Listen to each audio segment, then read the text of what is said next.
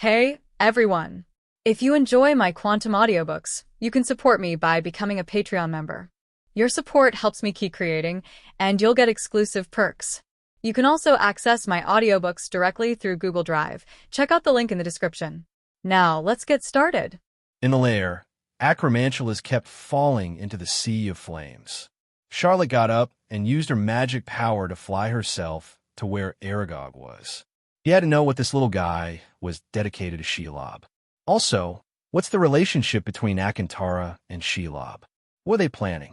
Charlotte soon arrived at Aragog's lair. Aragog was near the end of his life, and his mate had fled the lair with the few remaining children. Only Aragog was still lying on the spider. Online, hearing the sound of Charlotte falling to the ground, Aragog's 8 eyes, which had almost turned gray and white, moved, and they looked in Charlotte's direction in a 373 direction. Who is it? Is it Hagrid? I heard your voice just now, but I'm sorry, I can't see you anymore. Aragog's tone was apologetic. I'm not Hagrid. Charlotte walked into Aragog. Aragog stretched out his long limbs to test around Charlotte. Then he retracted and said, Your taste is indeed different from Hagrid's. Who are you and why are you here?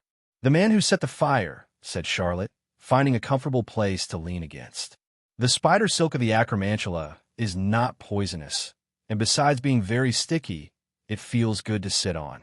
And Charlotte has severe inflammation, so she has no fear of being entangled by spider silk. Aragog felt the vibrations on the spider's thread, and he was surprised. He could only vaguely feel the shape of the person in front of him. Compared with Hagrid, the person in front of him was as small as a grain of rice. Set fire? You mean you set the fire outside? Aragog turned to Charlotte's direction. The temperature in the air made Aragog feel very uncomfortable. Anger arose in his heart. This is the home he had been running for a long time, and this guy turned this place into a sea of flames. Damn human! Aragog jumped off the spider web and rushed toward Charlotte.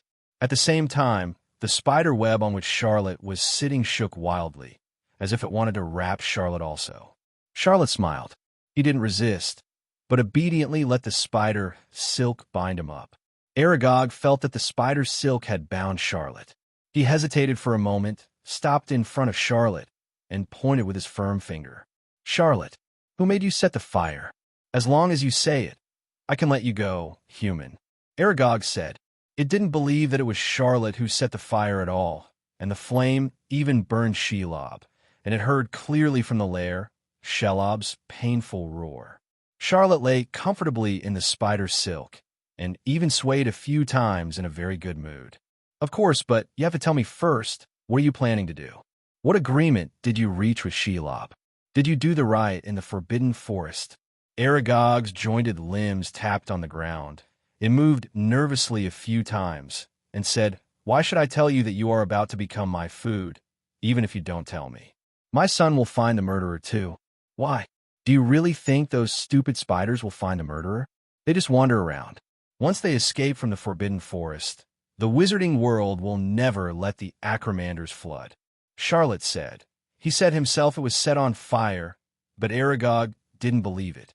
Aragog rubbed his 2 pairs of jointed limbs, and the human in front of him was right. Its offspring will never find the man who set the fire, and perhaps soon they will forget the spider that died in this lair. Well, I'll tell you, Aragog said. Last night, a taboo creature broke into our lair. It tempted my heirs. Those old guys and I were barely tempted because we were blind in a few eyes.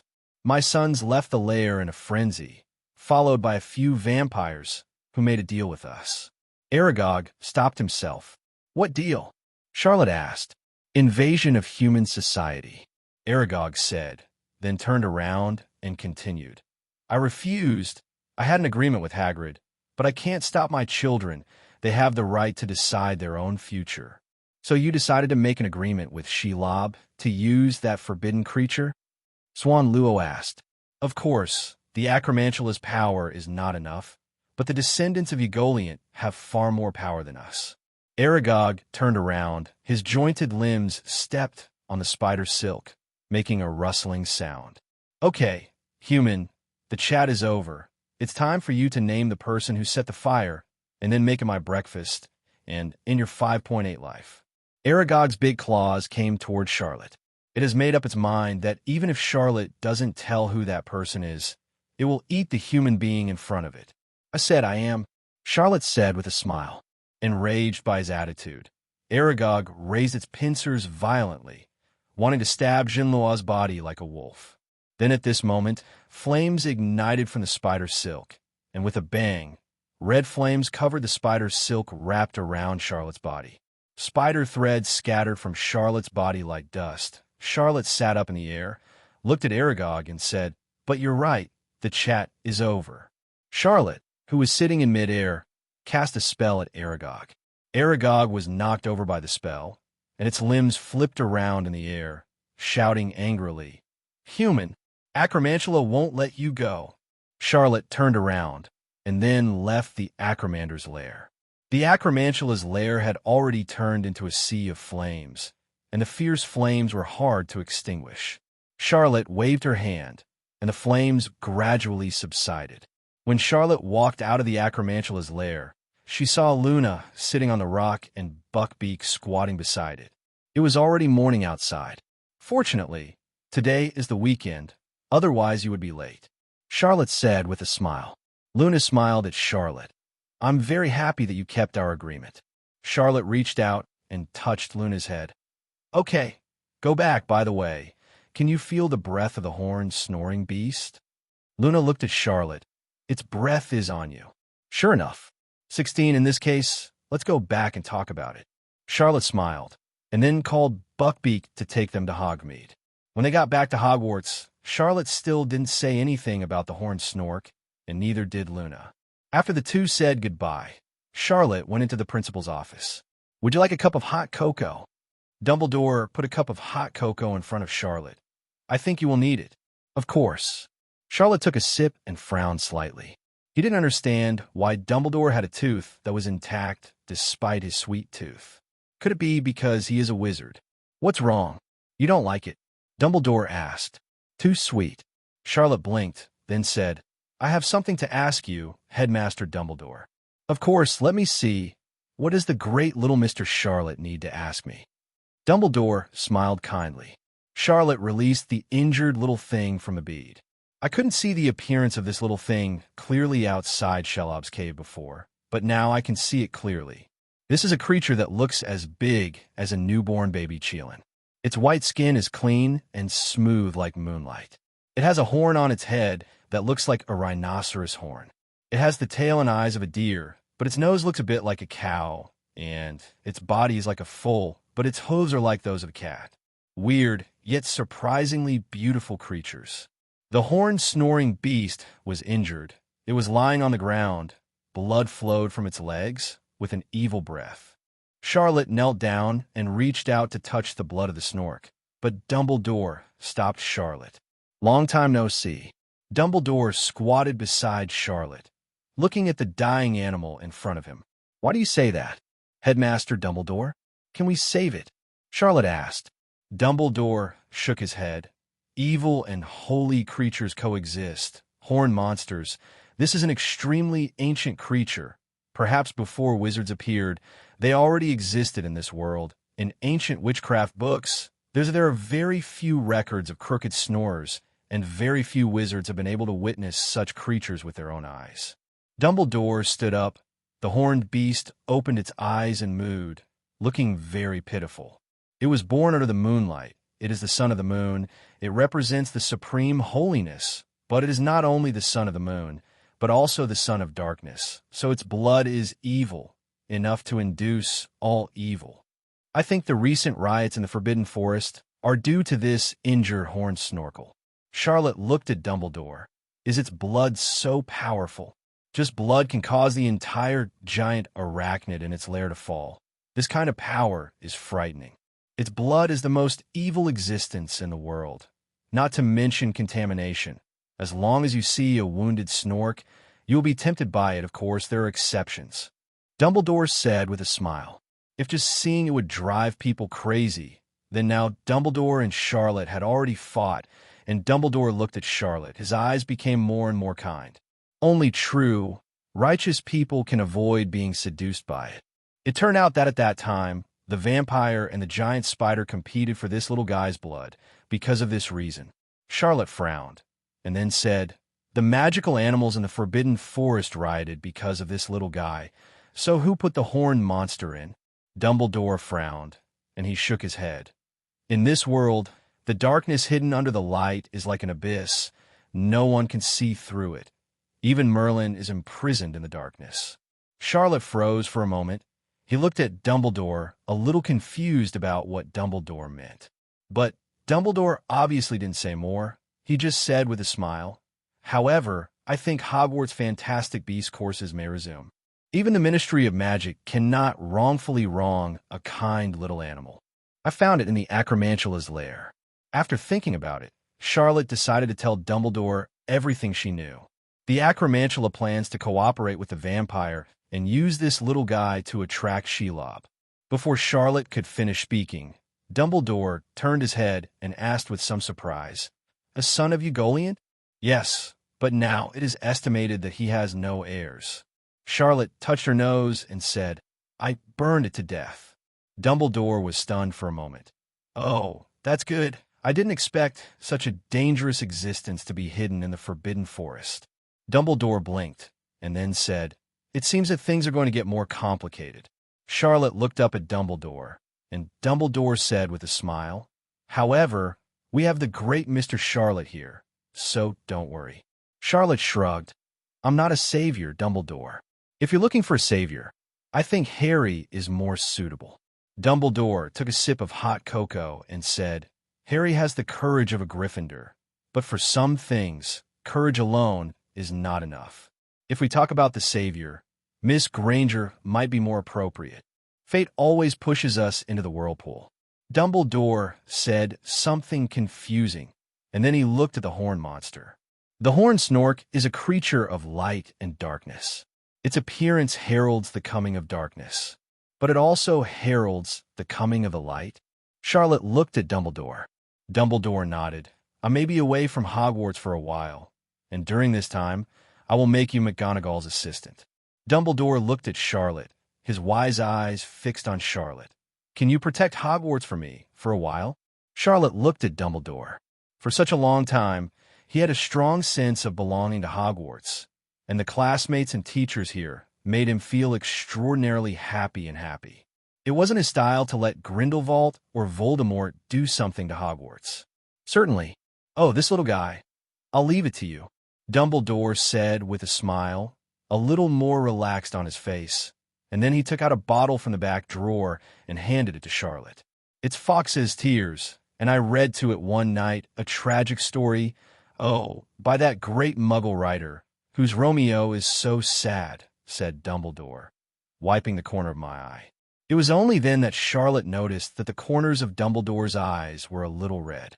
I am afraid that when reading these to Fox, Old Dang was not less moved. Charlotte took the bottle. The tears of the phoenix can cure all poisons, but it may not be able to save the horned snoring beast. Charlotte took the horned snork back to the Forbidden Forest and went to Snape's potion office to get some potions on the way. Snape's office has a lot of potion materials, even some rare materials. Charlotte unceremoniously took a lot, and then took the cauldron to the Forbidden Forest. He knew a lot of healing prescriptions, but he didn't know which one would be effective for the snoring beast. For such a magical little animal, he still didn't want it to die like this. Charlotte stopped by to catch the blood of the crooked beast, and then began to squat in front of Hagrid's small house to brew the medicine. Hagrid seemed very unhappy these days because of Aragog's betrayal of their pact. He squatted next to Charlotte to help low-stir the cauldron. Charlotte added a bit of Acromantula venom into it, and Hagrid said sadly, "Oh, it was so cute when it was a child. I can't believe it. It has such thoughts. Acromantus likes to eat human flesh, is natural. Hagrid, you have to be careful." Hagrid is always like this. He always believes that those dangerous magical animals also need warm love, such as the acromant that loves to eat human flesh. In the original book, Aragog almost treats Harry, Ron, and Fong as snacks for his heirs. This time, it wouldn't be out of the question to make Hagrid sad. I know, but it used to be so gentle. I used to go to its cave to find it. It was always gentle with me and its children. They never hurt me. I patrolled the Forbidden Forest. They always take me to many interesting places.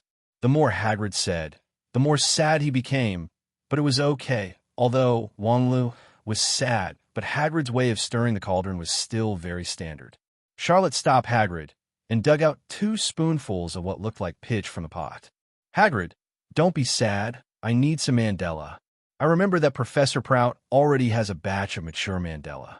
Can you get some from her for me?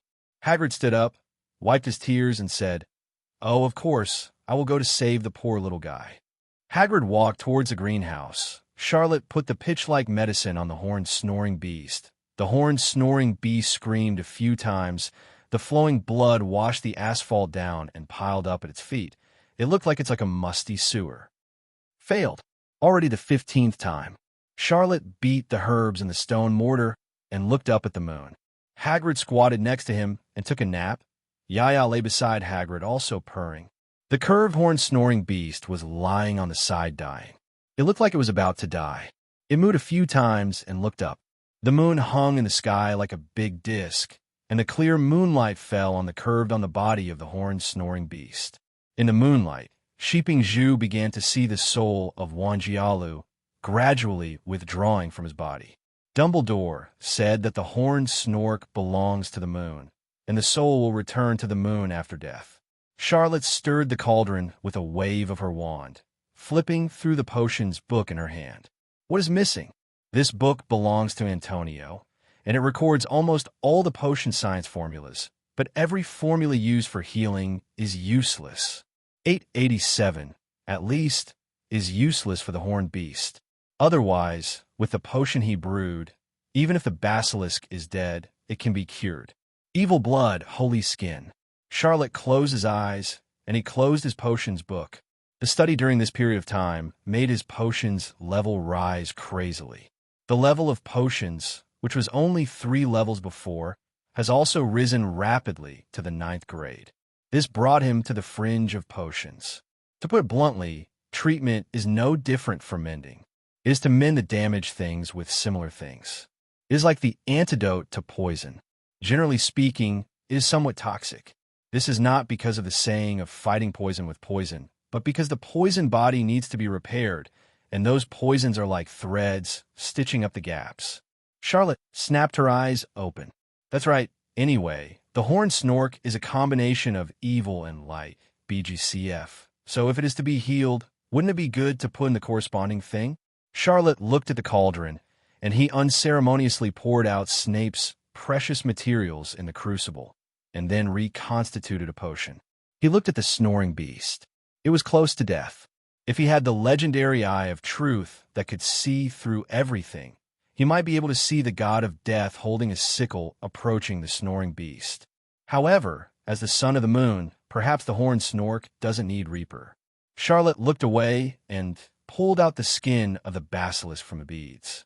The basilisk is the most evil creature in the world, and its birth is taboo. Charlotte cut a piece and threw it into the crucible. A thick green flame burst out of the crucible, and the flame burned in the crucible, releasing an extremely evil and dark breath. Hagrid was terrified by the breath and woke up immediately, and Feng Yao also woke up and barked at the cauldron. "Charlotte, what are you refining?" Hagrid looked at the thick green flames emerging from the cauldron. This evil and dark aura reminded him of many bad things. "Are you refining a dark magic potion?" Hagrid asked in surprise. Charlotte shook her head. "Of course not. It's just an attempt, and if it doesn't work, the little guy is going to die," Charlotte said, before getting bogged down. "When there is darkness, what is light? Is he going to pluck Dumbledore's beard or something? The greatest white wizard in the magic world must also be a representative of light, right?" Hagrid stared at the cauldron, silenced Fong, and then said, "I have never seen such a wicked recipe." "Hagrid, what do you think is the brightest thing in the world?" Charlotte turned to look at Hagrid. Hagrid blinked. "Light, of course it is Dumbledore. Dumbledore is the brightest person in the world. Oh, Dumbledore is Lighthouse." Hagrid started to sing praises to Old Dang, and Charlotte automatically blocked it, feeling a little worried. "You can't just throw Dumbledore into the cauldron. Since he didn't know, Charlotte simply rummaged in his own beads. During the rummaging process, he found the carrot that Luna gave him. The pendant was emitting a faint light, looking extremely holy. Charlotte was taken aback and took out the pendant from a bead. When Luna gave it to him, she told him it was an amulet. An amulet that can protect people must be holy and bright. Charlotte reached out and threw the pendant into the cauldron. Then there was a bang, and a puff of smoke rose from the top of the crucible, and the smoke fluttered and turned into a unicorn for a while. Shiyu turned into a basilisk. After a while, the potion in the pot stopped rolling, and Hagrid looked at the potion in surprise. Charlotte dug a spoonful directly with a spoon, then walked to the horned beast and covered the horned snoring beast. Good thing it's night, otherwise Charlotte would have to throw up. The appearance of this potion is not particularly good-looking, and there are some strange things mixed in the purple medicine. But it was something like this that managed to stop the blood of the crooked snork. Charlotte breathed a sigh of relief and reached out to stroke the horned snork's head. In moonlight, with the reminder and claws, the snork looks like a cat with horns. For the next few days, the horned snorkel lived in Hagrid's small house, and Hagrid liked this strange-looking little animal very much. After rescuing the snork, Charlotte took care of the little creature again, as Dumbledore started acquainting him a little with school things. Although it is said that he will only serve as Professor McGonagall's assistant and temporarily assist in management, McGonagall and Dumbledore seem to be happy to let him watch more about Hogwarts and all kinds of messy things. These few days, Charlotte is almost completely overwhelmed. A cup of hot chocolate milk. Dumbledore placed the cup on Charlotte's desk, and Charlotte had been in the headmaster's office for a few days. Dumbledore was more than happy to put some of his simpler things next to Charlotte, with a somewhat deceitful smile. "Headmaster Dumbledore, are you sure that I am also responsible for the purchase of elves?" Charlotte rubbed her head. "Of course, this is the headmaster's responsibility, and the headmaster is responsible for many things," Dumbledore said with a smile. Charlotte deeply suspected that Dumbledore was looking for something for him to do, just because he couldn't understand him wandering around in school every day. After stamping the previous document, Charlotte leaned back in her chair and said, "Being a headmaster doesn't look like it's not that easy." Dumbledore looked at Charlotte and said, "Everyone has their own responsibilities, and the headmaster of Hogwarts also has his own responsibilities." 11. Dumbledore meant something. He reached for the file and said with a smile, "You did a good job." Charlotte looked at Dumbledore and smiled too. When things were almost done, Charlotte left the principal's office and went to Hagrid's hut. The sky outside was already dark. Lights were lit in the corridors of Hogwarts. The stars were twinkling outside, and the wind blew through the high walls, making a whining sound. Charlotte walked down the corridor, wondering if she should go find Hagrid. In the long corridor, a few students passed by from time to time. Most of them were faces that Charlotte didn't know. Charlotte passed them, and when they turned the corner, she saw Luna walking barefoot in the hallway. The surrounding lamps were on. The starlight outside the corridor fell on her feet, and the bright moon hung high above her head. Tall pillars cast shadows on the ground, and lights flickered in the shadows. She walked in the flickering light, like a deer strayed into the forest. Luna's blonde hair was shining under the lamp. She was walking idly with bare feet, looking up at the moon outside the window with her hands behind her back. The wind blowing over her hair ruffled her hair. "Luna," Charlotte said. A pair of starry eyes looked at Charlotte. Luna smiled, and the moon appeared on her face again. Charlotte walked up to Luna, frowned, and asked, "Who is it?" Luna is often bullied by the people in Lewin Kelluo because of her weird personality. Luna doesn't care, but this doesn't mean that these people can be so wanton. Luna smiled and looked up at Charlotte, who raised her head and said, "Oh, it's the Hook. It's the Hook that stole them, but it's okay to walk like this." She smiled, with clear starlight in her eyes. Charlotte stared at Luna, then smiled, and said, "Be careful. I think you need something to prevent gnats." Luna's eyes were shining brightly. "Of course, you see." Luna picked up her neck beam, on which was an oak stopper. "This is to avoid hooks, but I think it may not be useful recently, or it may be because of the stars. They always come out on nights with many stars. As for flowers, perhaps the hook disappears when the horned beast is seen? Charlotte said. Of course, the horned snork is the most holy creature in the world, Luna said with a smile. Charlotte reached out, and Luna put her hand on it. I promised you a long time ago, I will take you to see it. Luna nodded and followed Charlotte with a smile. As soon as the two of them walked near the forbidden forest, they saw Luna's shoes on a branch. Luna smiled and said, some things, even if you don't have to look for them, they will follow naturally. Appears by fate. Charlotte, do you believe in fate? Of course I believe it, but I don't really believe it, Charlotte said, and Luna nodded. Me too. After taking off the shoes and returning them to Luna, Charlotte took Luna to Hagrid's hut. Before reaching Hagrid's hut, Charlotte heard the singing from Hagrid's hut.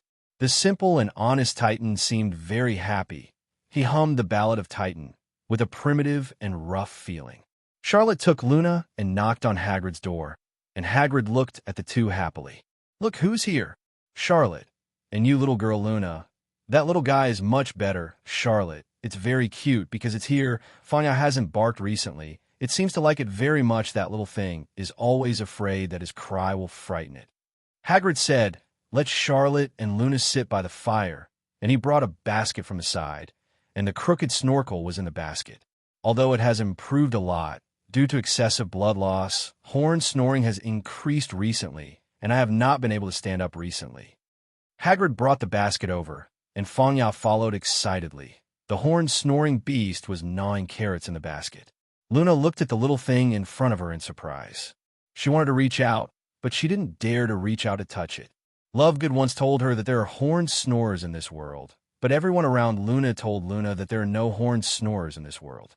Although Luna believed it, but after such words were repeated by many people, even she herself sometimes doubted it. But when she really saw it, Luna opened her eyes wide, with excitement and joy in her eyes. It's really it. Luna stretched out her 257 hand cautiously. The horned snoring beast felt Luna's breath. It stretched out its head to rub against Luna's palm, and then sprang up from the basket and jumped into Charlotte's arms. Charlotte has been in the office since rescuing the horned snoring beast, and has almost no chance to see this little guy. But the horned snoring beast seems to be able to feel Charlotte's breath, and it rubs against Charlotte's hand very affectionately. Oh, it's so cute. Hagrid looked at the snork with fascination. Luna looked at the horned snoring beast in front of her with tears in her eyes. Being able to see the existence that she had always expected to see made her extremely excited. Charlotte touched the horned beast, looked at Luna, and then handed the horned snoring beast to Luna, stunned for a moment. Charlotte wasn't very interested in the snork, and while the grotesque little creature was cute, he didn't really need it. The horned snoring beast is very powerful, but for the horned snoring beast, it's just an instinct, and it's an instinct after bleeding. Charlotte asked Dumbledore in detail, if the horned monster does not bleed, then there is no danger. To put it bluntly, the most dangerous thing about this little guy is its blood. The horned snoring beast was held by Charlotte on its arm. It looked up at Luna. The breath on Luna made the horned snoring beast feel very comfortable. It mooed, and then obeyed Charlotte and jumped to Luna in the arms. Luna happily touched the horned snoring beast in her hand, as if she was about to cry. It wasn't until it was almost time for Hogwarts to be locked that Hagrid kicked them out. The horned snork is a dangerous creature after all, so Charlotte chose to leave this little thing with Hagrid for the time being. If Luna likes it, of course she can come and see it every day. Moreover, its wounds have not healed yet, and it is safer here in Hagrid. Under the stars, Charlotte walked. Charlotte is thinking about whether to let the horned snoring beast go, or keep it after it recovers from its injury. After all, this kind of creature is indeed dangerous. If there is another thing like the Forbidden Forest, it will be troublesome. This time, he discovered in time that if Shelob and the Acanterman had reached an agreement without him stopping it, the Muggle world and the Wizarding world would suffer, especially those Muggles. Modern guns are almost useless to Shelob. After all, Shelob's body is even stronger than the basilisk. Charlotte was thinking about these things. Luna stretched out her hand to grab him. Charlotte was stunned. and felt a soft touch on her face. "Thank you, Charlotte." Luna's voice came, and then disappeared like a gust of wind. Charlotte stood there, covering her face. Watching Luna trot forward, she ran up the hill and turned her head to wave to him. Against the light, Luna's blonde hair looked as soft as moonlight, and she smiled brightly, never before. Charlotte blinked her eyes and saw Luna disappear into the light, and she went back to La 1 Keluo's dormitory first. After returning to La 1 Keluo dormitory, Charlotte saw Luna again in the lounge. There was no one in the lounge. Luna was sitting by the fire, and when she saw him, she stood up, as red as the stove. She blinked her starry eyes and said, "I forgot to say good night to you." "Good night, Charlotte." Charlotte looked at Luna and suddenly smiled. He walked over and hugged a somewhat overwhelmed Luna. "Needless to say, thank you. I also wish you good night." "Luna, Hagrid said that you were welcome to visit the burrow often." Luna nodded, then turned and ran back to the dormitory with her blushing face in her arms. Charlotte waved, then looked towards the fire. In fact, he still has a problem. Why is Shelob unwilling to answer his question? Obviously, as long as he answers his question, Shelob can avoid death. However, Shelob chose not to answer.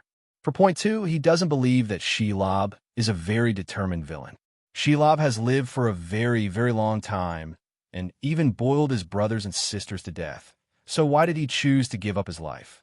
Charlotte couldn't figure out, so she stopped thinking about it.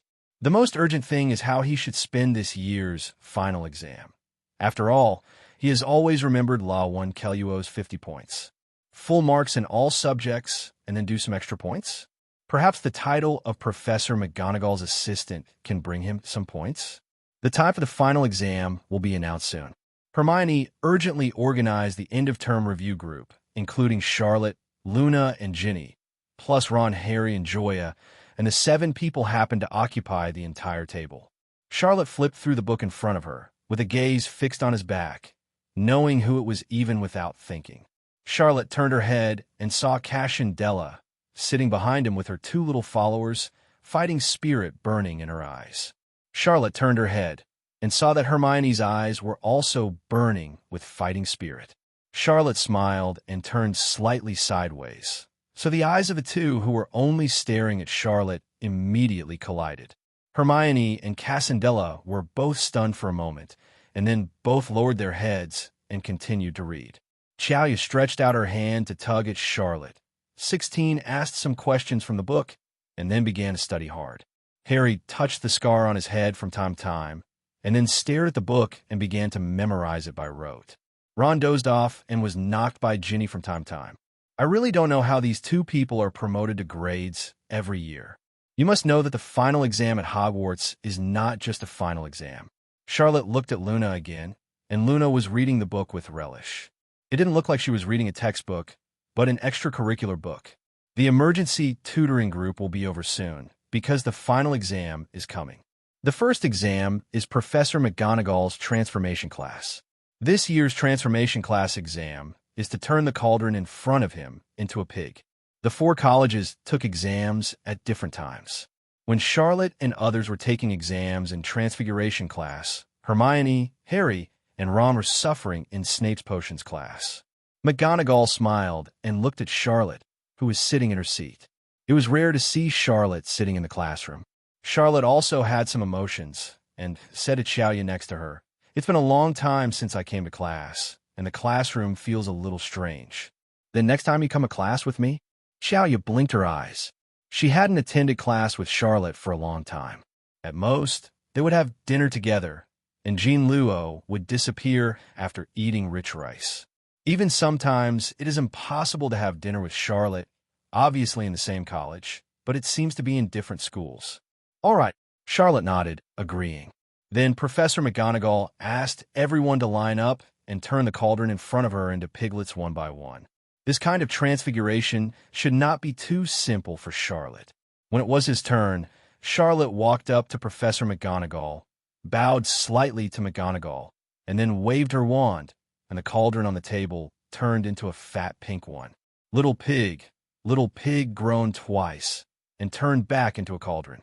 Professor McGonagall looked at Charlotte with satisfaction. and with a smile in her eyes, she said, "Charlotte, score."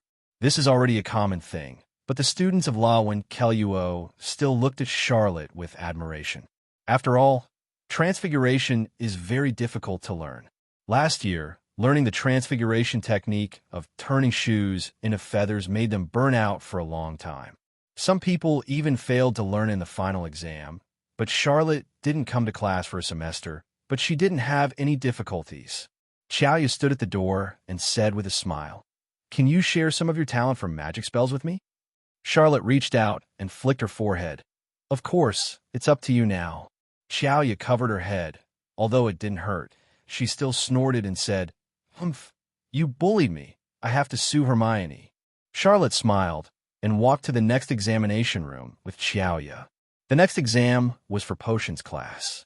When they arrived at the door, Hermione and the others had just finished the exam and came out. Harry complained and said, "I really can't understand. Why didn't I wipe the mixing stick?" Points deducted. Ron sighed too. "I just didn't put the bat guts in along the rim." The two sighed, and then heard a voice from behind. "If you have any dissatisfaction, why don't you come to the potion office and talk to me?" The voice was gloomy, with a feeling of extreme indifference. Ron and Harry shivered, and when they turned around, they saw Snape standing behind them. Ron and Harry stopped talking immediately, and Snape was holding a fat man in his hands. His face was swollen like a puffer fish, and tears were streaming down his fat face. "Shoo, Professor Snape."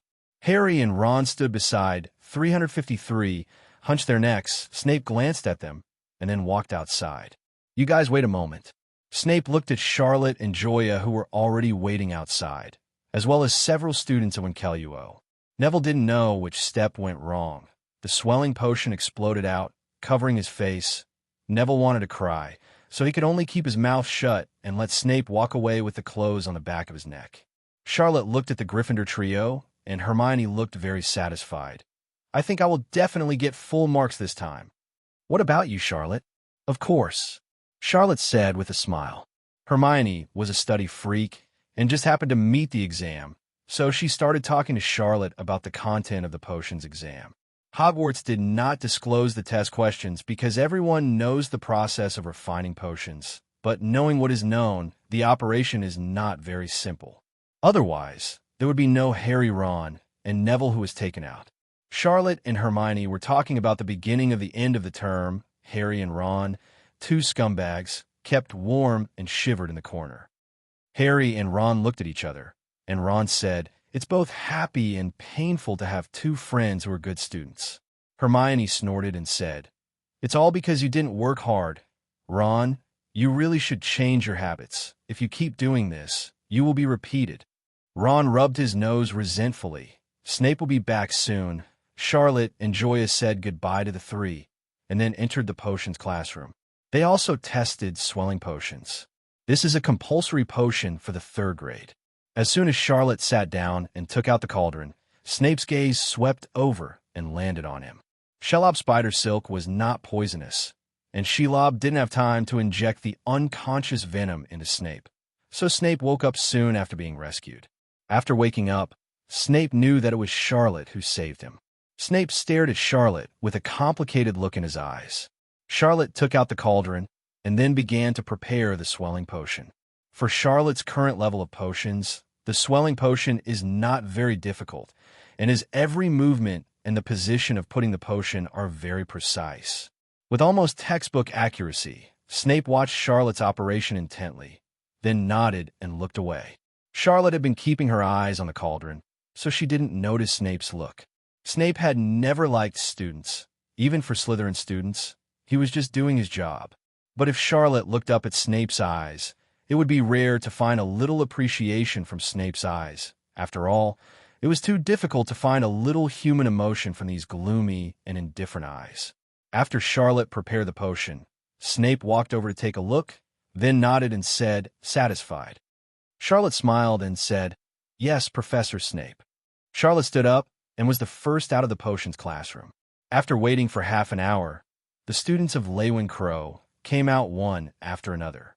For the students of Lewin Crow, although every class was difficult, they didn't feel the same as Ron and Harry. Tricky. Most people dispense the swelling potion within an hour. Xiaoya jumped out and said with a smile, I finally remembered that the pufferfish's eyes are going to be developed into medium fine powder. That's really gratifying, Charlotte said with a smile. The two climbed up the stairs and went to the greenhouse to take the herbal medicine exam. The last college to come to the greenhouse was Slytherin.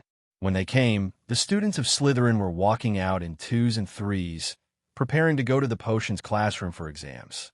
As soon as he saw Charlotte, Malfoy was the first to say, Come and see, our genius wizard came in for the exam.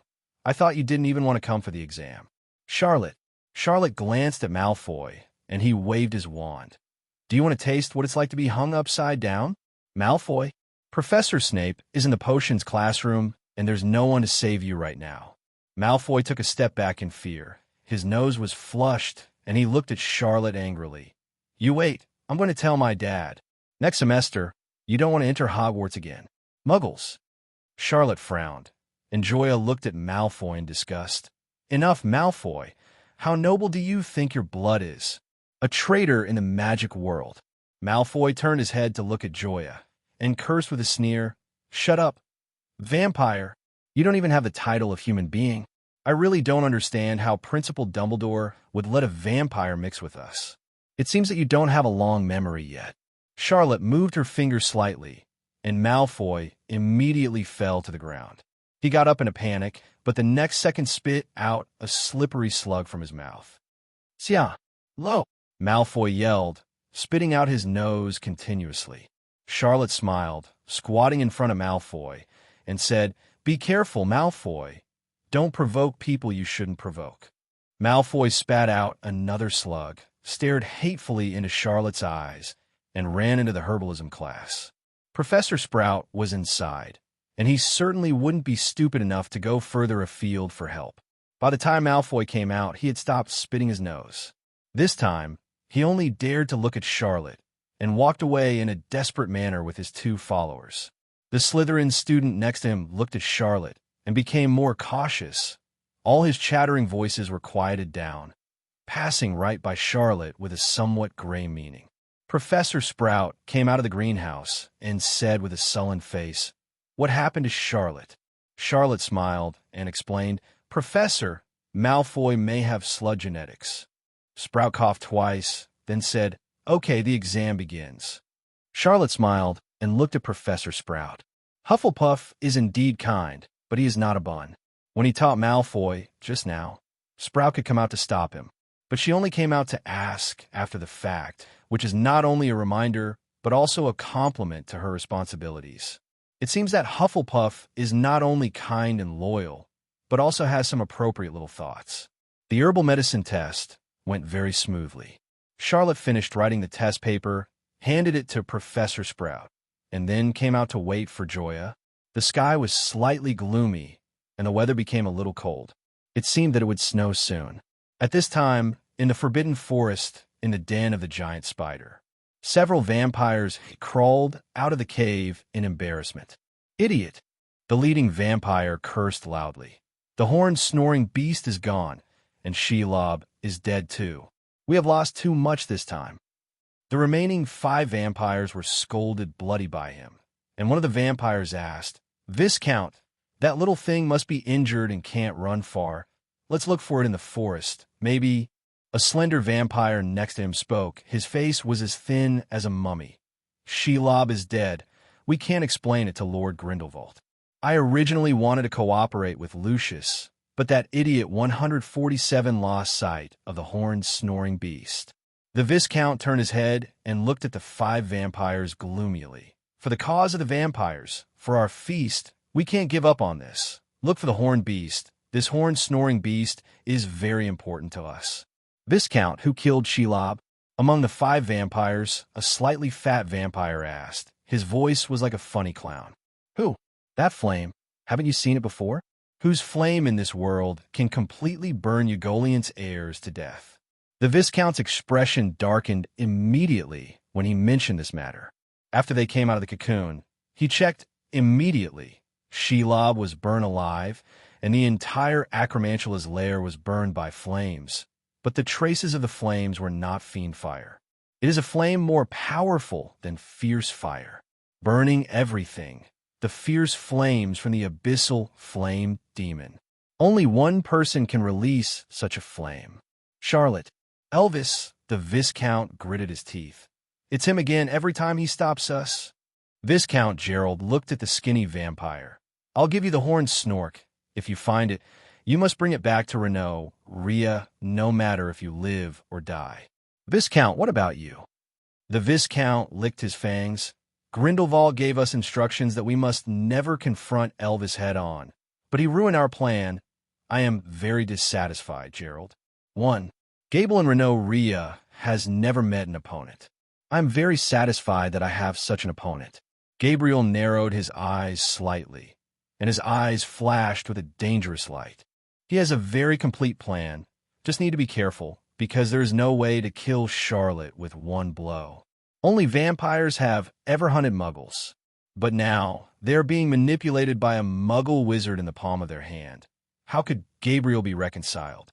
Gerald saluted Gabriel and said, Okay, I will follow your order, Viscount.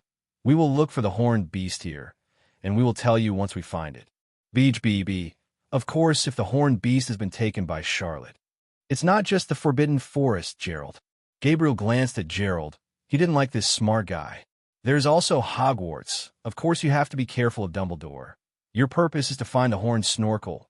Not anything else. Don't do something that disturbs Lord Grindelwald without authorization. Gable said. The expression on Gerard's face was even more respectful.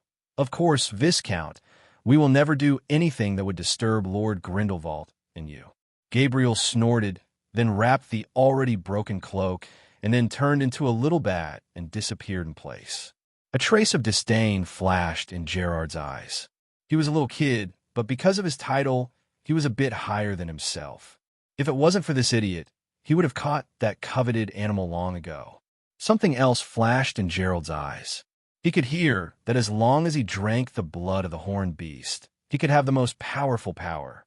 At that time, maybe he could become an earl, a duke, or even the legendary king of vampires. Okay, let's follow the Viscount's advice and look for that little thing in this damn forest. Gerald said. The 4 vampires behind him scattered and wandered in the Forbidden Forest. In Hogwarts, the students are immersed in the joy of finishing the final exam.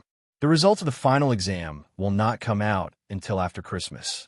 Before that, they have a long time to play happily regardless of everything. The snow is getting bigger and bigger, and every year on Christmas Eve, Hogwarts will snow heavily. Hagrid still found the just growing fur from the Forbidden Forest, and then moved the fur into the auditorium. Hagrid! Charlotte waved to Hagrid, who was playing wizard chess with Ron. Ron was frowning and thinking about where to go.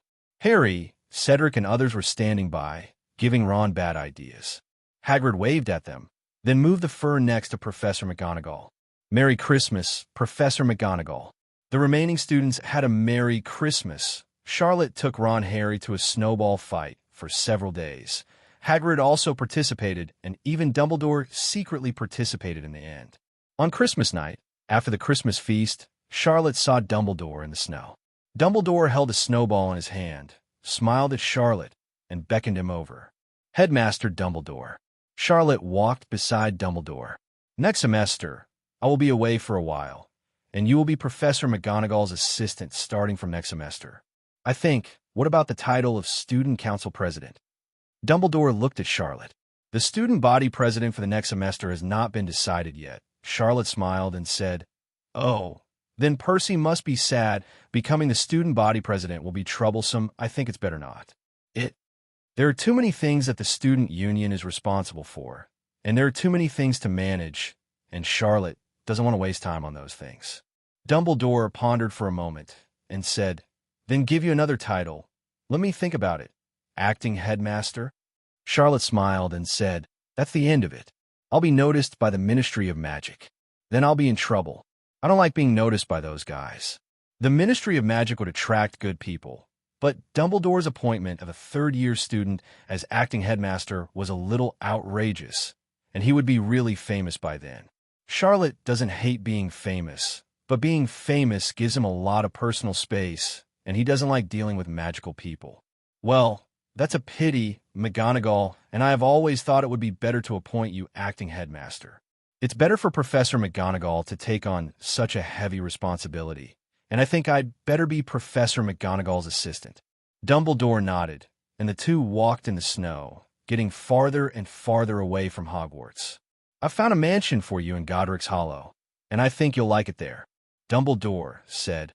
Really don't want to go back to the Muggle world? It's not that I hate Muggles, Headmaster Dumbledore. Logically speaking, I'm also a Muggle, but I know some witchcraft. It's just that I've been in the wizarding world for a long time, and many things are inconvenient, Charlotte said, and then looked at Dumbledore.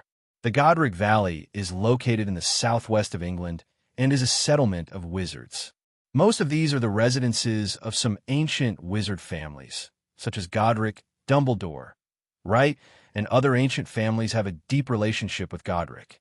Godric's Valley is undoubtedly safe, but there are a few hiccups. Charlotte is a Muggle wizard who lives near an ancient family. She will definitely be treated differently by the people around her. Of course, this is also a test. Charlotte knew, and Dumbledore wanted to know how he viewed Muggle wizards and pure-blood wizards in his heart. The chain of contempt in the magic world has always been that pure-bloods despise half-bloods. See Muggle-born wizards. But also because of this, Muggle wizards and half-blood wizards sometimes unite to express dissatisfaction with pure-blood wizards. The Ministry of Magic is the epitome of these blood theories. Muggle wizards, half-blood wizards, and pure-blood wizards are screwed together in one place. All kinds of mixed ideas make the magic world look simple, but in fact it is more intriguing than the human world. Dumbledore has always been diverse.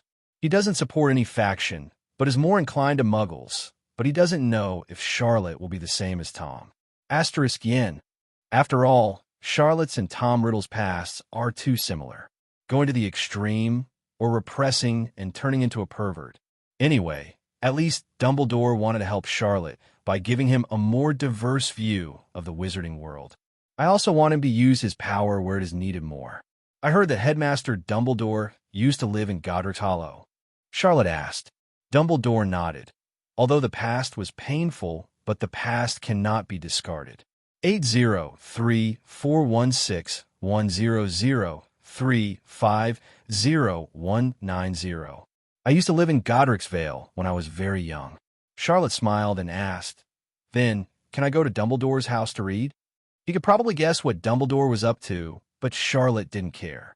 In the wizarding world, bloodlines are very important, but even more important, what he wants now is to find more magical animals and gain more powerful power.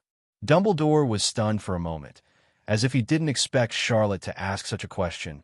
He laughed and said, Of course, Charlotte. Abeforth will go back this winter vacation.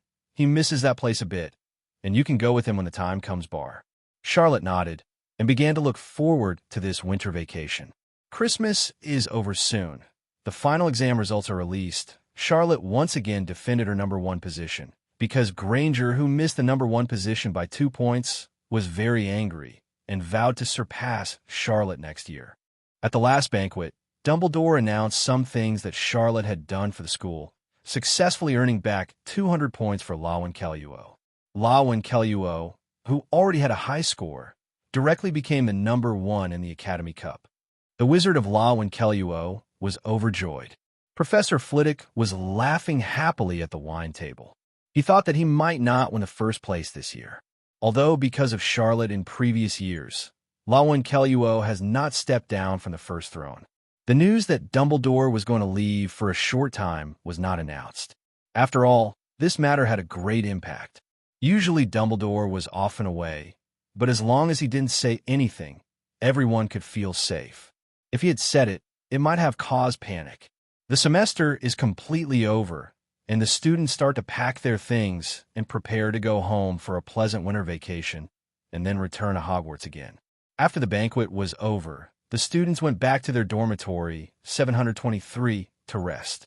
Choya followed Charlotte and asked, Charlotte, can we spend winter vacation together this year? No. Maybe you can come with me? Charlotte looked at Joya, who was puzzled, and asked, With you? Of course, I'm going to Godric's Vale. Joya's eyes lit up. So, I could go to Godric Valley to play with you in the future? Charlotte nodded, and Hermione, Ron and Harry, who rushed over, also heard the news. Hermione excitedly grabbed Charlotte's hand. Great! I must come this winter vacation. It's a long time for muggles to get to Godric's Hollow, Ron said. Hermione snorted. I can use a broom, and I'll cast a spell on myself to hide from muggles, unlike you. Great, Charlotte. When we can be at your house together, I'm going to tell Sirius the news, and I'll definitely go find you. Harry said. Charlotte nodded and said with a smile, Okay, see you on the winter vacation, friends. The 5 people dispersed on the spot, and Charlotte took Joya back to La 1 Keluo's dormitory. The winter vacation is coming soon, and Charlotte goes to Hogsmeade Village with her things. Abeforth closed the Hog's Head and waited for Charlotte outside Hogsmeade. Hey kid, since the last incident, Abeforth's eccentric temper has improved a bit, although not much better. But at least, when he spoke, the gloomy feeling dissipated a little. Charlotte walked over to Abeforth, smiled, and said, You should bring me a butterbeer before closing. Aberforth took out a cup from his arms angrily. This cup was given to him by Charlotte, who said it was something from the Muggle world, and it was called a thermos cup. Charlotte took the thermos, which was exactly the size of a cup of butterbeer. That's nice, isn't it, Aberforth? Drink less, boy. No underage drinking, no butterbeer. Charlotte smiled and followed Abeforth to Hogsmeade Pier. Abeforth took him on the Hogwarts train and then got off to Godric's Valley. The place where wizards live in Godric Valley is also a small village. This is a village of half-wizards, and some muggles also live in it. Wizards here are not allowed to use magic openly in front of muggle residents. That, Charlotte suspected, was Dumbledore's real purpose in putting him here. Did he abuse magic? He is very good, isn't he? As soon as you walk into the village in the Godric Valley, the first thing you see is a monument engraved with a family of 3, which commemorates the Potter family. Only wizards can see this monument. The rest of the muggles are invisible. Abeforth took Charlotte to Dumbledore to prepare a house for him. Like the houses in the village, this house was also a very simple small house with oak lampposts outside, a small grass field in front, and a fenced-in back. Small courtyard. Charlotte opened the door and walked in. There was a fire in the room, and there was a sofa and some simple furniture beside the fire. Dumbledore asked the Order of the Phoenix to prepare this for you. They didn't know what you needed, so they simply bought some, but you could go to Diagon Alley and buy more. Aberforth said. Charlotte nodded, but didn't care about these things. He was more concerned about when he could go to Dumbledore's house to read. Aberforth seemed to see what he was thinking, and he said with a sullen face, Okay, little guy, I know you like to read books. Aberforth gave the key to Charlotte. Although he wanted to come back, he just wanted to come back and take a look. It was impossible to live permanently, and he would never enter that house again in his life. Here is the key. It's the one on the far right of the 3rd row of small houses. You can go there and see for yourself. That house has been abandoned, but many things in it have not been taken away, including the Dumbledore family's library. You can just read. Abeforth looked at Charlotte.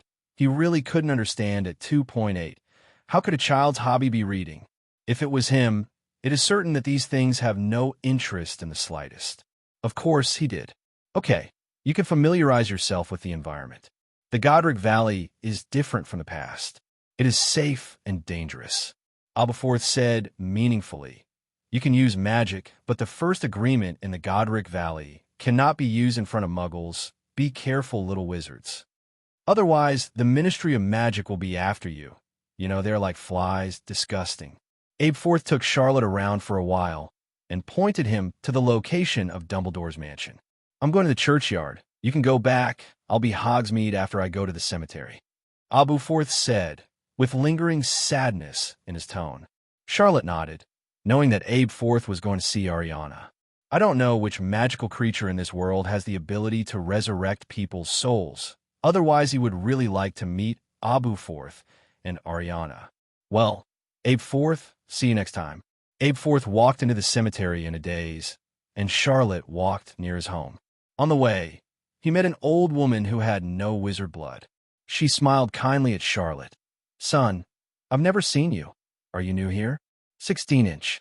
Of course, ma'am. Charlotte smiled. The old grandma took out 2 apples from the basket and stuffed them into Charlotte's hands. Charlotte was very good-looking and looked clean. She liked it as soon as she met her. You child, I live near here. People call me Mrs. Glick. If you are free, you are welcome to come to my house. Almost forgot. What's your name, child? The grandma took Charlotte's hand, and Charlotte replied with a smile. Charlotte Elvis, Granny Jerry.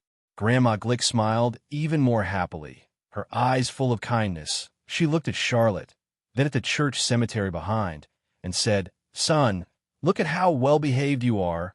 Remember not to enter the cemetery at night. I heard that it is haunted recently, and there are some unclean things. Recently, the pastor has left temporarily, and I don't know when it will be resolved. The old woman was worried. Charlotte looked towards the cemetery, thinking that there were many wizards in this village. She smiled and said, Don't worry, it will be resolved soon. After parting with Granny Glick, Charlotte met several people. Some were wizards, some were muggles, and they all greeted him unanimously before parting. The first day I stayed in Godric Valley, I felt very good. Charlotte took the fruits and other things she got from the aunts and grandmas on the road, and opened the door. The things in the house are almost enough, and even if they are not enough, there are ready-made shops in Godric Valley, and he can also buy them. Charlotte put things away for a while, chose a sunny room to sleep, then had a little dinner, and then went to Dumbledore's mansion to read. Dumbledore's mansion had indeed been abandoned for a long time. Dumbledore and Abeforth had never left this mansion since what happened with Ariana. Standing among the cobwebbed and dusty furniture, Charlotte took out his wand and lit a lamp before walking upstairs to the library. The Dumbledore family's collection of books is very rich, similar to that of the Lake family. Charlotte reached out and took a few books from the bookshelf, wiped off the dust on them, then suspended in the air and began to flip through the books. After reading a book all night, Charlotte went back to her home to rest. It went on like this for several days, and every day people could see Charlotte going back and forth between the Dumbledore mansion and the Elvis mansion at 2 o'clock in one line. Hello, Elvis. One day, Charlotte was walking on the road, thinking about the book she read yesterday, when she saw 3 children standing in front of her. Charlotte looked at the 3 children, none of whom he knew. You are. A person headed by the 3 on the opposite side raised his head and said, Humphrey Peveril, Muggle Wizard. I heard you are very powerful. Charlotte blinked. Yes. Such a straightforward answer made Humphrey stunned for a moment. He originally thought that Charlotte would be a little shy, and then answered him modestly. Humphrey stuttered and didn't know how to say the lines he had prepared. He opened his mouth for a long time, blushed, and said, You, I don't believe you are amazing.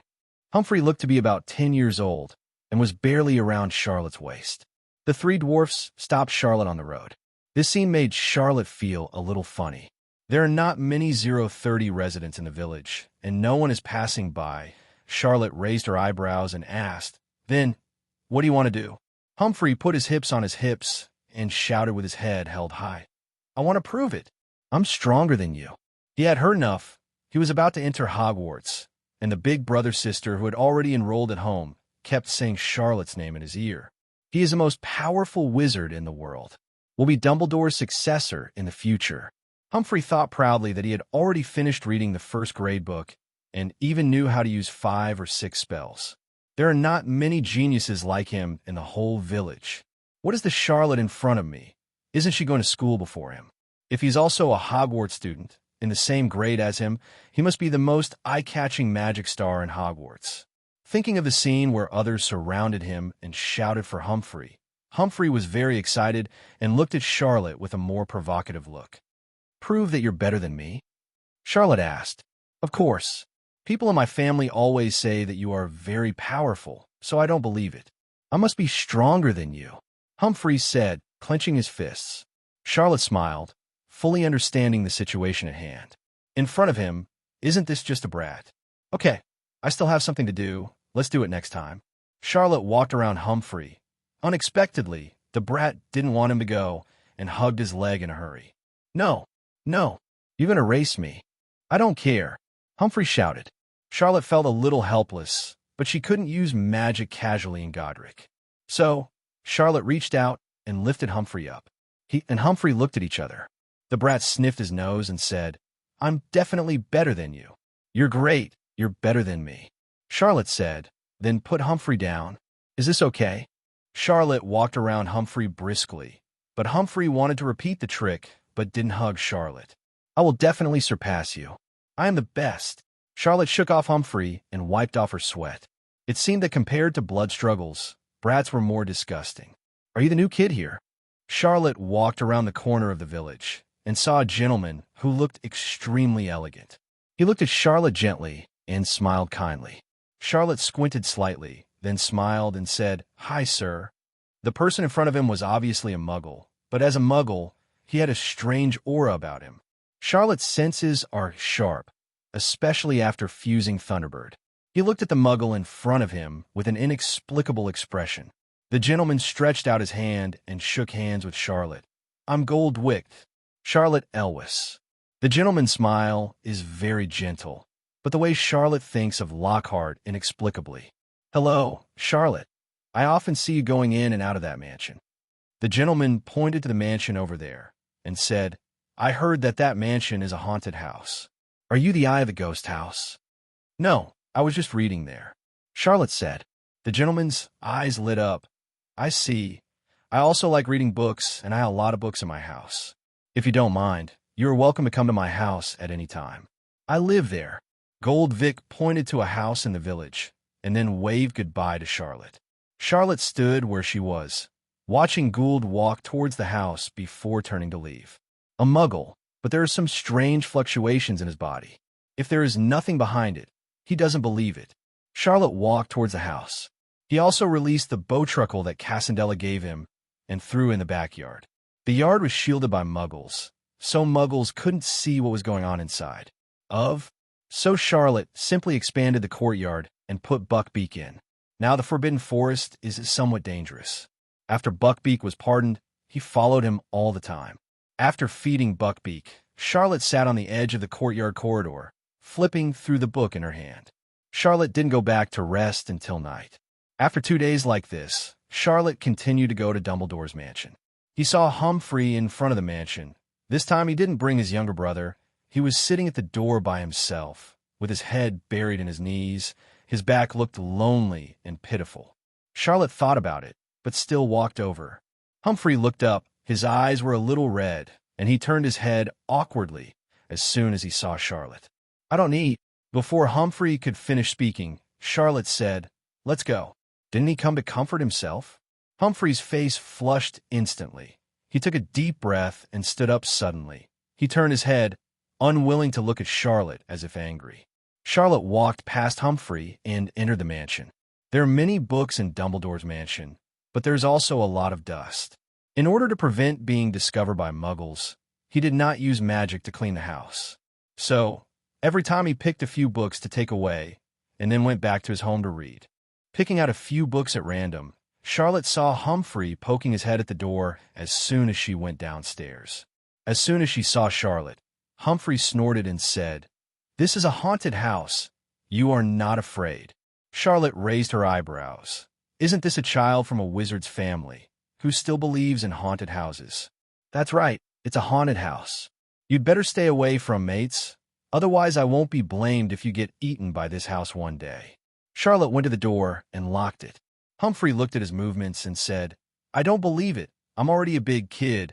I'll be a student of Hogwarts soon." Charlotte nodded, ignored it, and walked on, but he found that the kid seemed to be addicted to him and followed him all the time. As soon as Charlotte turned his head, he immediately stood where he was, pretending to look at the sky and the floor. As soon as Humphrey noticed Charlotte walking forward, he lowered his head and followed quietly, but he bumped into Charlotte within 2 steps. "Ouch!" He rubbed his head, looked at Charlotte, and said viciously, "Why did you stop all of a sudden?" Gold patted his head. Charlotte looked at the brat in front of her and said, "If you are running away from home, why don't you go somewhere else?" "I didn't run away from home." The unassuming answer made Charlotte smile, and he walked forward, then opened the door of his house and said, "Come in." Gould followed behind Charlotte. although Gould always showed the appearance of a brat, but Charlotte knew that the kid actually had no bad intentions. As soon as he entered the room, Gould showed some restraint. He looked around the room and then sat down on a chair. Charlotte brought out some chocolate pies from the kitchen and put them beside Gould. Eat some. Afterwards, Charlotte took some things to the backyard to feed Buck Beak, and Sired immediately got up and followed Charlotte. What kind of magical animal is this? My God, it's amazing, Gould said in admiration, wanting to reach out and touch it. You'd better not touch it. Charlotte took out a few ferrets from the bucket she was carrying just now, and then threw them to Buck Beak. Buck Beak barked, grabbed the ferrets, and began to eat them. What? The hippogriff is a ferocious magical animal that will attack you if you touch it casually, explained Charlotte. Then what should I do? Gould asked with curiosity in his eyes. So to it, and wait for it to recognize you, Charlotte explained, reaching out to touch Buck Beak. Salute. Gould's eyes flashed, and he asked loudly, Can I borrow your pet from you? Charlotte turned to look at Gould, and Gould continued. Today, my friend didn't believe that I was very good. We made an appointment to go to a place together to save a person, but it said I was not very powerful wizard, so I don't want to let me go. I think as long as I have the help of this magical animal, I can definitely do it. In a magic world, there are many magical animals that are more powerful than wizards, and it is completely normal for Gould to have such an idea. No, Buckbeak is dangerous, especially for little wizards, Charlotte said. The power in the little wizard's body is completely out of control, and he can't cast spells. He is no different from a muggle except for a little magic power. Gould snorted. If you don't borrow it, you won't borrow it. I, BGFF, dare to go to the cemetery. After finishing speaking, Gould turned around and left Charlotte's house in a huff. Charlotte didn't care where he would go after that. It was getting late now, and he might be taken back soon. It was getting late, and Charlotte was about to go to bed after reading a book, but a person came to Elvis's mansion. Severus Snape. Snape's face was indifferent. He took out a letter and handed it to Charlotte. Inside is Dumbledore's commission. Snape needs to come here to do some things, and needs to live in Godric's Valley temporarily. Charlotte didn't know what Dumbledore was thinking, but Snape looked very unhappy. Godric's Valley can be said to be the place Snape hates the most in the wizarding world, bar none, because here he lost his love, Lily Evans. Good evening, Mr. Charlotte, Snape said. Good evening, Professor Snape, Charlotte said. I need to come here and do something I think Dumbledore told you. Speaking of things, Snape's eyes softened slightly, but not much. Of course, Professor Snape, Charlotte said. The two of them hadn't finished their embarrassing chat about the old days when the bell at the door rang in the next second. Charlotte walked over and opened the door. There was no one outside the door, only a black envelope.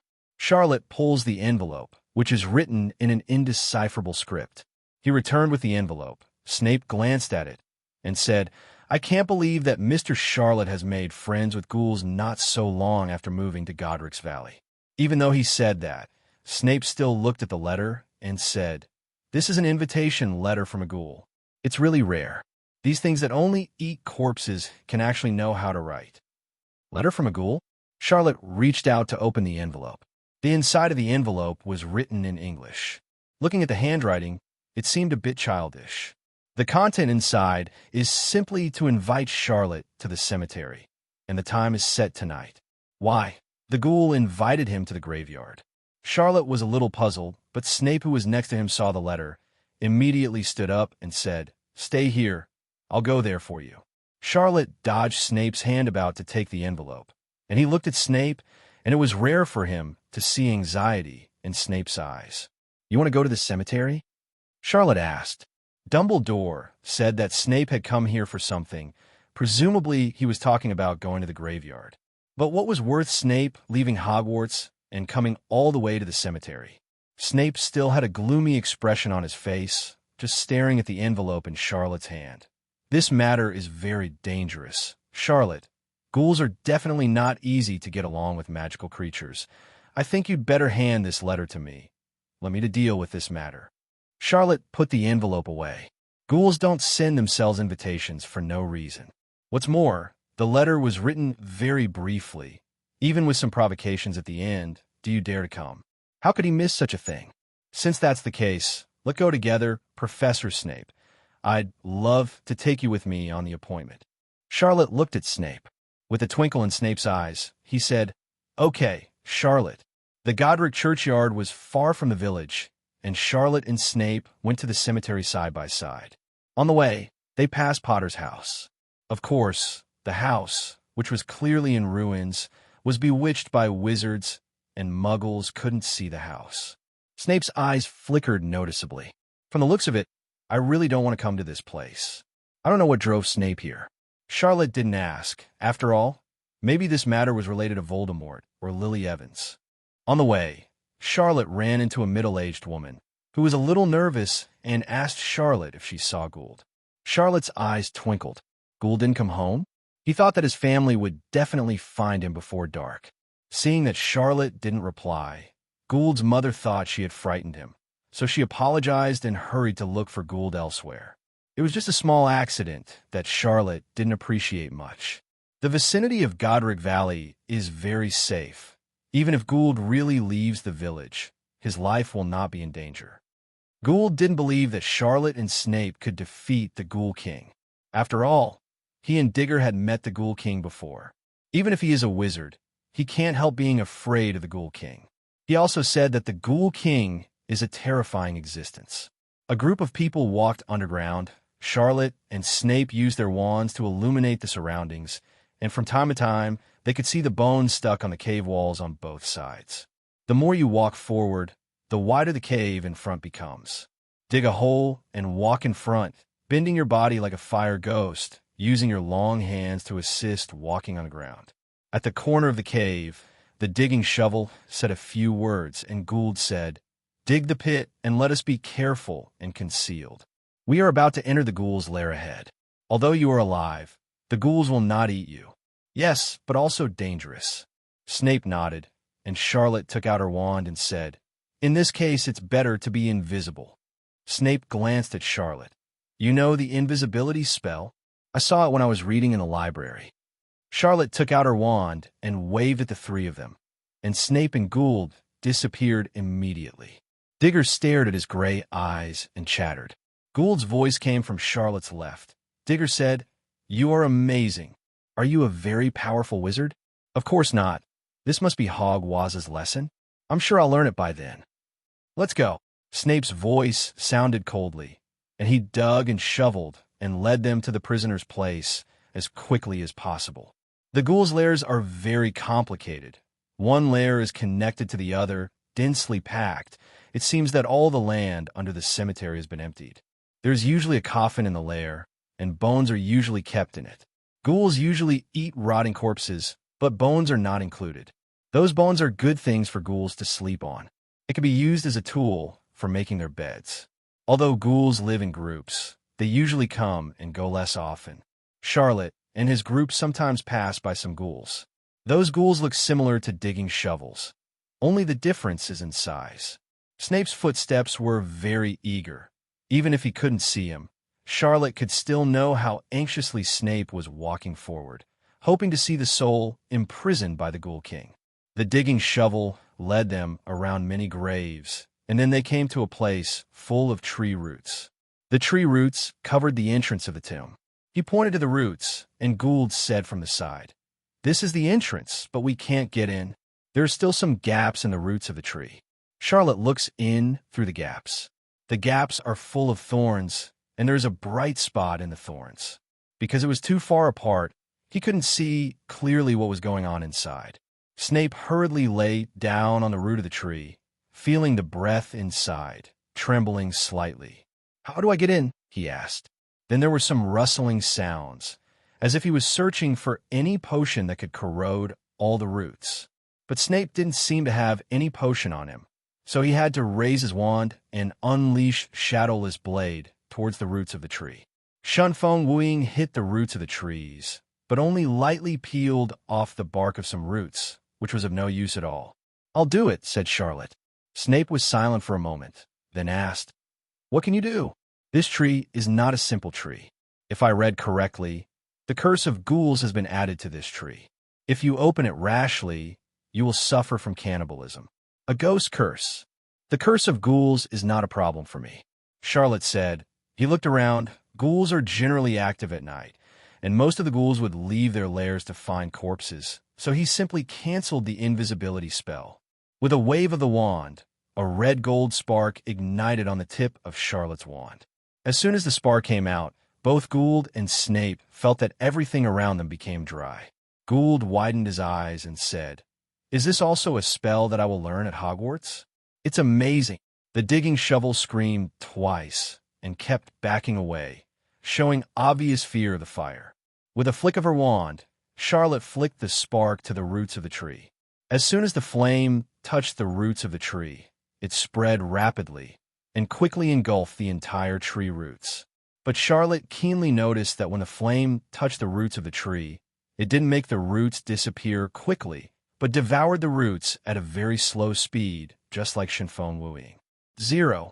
Burning like this, I don't know when the whole tree root will be burnt clean.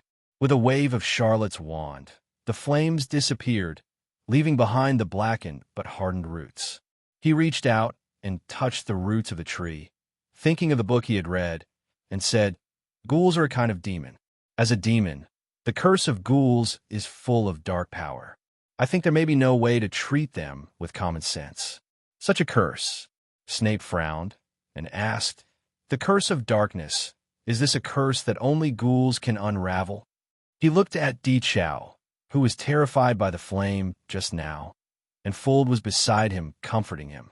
"How do you open this thing?" he asked. 0. Digger chattered a few words. Trembling, Gould said, "Digger said, but he doesn't know. Since the Ghoul King cast a curse, he can no longer enter here. Maybe we can dig a tunnel in from his side." Gould said. Snape looked at the cave wall next to him, seeming to be really thinking about what Gould had said. "I have a solution," Charlotte said from the side. Gould looked at him, and Snape looked at Charlotte. "Okay, since it's the curse of darkness, I don't think you can do it." Snape said, "You go back, leave this place to me, and I will negotiate with the Ghoul King." Wizards and ghouls have never been a friendly race. Although many wizards treat ghouls as pets, many ghouls have never had a good impression of wizards. Negotiations, generally speaking, are useless. "No need." Charlotte smiled. "I have a solution." "Dark curses are no child's play, Elvis," Snape said. "Of course, sir," Charlotte said. Although he said so, Snape did not stop Charlotte's movement, and even had some expectation in his eyes. He wanted to know how Charlotte could open the vine without alarming those ghouls, and also wanted to know how he would deal with the dark curse. "Be careful," Snape said, although the tone was still cold, but it really contained concern for 4. Charlotte glanced at Snape in some surprise, and then took out the bottle of Snork's blood from her bead. The horned snoring beast, the blood of darkness and light, with such power, can never be cursed by darkness. The blood of the crooked snoring beast entered Charlotte's body, and a wonderful power instantly flooded Charlotte's body, which was different from all previous blood. The fusion of darkness and light caused Charlotte to be torn apart in an instant. A feeling of, it was as if he stood at the junction of light and dark, but both sides wanted to pull him into their own doors. This feeling disappeared in an instant, and Charlotte felt the power in her body become extremely strong again. Ding, integrate the power of the horned snoring beast and get 50 skill points. The system's voice sounded. Charlotte temporarily turned off the reminder and then looked at the tree root 530. The power of the horned snoring beast was displayed on him with the color of the pupils. Charlotte's eyes were completely swallowed by darkness, and a chilling aura emanated from him. The darkness on Charlotte's body is extremely pure darkness. Although it attracts evil and ominousness, it is purer than evil. The digging shovel ran up the cave wall in fright, as if he was about to dig the cave wall and leave this place. Gould hugged the digging shovel and was also scared to the cave wall. He looked at Charlotte, feeling a kind of fear from the bottom of his heart, as if the next moment. This kind of fear has nothing to do with life or death.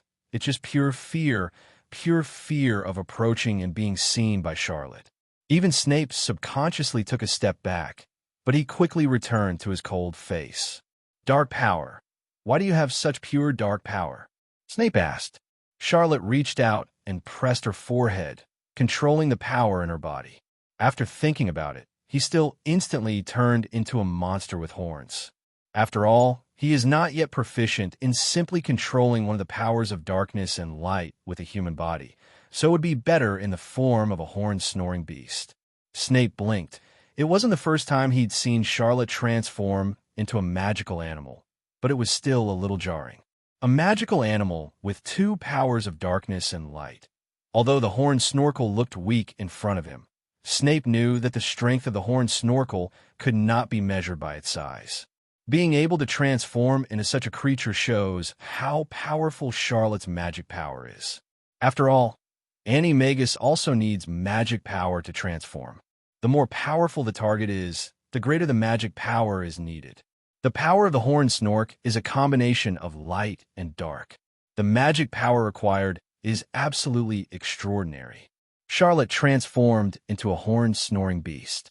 Looking at the tree roots in front of him, he howled in a low voice, and then saw that the tree roots that had tightly wrapped around the entrance of the tomb were untied almost instantly. Charlotte returned to her adult form again, and the brief change left him with that dark aura. He turned his head and said to everyone, "Okay, let's go in together." There were still tears in the corners of Gould's eyes. The breath on Charlotte's body just now really frightened him. He said in a crying voice, You. He talked for a long time, unable to utter a complete sentence, but there was some fear in his eyes. Charlotte glanced at Gould and the trembling, digging shovel in his arms, then said to Snape, "Professor, let's go in first." Snape's eyes were complicated. He nodded and followed Charlotte into the room. There's a lot of space inside the tomb, but only a small area is surrounded by thorns, and a blue bead hangs in the center of the surrounded area. Charlotte recognized it at a glance. It was the rumored Hoplinster's orb. According to legend, the wizard made this orb to protect his wife's soul. But Hoplinster's wife had passed away long ago, and his beads could not recall his wife's soul. The persistent Hoplinster was suddenly driven crazy by his own obsession and disappeared from the magic world.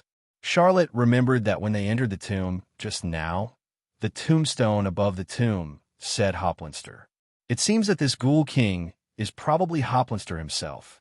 But a madman can turn into a ghoul? Charlotte thought for a while, but she didn't find any relevant records, so she put this idea down first, and then looked at the thorn. Like the roots of the trees, the thorns are also covered with a faint black mist.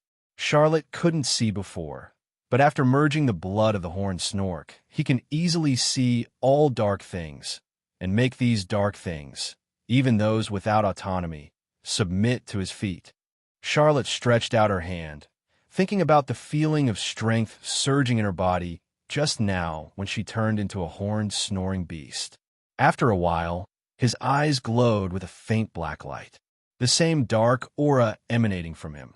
Snape looked sideways at Charlotte, felt his aura, and his heart skipped a beat. This breath is evoking the most secret darkness and fear in his heart. Snape had never been afraid of anyone, not even Voldemort, let alone a child. But feeling the breath on Charlotte's body, Snape felt fear from the bottom of his heart. He trembled slightly and closed his eyes. Charlotte walked forward. Her eyes were dark. Wherever he passed, the thorns covered with black mist all receded to both sides. He didn't dare to approach Charlotte's side at all. In less than a moment, Charlotte walked under the bead. The blue beads exude a soft light and breath with a very warm feeling. Charlotte blinked. The dark power was gone. He reached out and surrounded the bead. The bead didn't have any resistance, because the soul sleeping in this bead itself didn't have any power. If it weren't for the bead of Hoplinster, 1.4 this soul would never have survived for such a long time. Charlotte looked at Snape, who was standing with his eyes closed. "Professor, I think you can open your eyes." Snape opened his eyes. He looked at Charlotte. His gaze was instantly attracted by the blue bead on Charlotte's hand. He stared blankly at the blue bead and suddenly felt a little overwhelmed.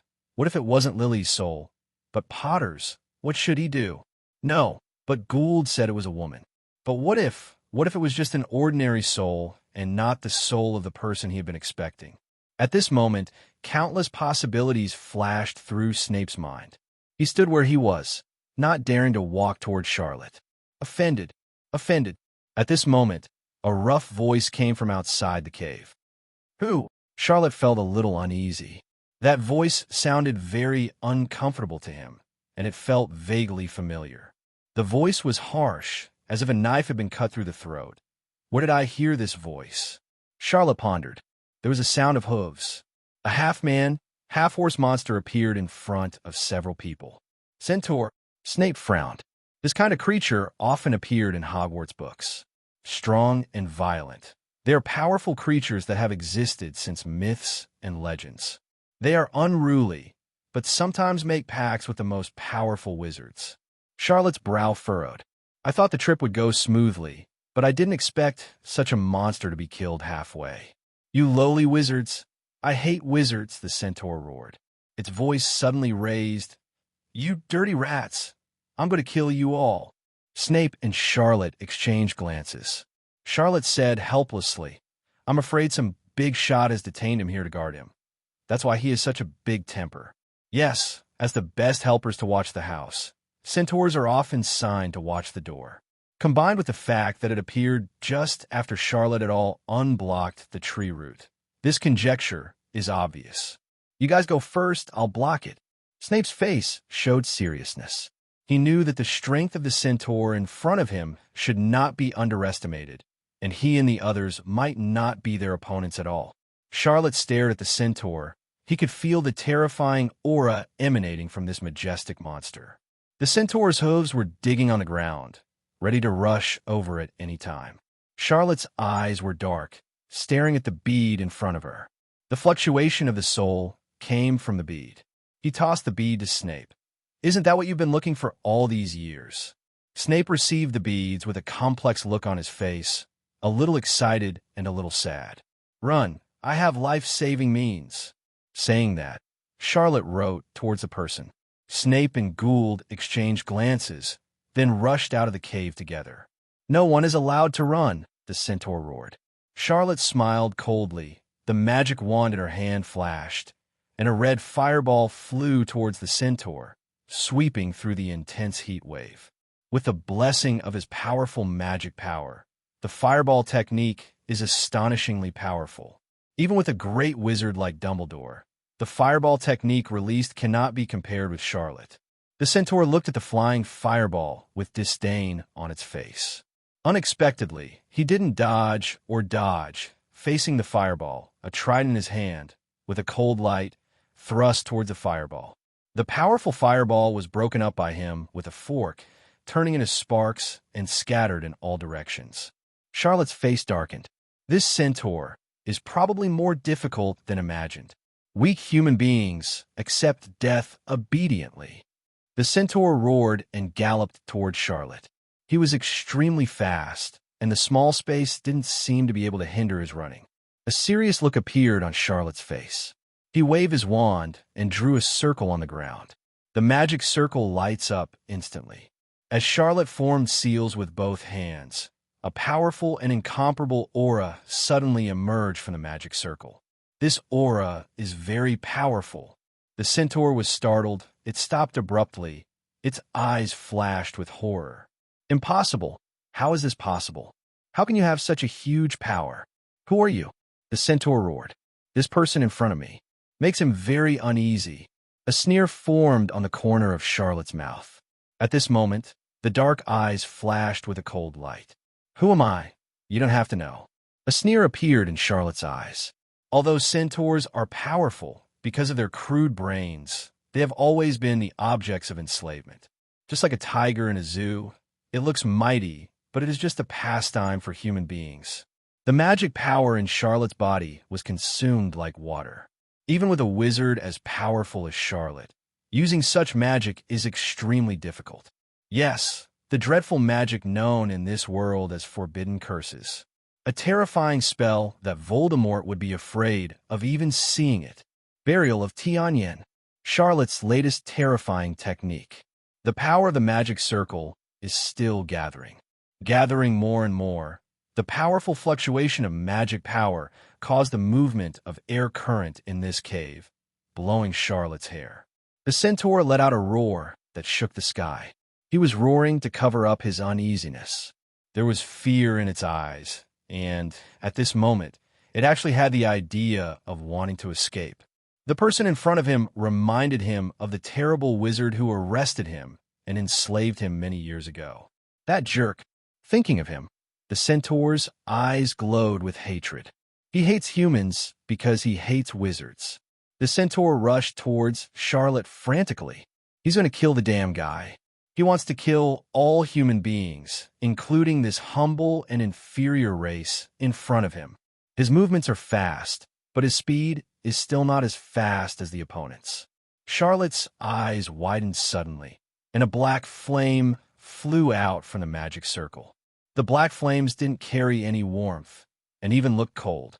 The burial of Tian Yin, a dreadful curse in the magic world. The centaur's first reaction was to use the trident to 787 to resist. The trident in its hand is not an ordinary thing, but also a magic weapon. However, the black flames were not hindered at all and passed directly through the trident. A tyrannical force erupted suddenly, and the centaur couldn't dodge it and was directly blown away by this force. The centaur fell heavily to the ground. It vomited blood. Its body was in excruciating pain, and its eyes were full of horror. The part of the body that was hit was burning, and there was a heart-piercing pain from a wound. Charlotte stood where she was, looking down at the centaur in front of her. UB**************. D. The centaur roared, trying to charge Charlotte again. However, the damage caused by the forbidden spell is not something it can resist at all. The severe pain in his body caused his body to twist together and let out howls of misery. This hateful human being, after struggling for a moment, it fell down without a trace. Seeing that the centaur, which was about to be swallowed by the black fireworks, was already dying, Xiang Luo waved his hand and dissipated the magic. Even so, the centaur couldn't move at all and lay down on the ground, groaning hoarsely. Charlotte exhaled heavily and sat down on the ground. That move just now almost exhausted all the magic power in Charlotte's body. Charlotte felt her whole body collapsed, almost slumped on the ground.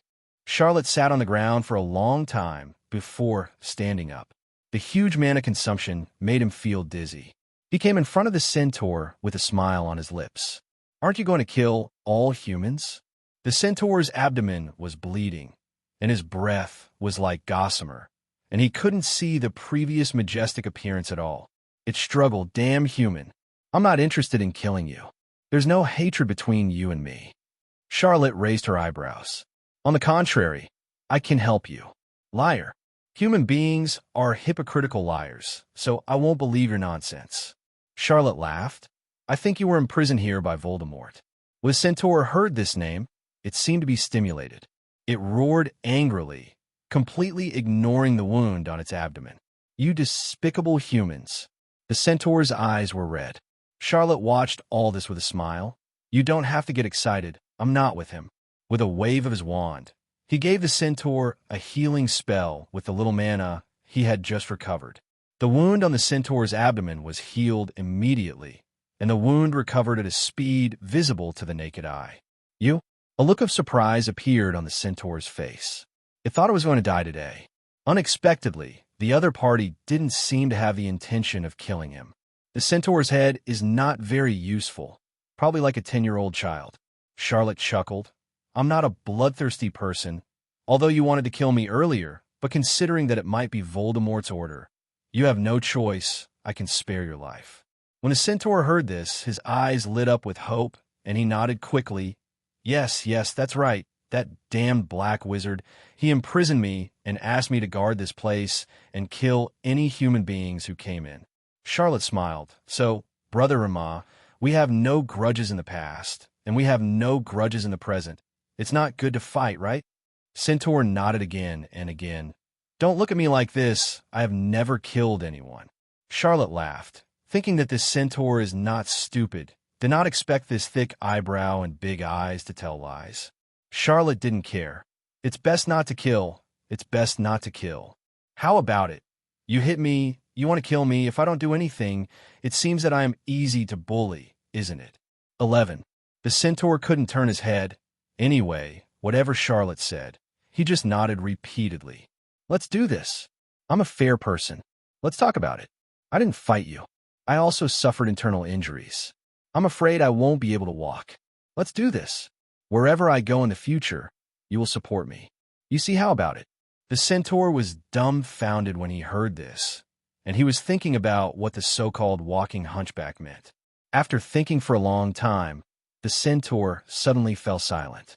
Charlotte also fell silent. One person and one horse. It looks awkward. Charlotte couldn't help scratching her head. What's wrong? The centaur squeezed out a few words from the corner of its mouth. Do you want me to be your horse? The corners of Charlotte's mouth twitched. How can this be called riding a horse? Brother, you've got so much fuss about it. Won't you be off the hook? Look at the look on the centaur's face. Charlotte snorted coldly. What's the matter? Don't you want to? Saying so, Charlotte drew out the staff in her hand again. The corners of his mouth curled up, and he looked at the centaur with malicious intent. The centaur shrank back. Thinking of all the previous experiences, his back felt cold, and the wound on his stomach seemed to hurt even more. He nodded hastily. Yes, why not? It is an honor for our centaur clan to serve a great wizard like you and accompany you on your journey. Charlotte raised her eyebrows and couldn't help but feel a little amused.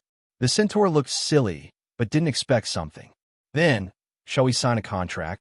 Charlotte smiled like a blooming flower, showing her white teeth. In the eyes of Sagittarius, this smile was like a devil's smile, and Jael felt very frightened to him. Charlotte's face turned cold. What? Isn't it possible? The centaur grimaced. That's not true. I signed a contract with Marvolo Riddle earlier, so I can't sign it with you again. Charlotte's complexion was slow, but what happened to the expression on the centaur's face? Why did it look like it was laughing at me? Big brother, you're quite courageous. Then, it's over if you remove the contract. Charlotte thought for a while and said. The centaur turned pale with shock. I said, Your Excellency, the great wizard, that is the soul contract, which is engraved on the soul. It cannot be easily removed. If it is forcibly erased, I will die because of the trauma of my soul.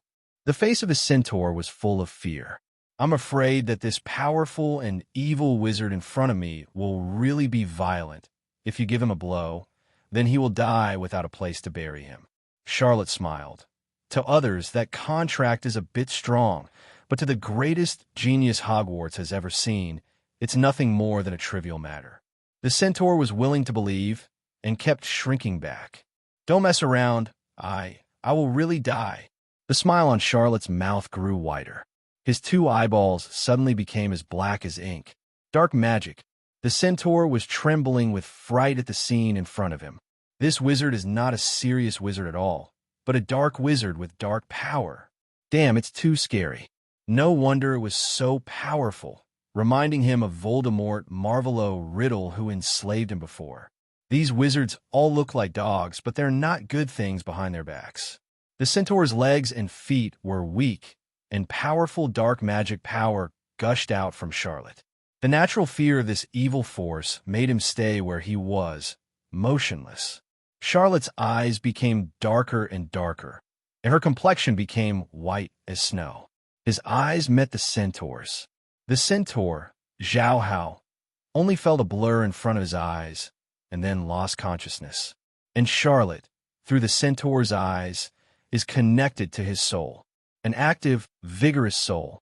What a lively colt. Charlotte was on his soul, sweeping away. I saw the heart, tied with a chain. The chain was like the iron chain that locked the death row prisoner, so that he was firmly locked in the library. Charlotte sighed, poor pony. The power of his dark magic turned into a palm, touching the iron chain.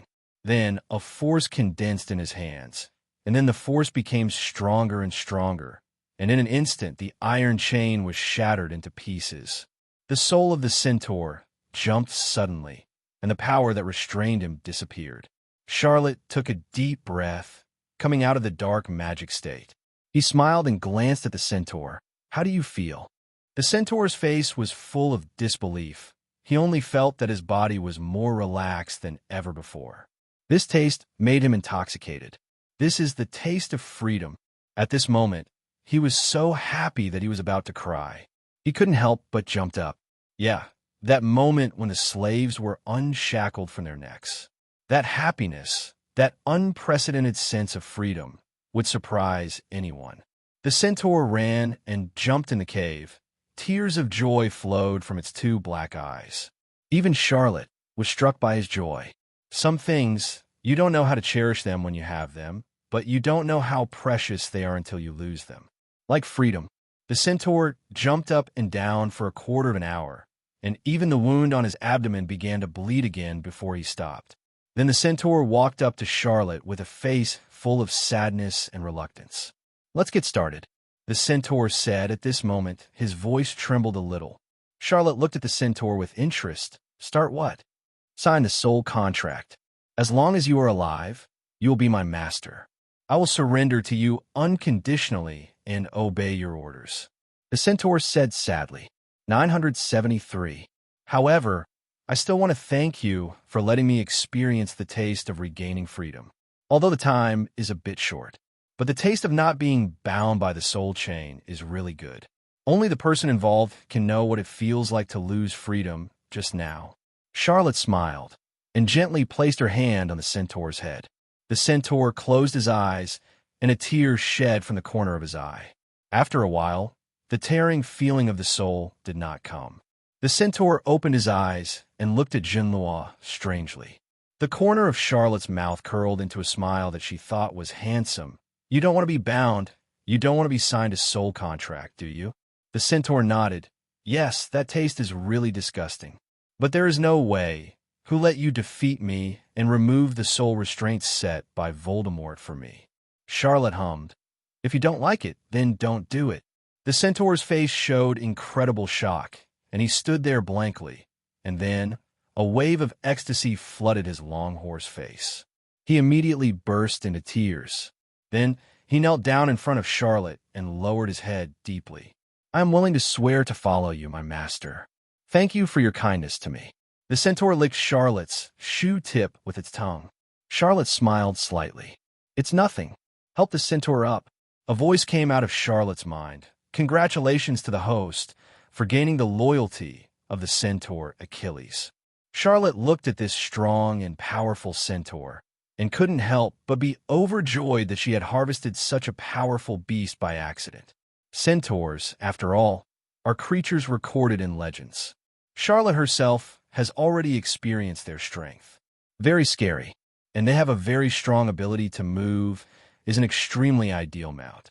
Charlotte nodded in satisfaction and reached out to touch the centaur's head. "From now on, you will be my partner." After subduing the centaur mount, Charlotte decided to explore the cave again. Find out what else is in here. At this moment, he heard low footsteps in the cave, and when he looked back, it was actually Snape. Charlotte asked a little strangely, "Why are you here?"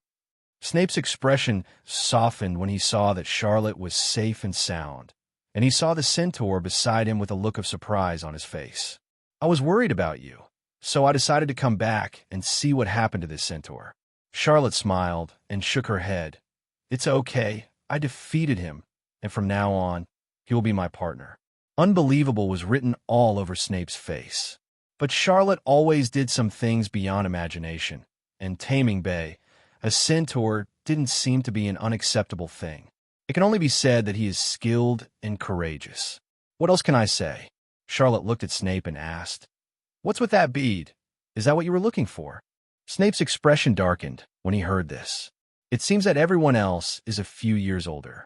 Charlotte's heart skipped a beat. "What's wrong?" Snape sighed softly, took out the bead, and placed it in the palm of his hand. Black beads, glowing with a faint light. I tried to connect with the bead, and I felt that the bead was familiar to me. But I can't relate to her. She didn't respond to me. In other words, it was dead silent inside. Having said this, Snape's face was full of sadness. Charlotte understands this feeling very well. Anyone who has worked hard for many years, thinking that he has found what he wants, only to find that kind of joy in vain, mentality will collapse. Not to mention Snape. Charlotte herself could feel the strong sense of loss. The so-called all wishes come true, but the story of a lucky few. For most people, life is full of regrets and regrets. In the end, it could only be turned into a helpless sigh. Helpless, but can only accept. Charlotte was just about to say something to comfort Snape, but he heard him sigh. "It's nothing. I've been looking for it for so many years. Haven't I found nothing? And it doesn't necessarily mean that I didn't find it. Maybe I didn't find a way to wake her up. I will go to Dumbledore. He may there's a way to help me." Charlotte looked at his complicated expression and felt an unspeakable feeling in her heart. He couldn't empathize, but from the tears in the corner of Snape's eyes, he could already feel the great sadness. "Fortunately, he is such a strong person," Charlotte hummed, and swallowed her comforting words. "I decided to go to the depths of the cave to see if there is anything left." Snape nodded. "I'll go and see with you." Charlotte said to Snape, "You heal Achilles, sir." The previous battle and the use of dark magic made the magic power in Charlotte's body disappear. "It's really gone." Snape nodded, and with a wave of his magic wand, a green light entered Achilles' body and completely healed his wounds. Although he really wanted to ride this centaur who was called a demigod in the legend, but there was not enough space in the cave, so he had no choice but to support the centaur's body and walk inside. What is in the depths of the cave? Centaurs don't know either. He is only in charge of guarding the cave gate, and as long as the seal is opened, he will go and shoot people to death. But all these years, no one has been able to open the seal, so naturally he never entered. Chapter 271, Spiderweb. Walking forward, you will see countless small spiders appearing on the ground. The spider is looking forward to crawling around in the closed spider web, just like the hard-working bee weaving the spider web. So many spiders. What are they doing here? A look of surprise appeared on Charlotte's face. Continue to move forward. The space gradually becomes larger, and the number of spiders also increases suddenly. Why are there so many spiders here? What are they gathering here for? Charlotte felt a little uneasy. I always felt that this might be another plot by Voldemort. This old boy, why can't he stop all day long? Although I'm not afraid of him, but I can't stop him from being disgusting. At this moment, a huge cave appeared in front of him, and a fishy smell rushed towards his face. Charlotte frowned, walked in. The ever-huge spider appeared in front of Charlotte, Snape, and the centaur. The huge spider looked like a truck head, and its slender spider legs were shaking rapidly. What a terrifying picture this is.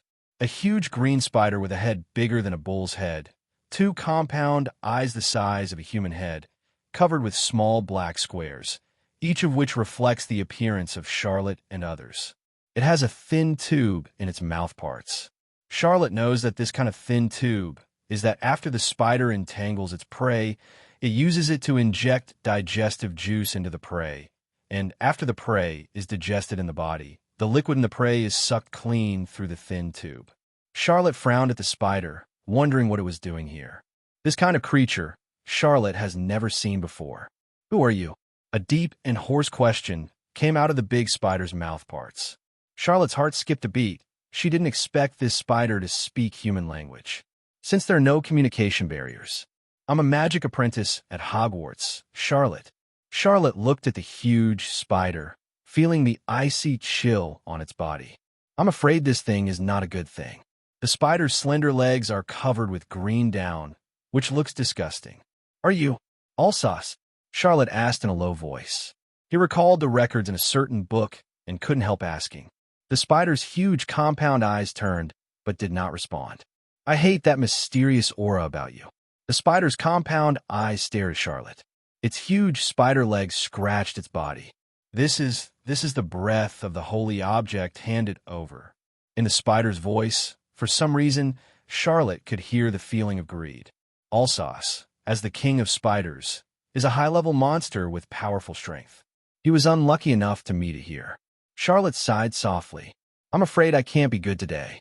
There are too many treasures on his body." This damn spider actually smelled the breath of treasures.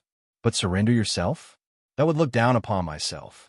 It's a pity that he fought against the centaur before, forced to use black magic, and the terrible magic of Tianyan's burial.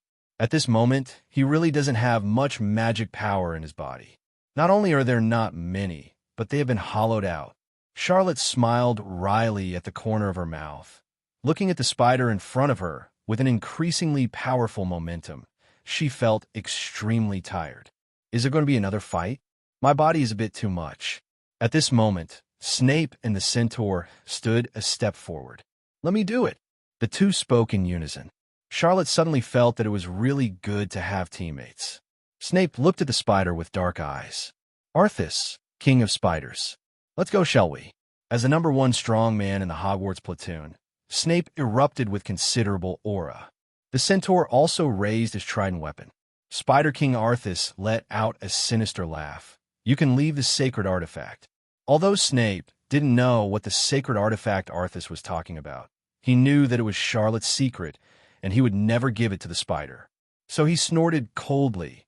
Then today is immortality? Snape clenched his wand tightly, ready to fight at any moment. At this moment, there was a rustling sound, and more spiders began to gather on the ground, on the wall, and on the top of the cave. What the F***? Even Charlotte couldn't help but sigh. Mass phobia must be committed. Okay? These spiders, colorful, can be described as colorful, simply too beautiful to behold. Asking for flowers. Charlotte looked at the swarms of squirming, twitching spiders and felt sick. These spiders are densely packed, big and small, and together they make a strange hissing sound. In the mouth of the big spider, Arthas also neighed. They're making some sort of communication that Charlotte doesn't understand. But he didn't even need to guess. He knew that these spiders were going to attack them. That's right, since the sacred artifact cannot be handed over, a fierce battle is unavoidable. Snape's face was gloomy. Sinma, you go and block the big one. I'll clean up the small ones first. The centaur responded, picked up the trident, and rushed towards the big spider. The centaur charged. His speed suddenly became extremely fast at this moment, and the distance of tens of meters shrank to an inch. 0. Charlotte felt a strange feeling in her heart. In the past, he obviously fought life and death, but now he has become a teammate. Helping him fight? It's not that I don't understand. The world is changing fast. A smile curled up on Charlotte's lips. Since you have many teammates, then lie down and win the last time. After all, the Iron Man can't bear to lead the charge every time, can't he? The centaur waved a 3-meter-long trident and rushed in front of the big spider Alsace. His strength is incomparable, and the trident in his hand is even more threatening. That's right, they are born with supernatural power, and from the moment they are born, they are the bravest melee fighters. In particular, they have 4 legs, which allow them to sprint and fight like war horses. In an instant, the centaur Achilles and the giant spider Arthas were together. It has to be said that these two are also rivals. After all, Alsace's specialty is close combat. There is no fancy magic in the past, and it is all fist-to-flesh melee impact. Charlotte watched with relish. These two creatures, both recorded in legends, actually met together and fought a battle here, which is really interesting. Enough to be recorded in the new legend. However, who is the stronger of the two? The corner of Charlotte's mouth twitched, although he hoped that his partner, the centaur, would win. But a voice in his heart told him, perhaps, that big spider was even more powerful. Yes, Alsace will win. Chapter 272. The centaur is defeated. The battle became anxious in an instant. Yes, fighting itself is a very serious or cruel thing. Not so much joking and nonsense at all. The centaur's trident waved and pierced towards the big spider's abdomen with a cold light. This move is powerful and heavy enough to pierce steel. Even the gate of the castle can be pierced easily. If he was stabbed by the trident, even this terrifying Alsace would probably have his stomach pierced. Charlotte's mouth curled into a sneer, and he wanted to see how the spider would react. Greed is the original sin. This spider just coveted the sacred artifact in its body, so it was going to fight the 3 of them to the death. Sometimes, no matter people or monsters, as long as they are greedy, they will perish. Charlotte also reminded herself in her heart. 767. With a bang, the trident collided with the spider's leg. A strange look rose in Charlotte's eyes. He knew the sharpness of the trident and the power of the centaur, but he didn't expect that the spider's legs would come head-to-head with the trident and sparks would come out. Is this leg made of any high technology? Charlotte couldn't help complaining in her heart. Even ordinary swords can be cut off by this trident. Okay? However, it does nothing at all. Yes, even the scars were not cut out. Even the face of the centaur had a strange look on it. On the other side, more and more spiders gathered, and those spiders, which were as small as a fingernail and as big as a human head, also started to attack, pounced on Charlotte and Snape. Only a handful of spiders attempted to climb from the centaur's legs onto its body. With a quick flash of the magic wand in Snape's hand, a white light flew over the centaur, and the spell shield was added to the centaur. This way Achilles doesn't have to worry about the little spiders threatening him. Then, Snape quickly chanted the spell, and a magic wand in his hand gathered more and more powerful magic power. Charlotte backed away. Snape's spell fluctuates, it's really amazing. But what makes Charlotte even more unbearable are the thousands of spiders that cannot be counted. He grew up? No, he has never heard of so many bugs. The whole cave has become a sea of spiders. The spiders, swarming up, rushed towards Snape and Charlotte. At this moment, a red flame shot out from Snape's magic staff, sweeping towards the spiders who were coming fast. A red flame flashed. The width of the flames has reached the opening, covered the entire cave thoroughly. Then there was a sizzling sound, accompanied by the aroma of oil and the smell of burnt paste. A large number of spiders were burned to death. To deal with these little bugs, fire spells are very effective. A wave of heat spread in the cave, and smoke and dust rushed in. Small tricks, Snape sneered. Alsace, who was fighting with a centaur, was furious and roared angrily, "Damn human!" These spiders, and perhaps its offspring, were about to pounce on Snape. But a gleaming trident lay in front of it. The centaur said in a rough voice, "Your opponent is me, Spider." Alsace was furious, and a white liquid spewed out of its mouth. Acid? Charlotte's heart skipped a beat. The centaur knew it was not good and hurriedly avoided it, but still got a little bit on its leg. The imagined corrosion did not appear. This is... Charlotte's eyes widened slightly. After the white liquid touched the centaur's leg, it immediately turned into a ball of spider silk. Very sticky. I see. It turned out to be spider silk. The centaur raised its leg angrily. I feel that my movement seems to be affected to a certain extent. After all, although these spider silks can't cause pain, they can restrict their movement. The centaur roared and charged at Alsace again. Relying on its long and hard spider legs, the spider collided with the centaur's trident one after another. The entire cave is flickering because of their collision spark eyes.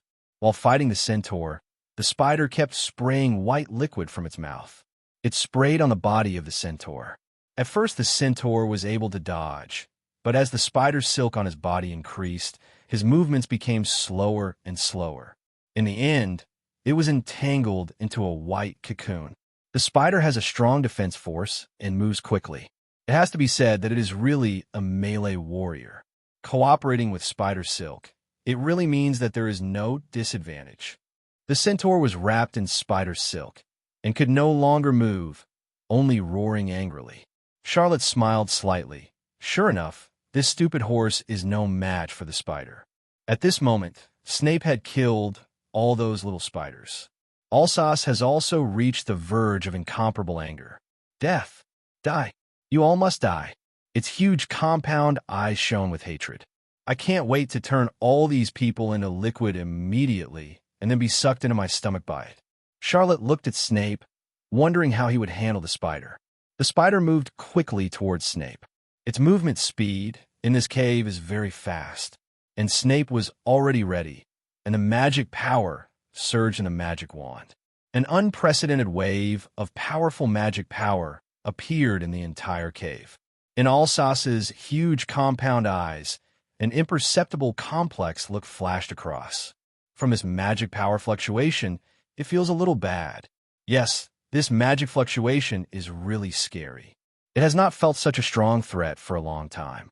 It let out a very sharp hiss.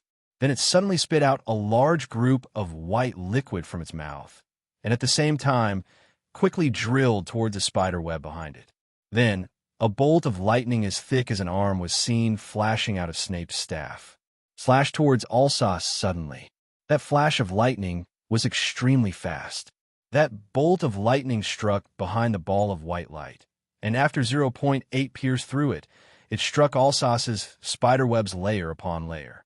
A look of shock appeared on Charlotte's face, because the power of this thunder curse is really extraordinary. Even from Charlotte's point of view, it is very difficult to resist. I didn't expect Snape's strength to be so strong.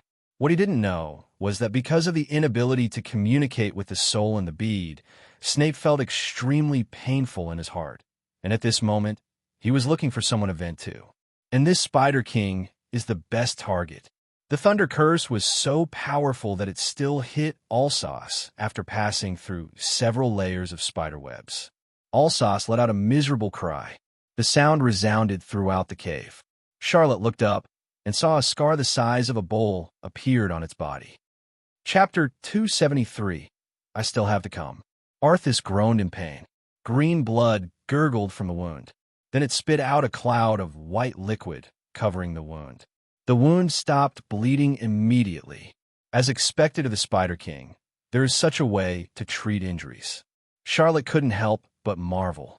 Although this blow was extremely powerful, it didn't deal a fatal blow to Alsace.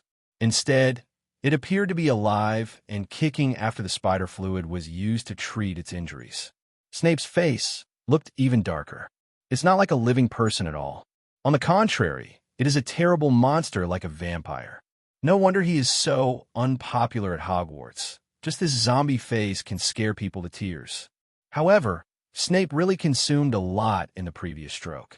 It is not easy to release such a powerful thunder curse.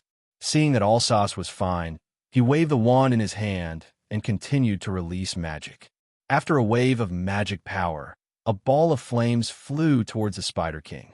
Although the barrier of spider silk is tough, it has a considerable effect against swords and even lightning strikes.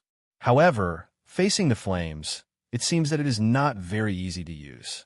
Snape's pyrotechnic was no ordinary fireball. It was extremely hot. The raging flames immediately pierced through the layers of spider webs. However, Alsace's body also has a very strong defense. The flame hit its body, but its skin was scorched black. Snape's continuous killing moves did not have the desired effect, and Alsace's counterattack has also arrived. It's my turn, go die. The severe pain on his body made the big spider want to go crazy. It howled angrily, spraying spider slime. One side rushed too fast. Snape wasn't in a hurry. He quickly pulled back, muttering something. Freeze! Snape snarled. At Spider King's feet, chunks of ice appeared. These ice blocks freeze the spider's feet at once, slowing down its moving speed. Wizards, when facing melee opponents, have endless control skills. It is the basis for them to deal with melee units. Once they're close, they only need one swipe, and they will be shot to death. Snape moved quickly, distanced himself from Alsace, and then waved the magic wand in his hand continuously, hitting the opponent with bolts of lightning. Charlotte watched from the side and nodded. Snape's magical attainments were extraordinary, and his fights were as smooth as a textbook. And that big spider roared angrily. But there is nothing I can do. It struggled to get its feet out of the ice, then endured Snape's lightning strikes and continued to lunge ahead. Snape sneered. When he was about to use a powerful spell, his expression suddenly changed, and silk appeared on his face. He struggled desperately, but his legs were firmly stuck to the spider web. Yes, behind him, there was an extra spider web at some point. Alsace's spider face actually had a mocking look at this moment. It turned out that it had already been calculated. This spider really has something in its head. In contrast, the IQ of a centaur is much more urgent. Alsace pretended to be invincible all the way, but in fact all this was premeditated. The strongest thing about a spider is not its spider legs, nor its mouth parts, but its web. Although it seemed to be retreating steadily before, in fact it did not suffer any injuries. To deal with humans, especially wizards as slippery as Snape, special skills must be used. For a split second, cold sweat covered Snape's face. After all, he has not yet reached the point where he is not afraid of death. He struggled desperately, but it seemed that the more the spider web struggled, the tighter it entangled him, and he would not move for a long time. Like worms on a spider's web, it can only be reduced to a delicacy for spiders. Spiders are pretty cruel animals. Its prey is not the same as ordinary animals. As mentioned earlier, it will inject digestive juice into the body of the prey, and the digestive enzymes in it can melt the body of the prey. And in this process, the prey is alive. So, imagine you're caught by a spider, you become its prey, and in the process, it injects digestive enzymes into your body. And you are consciously aware of and feel every day that it is savoring the juices your body turns into. You're drunk by day, digging grooves. Thinking about this feeling makes one shudder. Sometimes death is not that terrible, but some ways of death are really hopeless. When Charlotte thought of that scene, she felt a little sour, and there was a lie in her stomach. So, nothing can be caught by this spider. He sighed. Mr. Snape had completely lost the strength to resist. He was wrapped in layers of spider webs into a white rice dumpling. Snape, motionless, gasped in despair. He is an extremely cold and arrogant, almost cruel person. He wouldn't speak easily, but at this moment, he couldn't help but say, "Charlotte, help me." Charlotte sighed. I still had to do it. So, Charlotte smiled slightly. He had regained some of his magic during their previous fight. After all, as the most talented magician, his strength is naturally no joke. The magic power surged on his body, and his whole body immediately turned into a Balrog. Flames immediately covered his whole body. The most powerful weapon, the frost axe, also appeared in his hand. What is this? Spider King Arthas immediately stopped his figure, looking at the person in front of him with fear in his eyes. Yes, it has never seen such a strange and weird image in its whole life. However, instinct told him that the person in front of him was terrifying. Charlotte smiled and looked at the Spider King. Come on, let me see your strength. While talking, Charlotte deliberately walked to the spiderweb. The spiderweb that easily entangled the centaur and Snape became extremely fragile in an instant, turning into ashes one after another. Charlotte smiled. That's it? It's not very good. He looked at Alsace mockingly and walked towards him. Arthas spewed white liquid from his mouth and shot at Charlotte. The moment the thick spider fluid approached Charlotte's body, it turned into white steam. Charlotte clenched the great frost axe in her hand and slammed Alsace in the middle. In this split second, he came to Alsace's side. Then, Alsace had a look of horror on his face. Then, the giant frost axe slashed fiercely at its leg. It is so hard that it can block the legs of a centaur trident, and it will be broken in time. Chapter 274, Back to School. Charlotte let out a grin. He didn't care about the screams from the Spider King. Continue to slash at him. The frost giant axe was in his hands, become a peerless magic weapon. A cold light erupted in the cave, and in a blink of an eye, the chill was overwhelming. Wherever the giant axe passed, it chopped off the 8 long legs of the spider web. This thing that was once indestructible and could strengthen the centaur trident head-on, unexpectedly appeared so vulnerable in front of Charlotte. At the corner of Charlotte's mouth, the smile became more and more intense. He didn't care about the other party's miserable howling. Instead, he poured all his strength into the giant axe. Then, he slammed the giant frost axe into the spider's abdomen. The Spider King let out a shrill scream, then slumped to the ground. Charlotte heard voices coming from the system. Ding, congratulations to the host, defeating the Spider King Arthas. Reward, Eye of Alsace, purpose, unknown. Hard spider legs, purpose, making magic props. Charlotte slumped limply on the ground and took a deep breath. This Eye of Alsace is the giant compound eye of a spider, and he doesn't know what this thing can do. Although the purpose is unknown, He knows that the value of this thing is definitely not low. There must be a mysterious use that is unknown. As for the spider legs, they're used to make potions, and they have been seen in many recipes. He put these items away casually. The centaur and Snape were then freed from the spider's web with a fireball. "Sorry, Charlotte," Snape whispered. He was a little helpless. He didn't expect that he was so useless. Charlotte shook her head. "It's nothing, Mr. Snape." The centaur was extremely angry. This enemy is too cunning. After thinking about it, he could only lower his head helplessly. After coming out of the cave, Charlotte asked the centaur to find a place to stay and contact him later when she needed him. The centaur showed a reluctant expression. "My master, please don't forget me." Tears welled up in the corners of the centaur's eyes as Charlotte left. Sometimes people are so strange. When they are bound as slaves, they are very painful, but now they are free, and they want to be human slaves very much. Snape and Charlotte flew all the way back to Hogwarts.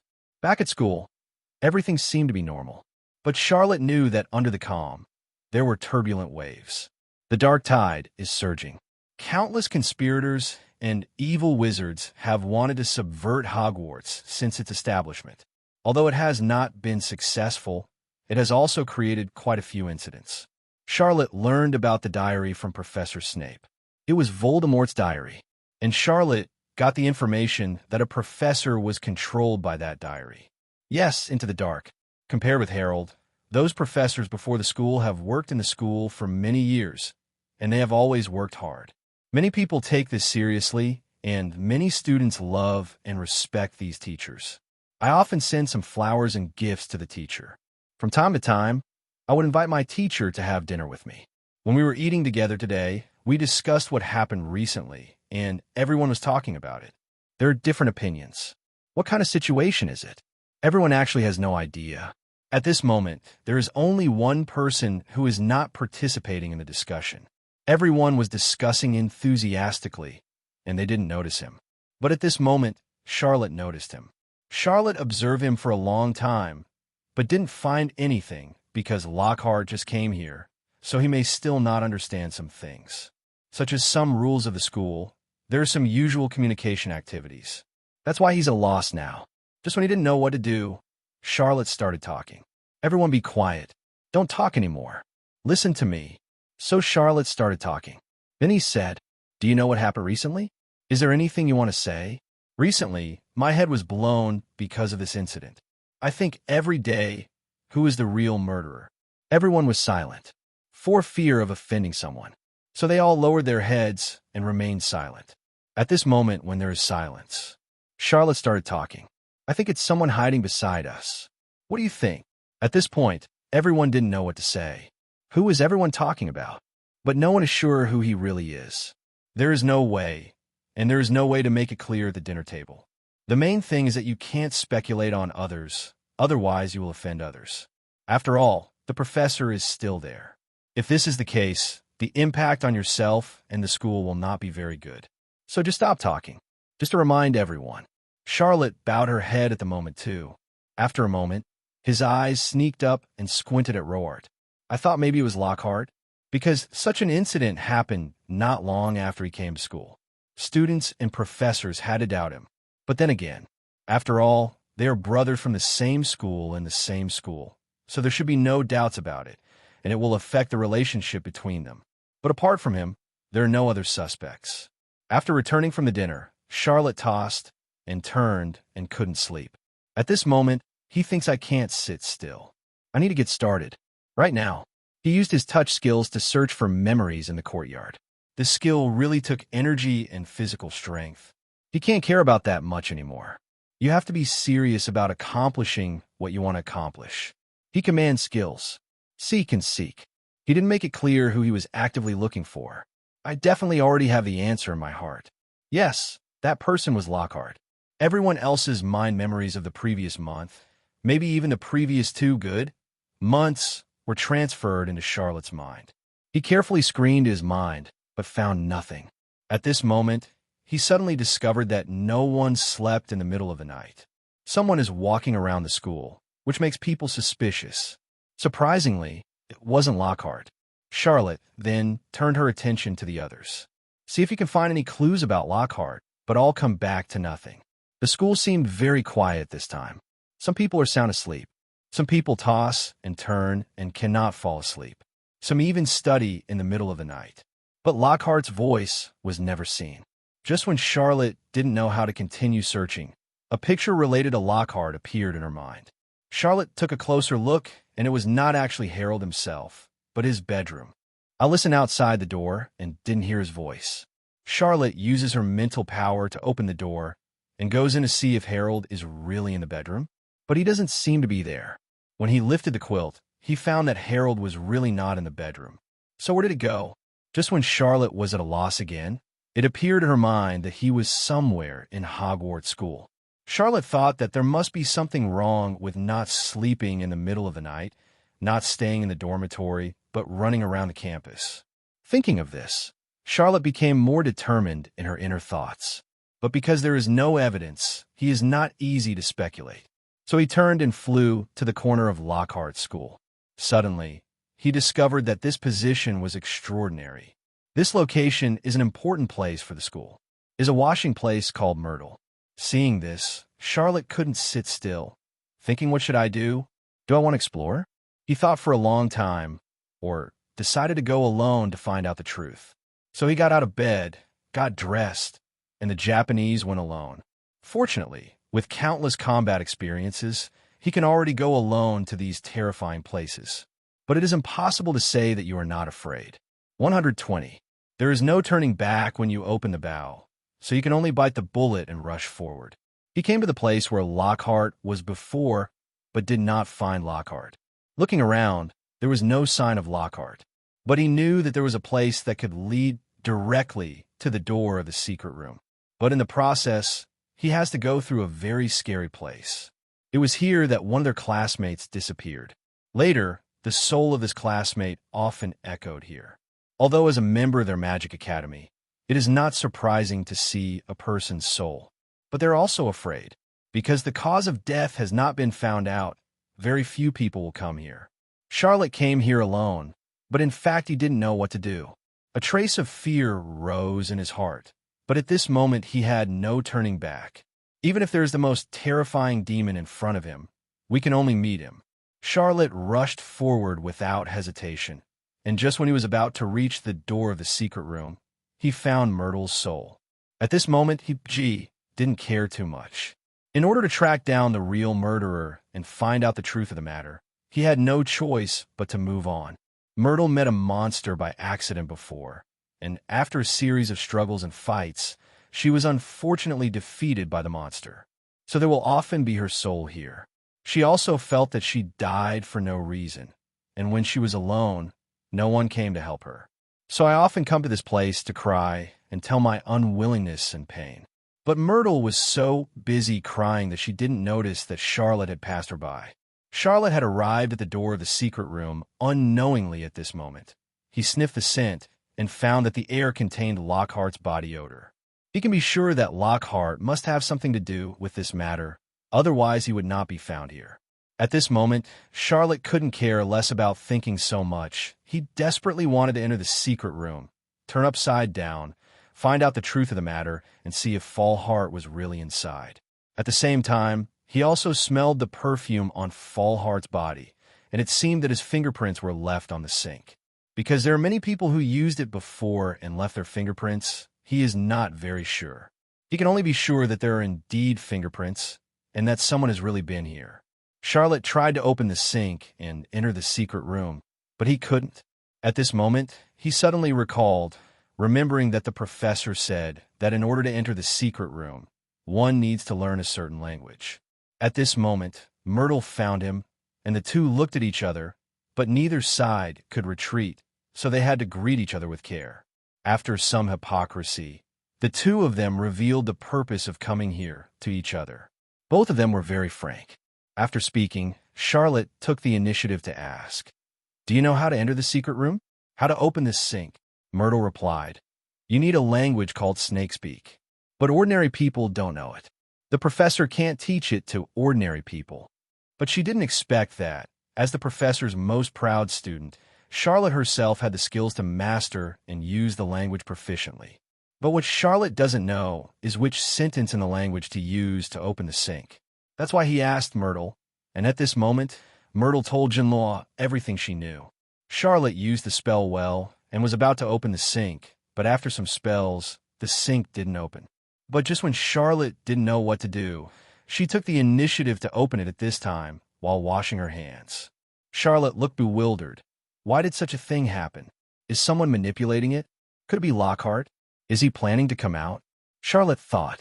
At this moment, Myrtle said again, "Strange, is this language easy to learn?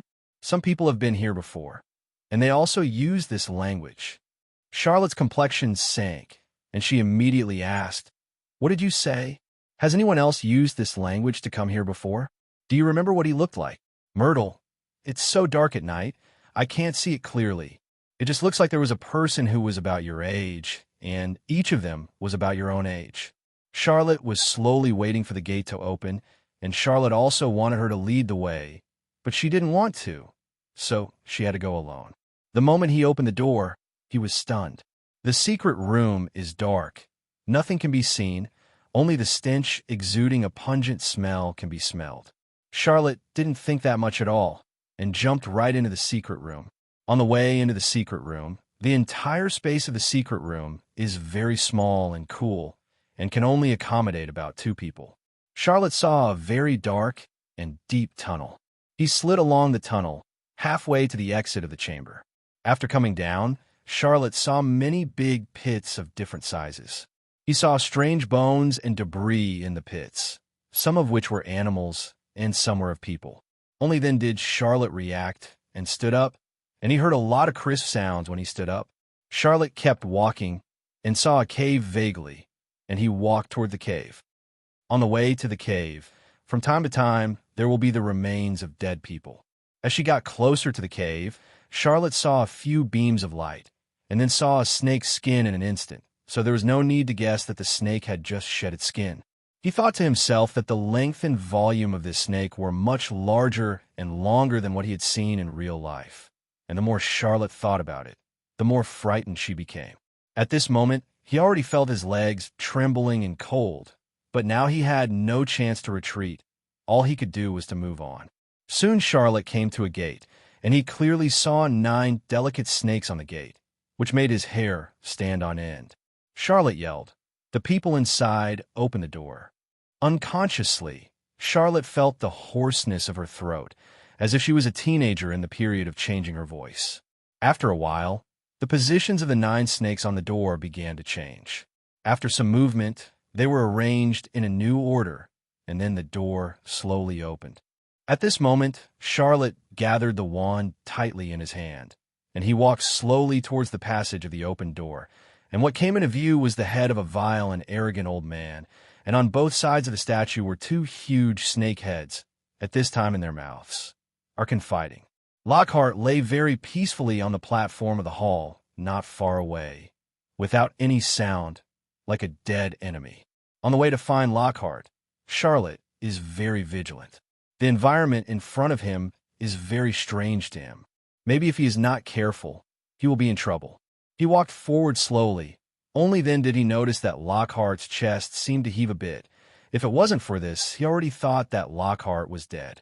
At this time, Charlotte suddenly heard an old voice. "Charlotte, this day is finally the day I've been waiting for you." Charlotte was very vigilant, turned her head and shouted, "Torn apart," then picked up the wand in her hand and pointed it behind her. I saw a strange man in a black robe appearing behind me. Immediately afterwards, Charlotte tied the man tightly to the wall, and the strange man could not move for a long time. Charlotte looked at this man with both eyes, and found that this man was very beautiful, and if he was placed in the world, he would definitely be able to confuse thousands of girls. The man slowly told Charlotte, "So your mana is nothing more than that."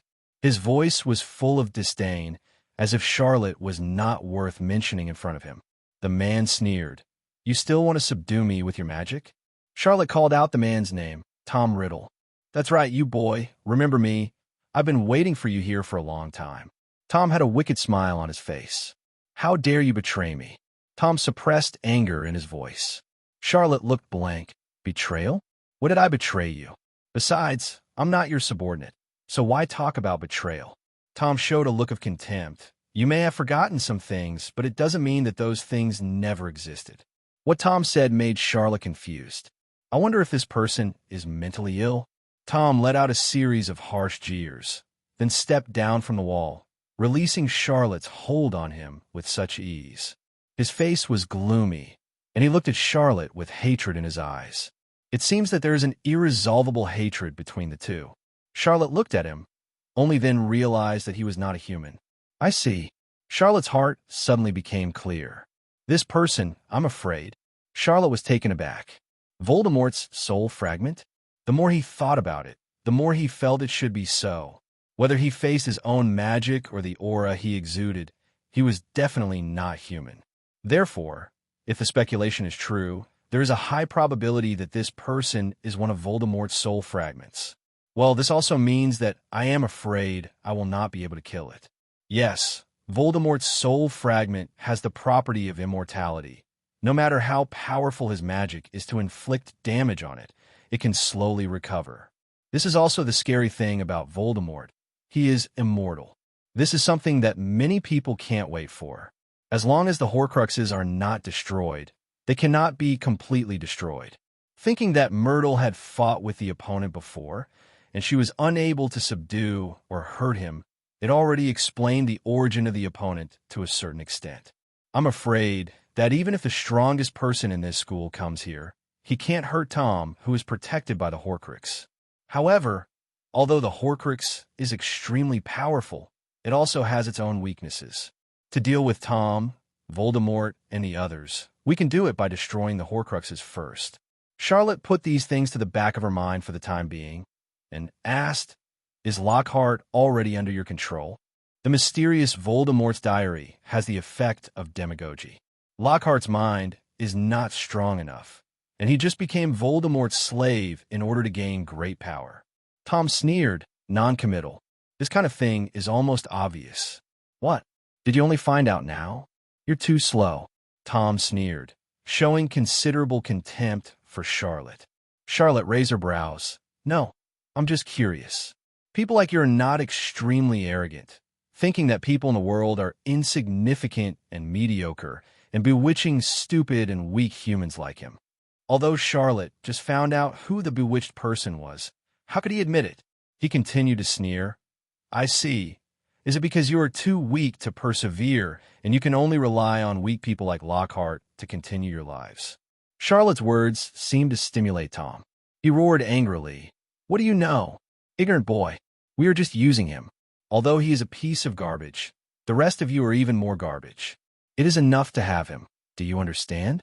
Waste also has its own. No matter how trashy he is, we still rely on him to open the door of the secret room. Tom's face became more and more gloomy. You're such a goddamn guy. If it weren't for you, how could I bow down to such a piece of trash? You first beg him to do something. The corners of Charlotte's mouth curled up slightly. I didn't expect this person to be so sensitive. After all, he has inherited Voldemort's character, with low self-esteem and sensitivity and the pursuit of strength, but it is getting more and more difficult on this road. He smiled, unwilling to argue with him. But it's good. Now that the door of the secret room has been opened, we don't need this waste pill anymore.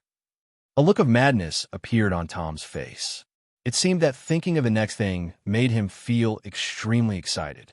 While talking, Tom used his own spells to walk onto the platform of the hall.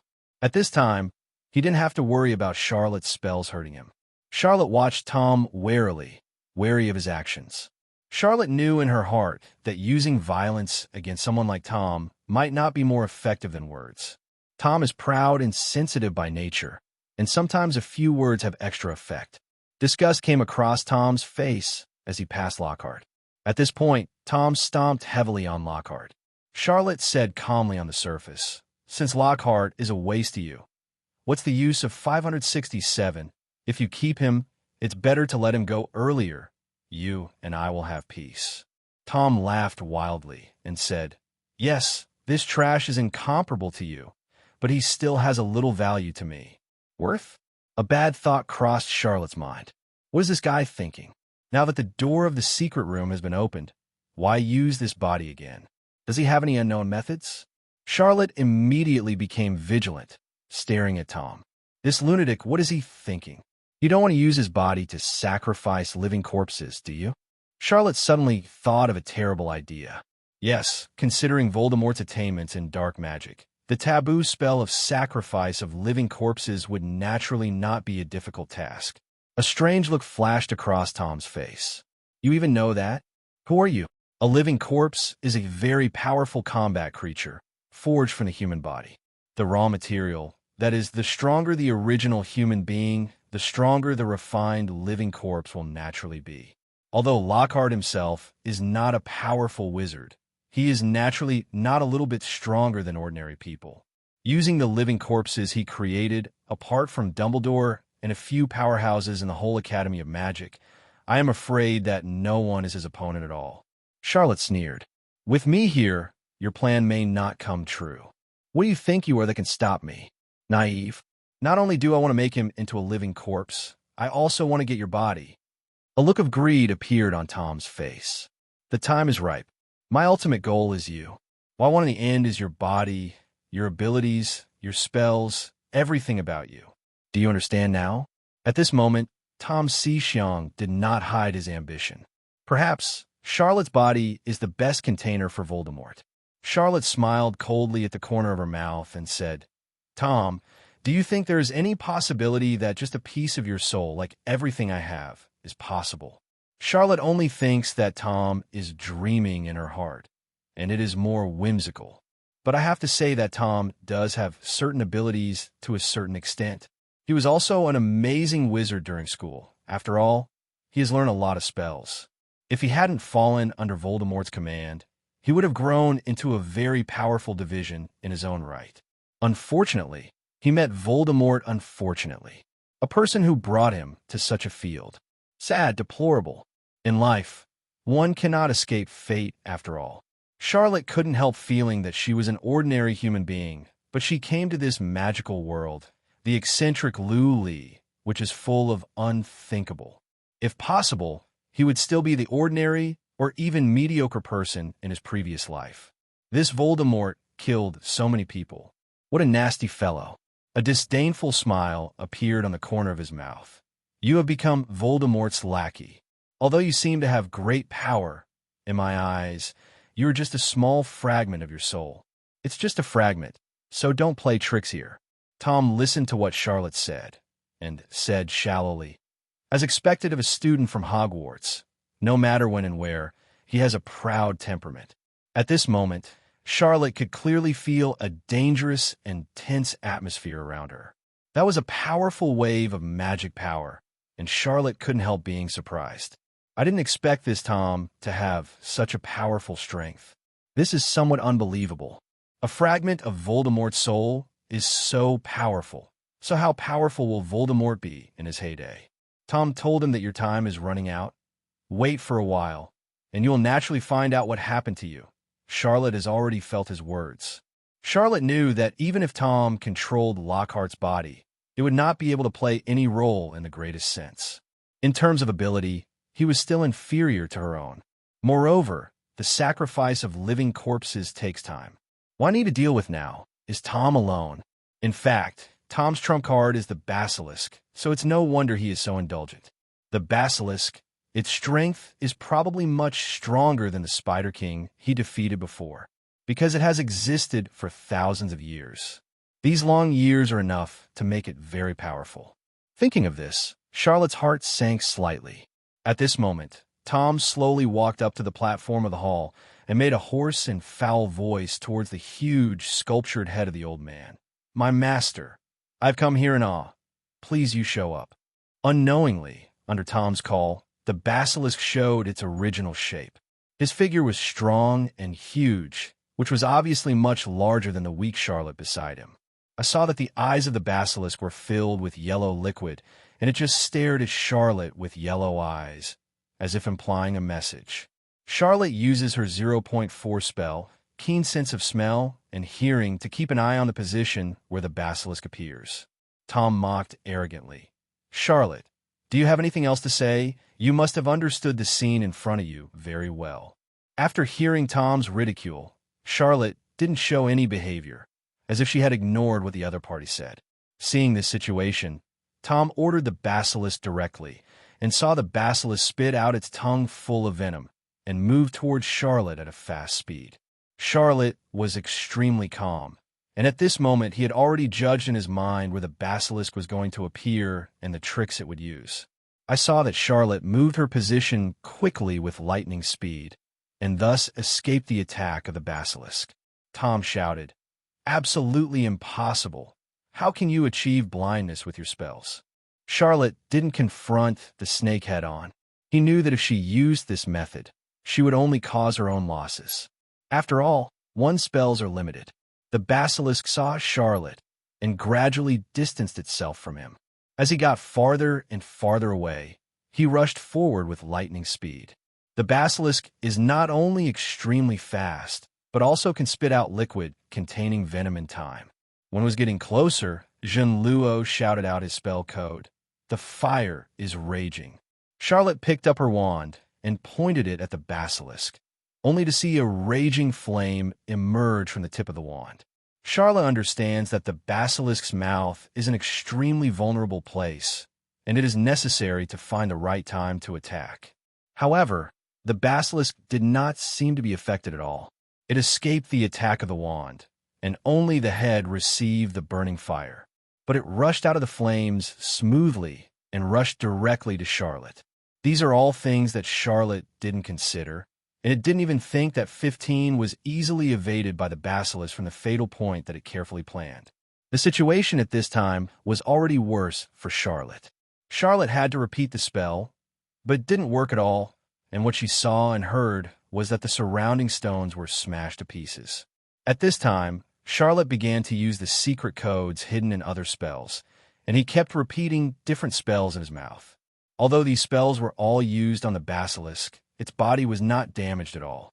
All you could hear was the sound of metal be asterisk, asterisk, asterisk, asterisk, asterisk G. Charlotte felt helpless and fear deep in her heart.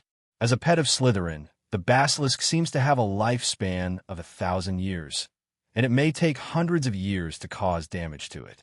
Charlotte ran into an opponent of a big monster. Charlotte didn't know what to do at this moment, but he also thought of some precise methods.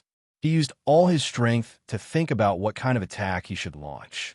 Charlotte chose a skill called Invincible Micro Method on her body, and it was a shock to the monster's head. The monster backed away from the impact. Unexpectedly, the impact was so large, and the monster was also afraid. This sound is really deafening and powerful, and there is no grass growing within 100 miles around. After the monster was repelled, he refused to admit defeat, stood up from the ground again, shook his body, and beat himself to cheer himself up. Charlotte didn't expect the enemy's vitality to be so tenacious, and he could still stand up, but he couldn't be happy at this moment. It may be a good thing for others to him, but he himself understands that he is still far from victory. The monster adjusted its state and rushed forward again. He roared, twisted his frenzied body, and beat the ground. The monster at this moment also seemed to be excited. It was completely different from before, and it was extremely manic. Charlotte dodged left and right, dodging the monster's attacks time and time again. And while dodging, she was still looking for a chance to find its fatal weakness and kill it with one blow. If a skill can't cause much damage to him, then he can only change to another skill. Having said that, Charlotte unleashes his ultimate skill. I saw a flash of lightning in the sky. Dark clouds were densely covered, and the wind was fast, and a bright torrent flashed down from the sky, as fast as lightning, heading towards the monster's body. Just a second later, I heard a painful wail, thinking that he was hit, but in fact he was launching a skill. I saw him curled up in a defensive posture, and the skill bounced out. This gave Charlotte a headache. What to do? But he had exhausted all his strength. It is already difficult to find the monster's flaws. I didn't expect this skill to be easily dodged by the monster. Unexpectedly, the ability of this monster far exceeded Xia Luo's imagination. The moment they confronted each other, the monster suddenly got up and attacked Charlotte again. Charlotte initiated the first skill to block, and the two started a confrontation. At this moment, Charlotte launched another skill, but it did not cause substantial damage to the monster. Instead, the surrounding buildings were shattered by the earthquake. The secret room was dilapidated. The two fought equally, and there was no winner. Going on like this is not an option. Charlotte thought so, but at this moment, there is no better way than this, so we can only continue to confront each other. But if it continues like this, Charlotte will most likely use up her skills to add points, so she will not have more energy to trigger skills, and will eventually lose the battle. Thinking of this, Charlotte's pressure suddenly became extremely high at this moment, and at this moment, it seemed that he could see what was going on in Charlotte's heart. So the monster intensified its attack, and Charlotte frowned, showing a struggling expression. Even if your skills reach the top level, you can't stand such a long confrontation. As for the basilisk, Charlotte's spell actually does very little damage. What he understands better is that if he persists in the past, he will be the one who suffers, and his spells will be limited. He thought hard, and the most powerful weapons that the dog came up with were Mjolnir and Eternal Gun. But the most helpless thing is that none of these two artifacts can cause fatal harm to the basilisk. After a while, Charlotte gradually evolved, and his 683 figure gradually became slender. The pointed corner of the tail is exposed, which looks like a giant dragon visible to the naked eye, and it is guessed that it can kill the basilisk. Several bright flashes appeared in the sky, and with a roar, Charlotte turned into a giant dragon with a huge figure. Seeing this situation, Tom exclaimed, "What is this? Is this a dragon, a creature that hasn't appeared in hundreds of years?" Become pale. The basilisk saw a creature that was bigger than itself in front of it, and couldn't help but moved back tens of meters in fright. Tom yelled, "This is definitely not Animagus. I never believed that someone can incarnate as him now. What kind of blindfold did you say you used?" Charlotte blasted her soul with a roar, and kept pushing towards Tom and the basilisk. Tom continued to insist on his roar. "Impossible, impossible. You are the monster." On the side, the basilisk also exerted its own force. It spread its body and was always ready to attack the opponent. Its eyes were emitting yellow liquid and yellow light, staring fiercely at Charlotte, even a monster in front of him.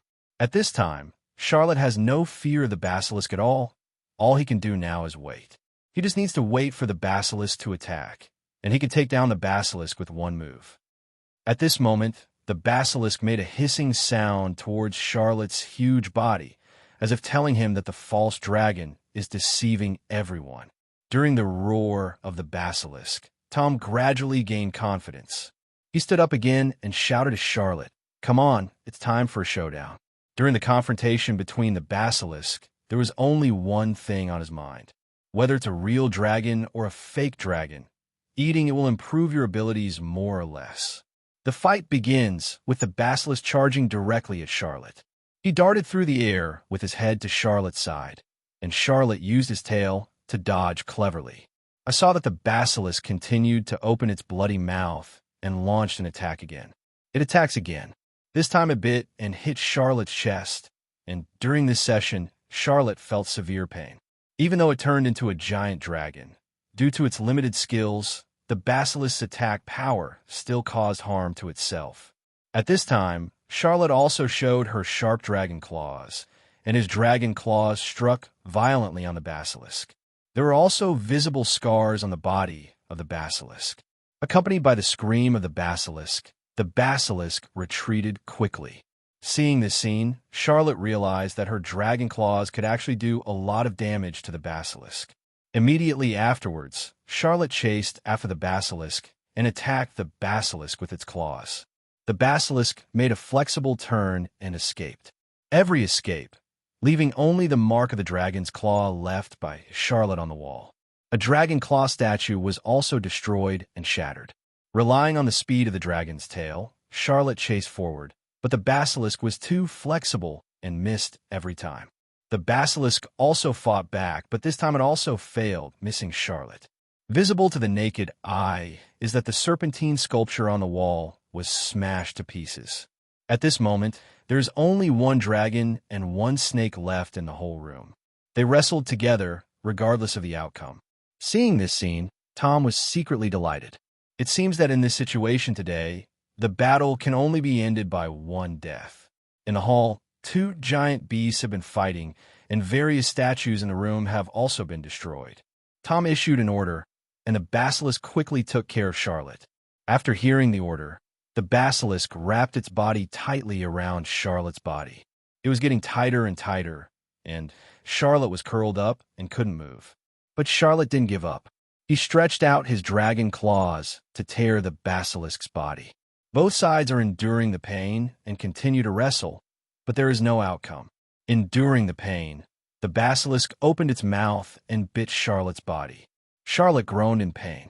As the fighting time dragged on, both sides were consumed a lot, and Charlotte's strength was far from insufficient. With the last of its strength, the basilisk pinned Charlotte to the ground. Charlotte retorted desperately. He scratched the basilisk's body over and over again with his dragon claws, blood flowing. Charlotte's body still had the scars of the basilisk, but he endured the severe pain and continued to fight against the basilisk. He was unwilling to give up. The entire hall was shaken to the point of collapse. It seems that the two are intertwined, but Charlotte's position is actually more passive. Charlotte is using the body of a dragon for the first time, and logically speaking, she is not quite used to it. Charlotte's grasp of the dragon's body is indeed not in place, and she has not been able to fully control the dragon's body to cause maximum damage to the monster. But for the first time, Jinluo has already done a good job. The basilisk also came to a dead end, biting the dragon's body fiercely and not letting go. But Charlotte was not afraid and did not let down her vigilance in the scuffle with the basilisk. It's a pity that his dragon claw has been bitten by the basilisk, and he is unconscious, so he can only hold on, thinking of using other methods to defeat the basilisk. Is there really no other way for me?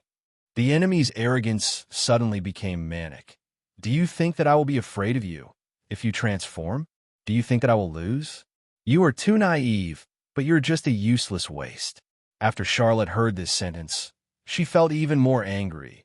But at the moment he was exhausted, and he couldn't find any extra energy to think of other ways, so he had to fight desperately.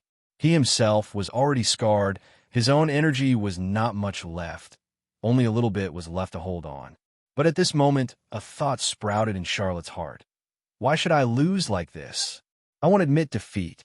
Suddenly, he felt that his whole body was hot, as if he was being burned by a raging fire. His whole body was full of strength, and the dragon body became even hotter at this moment. Charlotte exhausted her last bit of strength and strangled the basilisk's neck fiercely. With her last breath, she tore open the opening on the basilisk's neck, and the basilisk was dripping with blood immediately.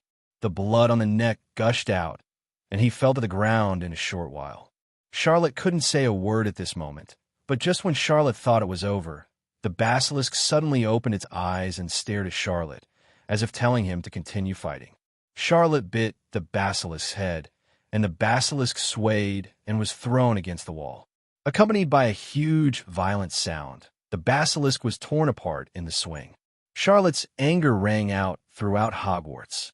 Countless students rushed out of the classroom to watch this scene. They were curious and crowded together to discuss with each other. They all want to see what this magical creature looks like. At this moment, all the students of Hogwarts crowded out, and they were having a lively discussion. The entire Hogwarts campus had a lively scene, and even the professors discussed it enthusiastically. At this moment, a man appeared. His name was Snape.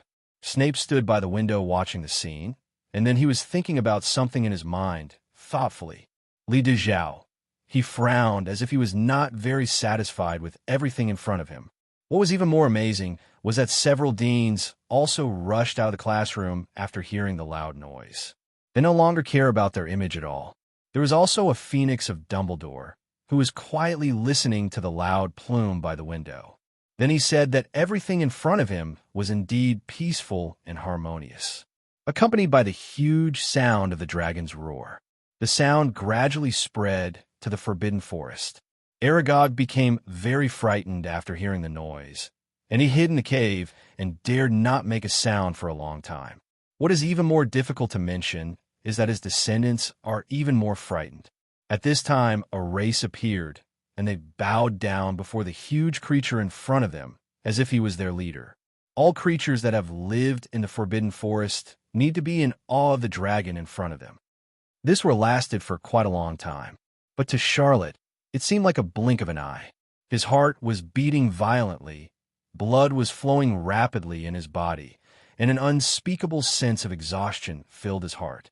Transforming into a dragon, for him, puts a lot of pressure on his body. Suddenly, in a place in the Forbidden Forest, a pair of eyes were exposed, full of contemplation and sorrow, as if thinking about something.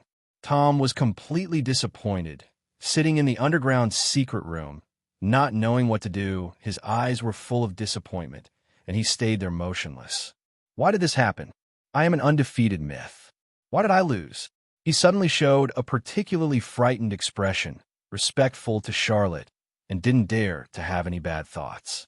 It's no wonder that he was Voldemort when he was a child, and his level was indeed very average. Simply because Charlotte yelled, she had already surpassed him and raised to a higher level, and it could even be said to go straight to the depths of her heart, deeply rooted and irremovable. The basilisk hid aside in fear, its heart full of fear. After going through this battle, Charlotte has already gained a pivotal position. Her ability has increased 100 times, and she is completely different from before. Charlotte enjoyed the feeling of her own success and felt the change of her own energy. Charlotte's body suddenly became full of strength at this moment, and the scars on her body began to heal slowly, probably because the upgraded dragon body exerted its self-healing function. Immediately afterwards, the dragon body became more and more shining, and the golden dragon body illuminated the entire secret room brightly. The whole dragon body suddenly felt majestic in the air, and the little monsters below did not dare to make a move at this moment. The upgrade of Charlotte's dragon body is an overall qualitative leap, as far as Animagus is concerned. The lowest level of dragon body transformation can only enable Charlotte to master the basic skills of the dragon body. The upgraded dragon body has become more powerful, with 2 upgraded trigger skills. The whole is more majestic, and it also has passive flying skills. At this moment, Charlotte slowly opened her mouth to breathe, and at the same time looked at Tom beside her from the corner of her eye. Tom said in a daze, "Stop fooling yourself. Charlotte, you are just fooling yourself. This is just a means you use to confuse us." At this moment, the basilisk suddenly said, "Tom, don't talk nonsense. Little Charlotte is showing off her power again. We can't eat it and go around." The basilisk, including some of his subordinates, did not dare to act rashly at this moment. Their eyes were full of fear, and they all respected Charlotte and did not want to have the slightest collision with Charlotte. Tom became more and more emotional at this moment, shouting, "Basilisk, you must defeat him. Let's take the dragon body together and occupy the entire secret room." It's strange that after listening to this passage, it seemed that he turned his head and remained silent, as if he hadn't heard it. Charlotte smiled contemptuously, and then said, "Just because you want to defeat me, it is simply a fantasy. Stop doing unnecessary resistance." Tom said, "I take your life to see if I want to. Don't let me recover, or today will be your death day next year." After hearing this sentence, Charlotte laughed out loud, as if she was laughing at him, doing the last pointless resistance. "Even if you recover, you can't beat me 100%. Charlotte said.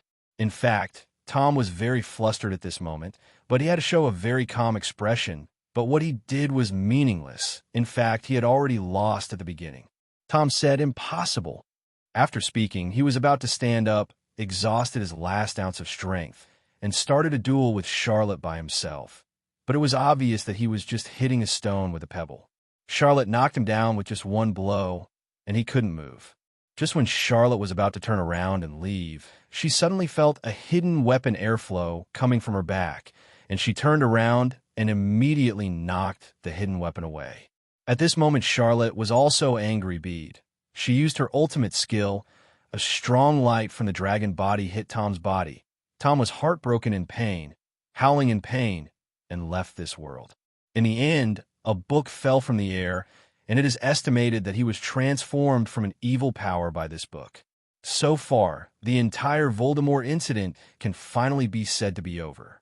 Tom was the leader of the entire Voldemort, and if he died, the others wouldn't dare to do it again.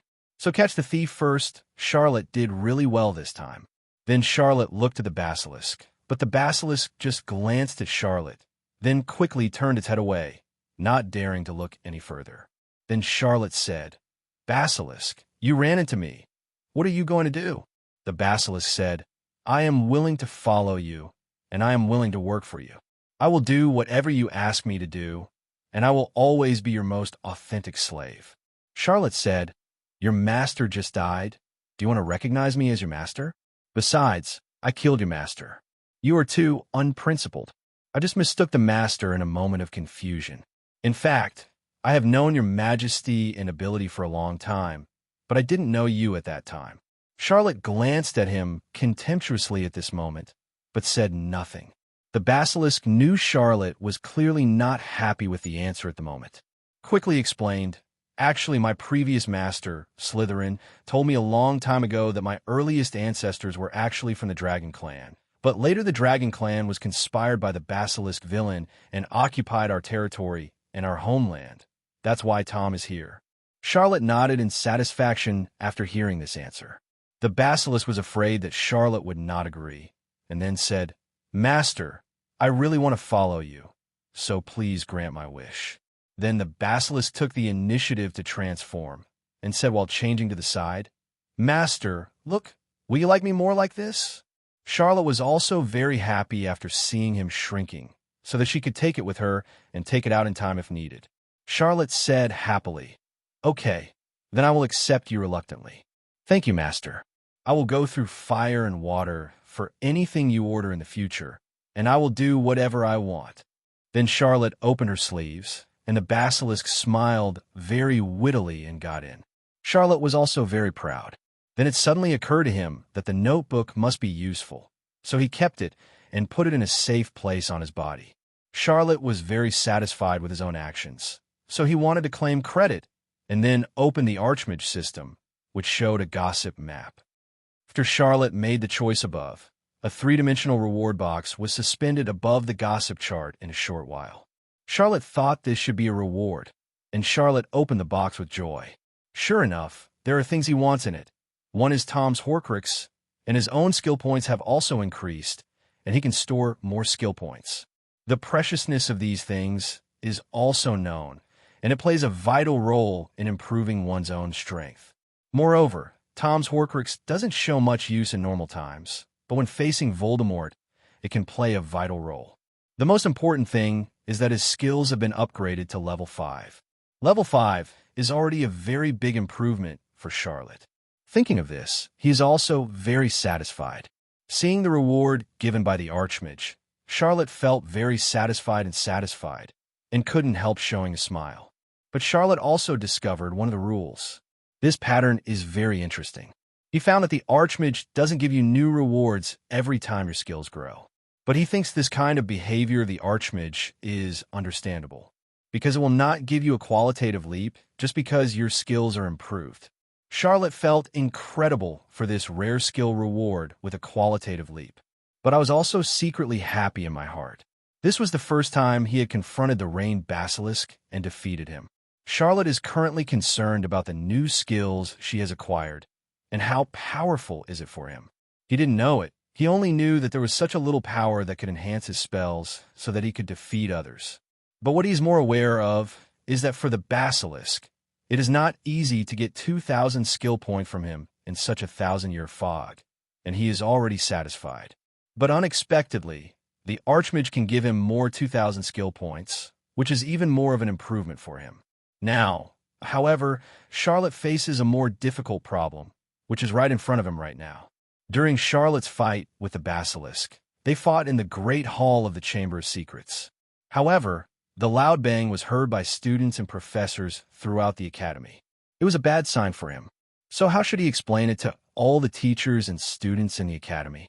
Just at this moment, Charlotte went into the hall to carry her back, and Lockhart walked out of the academy. At this time, the college was already very restless, discussing with each other that they were very curious about what the Titan roar was just now. The professors simply cannot suppress the emotions of the students. On the way back, Charlotte found that the entire bathroom sink had been broken. It seems that the dragon sound made during the process of touching the basilisk smashed the sink in the bathroom. Snape also ran out of the bathroom at that time, and the students were in a mess. These students, when have they seen such a situation, the majestic momentum of the battle has caused a considerable impact on them. Snape yelled at them, "Listen to me, all back to the classroom. No one is allowed to step out of the classroom." The students were very reluctant, with displeasure written all over their faces, and they returned to the classroom with heavy steps, still muttering. Suddenly, a student shouted, "Everyone, look at someone coming out over there," and everyone turned all their eyes to another direction. I saw Charlotte hobbled out from another exit of the hall, with Lockhart on her back. Seeing the scene in front of him, Neep hurried to Charlotte and asked her whereabouts. "What happened and what happened? Why did you become like this, so embarrassed?" Charlotte's tragic situation made Snape feel very worried. After all, Charlotte's strength, he is very clear, to make Charlotte into such a situation. The other party must be a very terrifying existence. A gloomy look appeared on Snape's face, and there was a gleam in his eyes. Charlotte and Snape replied, "Forget it. Stop talking. Let's talk about it in detail after Professor Dumbledore arrives." Charlotte and Snape said, "What you need to do now is to seal this place up and not let anyone step in." At this moment, Snape still wants to tell Charlotte loudly, "Do you think you have an IQ in my position? Why order me to let me do something for you?" As soon as he finished speaking, he saw Charlotte laying Lockhart's body flat on the ground. Seeing Rohart's body, Snape's eyelids twitched. It seems that today's matter may be more serious than he imagined. What is the situation? Who is operating all this behind the scenes?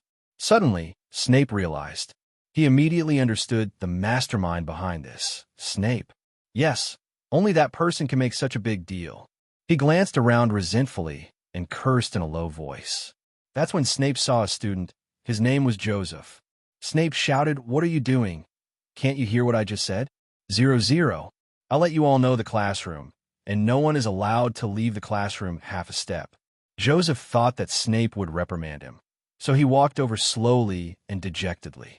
Unexpectedly, it was not like that, and then he returned to the classroom to convey this order to his classmates again. On the sideline, Snape was just thinking, watching Charlotte, but he was unable to utter any complaints. All he could do was let Molo quietly put Lockhart's body aside. Charlotte stroked Lockhart's body and quietly told Snape that I plan to give it to you in the next time. Because of this, I am more at ease with you. Joseph is a very serious student. He notified this order to the whole class and locked all the students in the classroom. Snape was in a very bad mood here. He told Charlotte, "Don't think that what you have done with other species in the hall, that the teachers and students in the school don't know. I can guarantee that this matter must have something to do with you. We'll see." Charlotte and Snape replied, "I didn't say I'm going to take myself into this matter. I'm just saying that when Professor Dumbledore comes back, I'll tell the professor the ins and outs of the matter."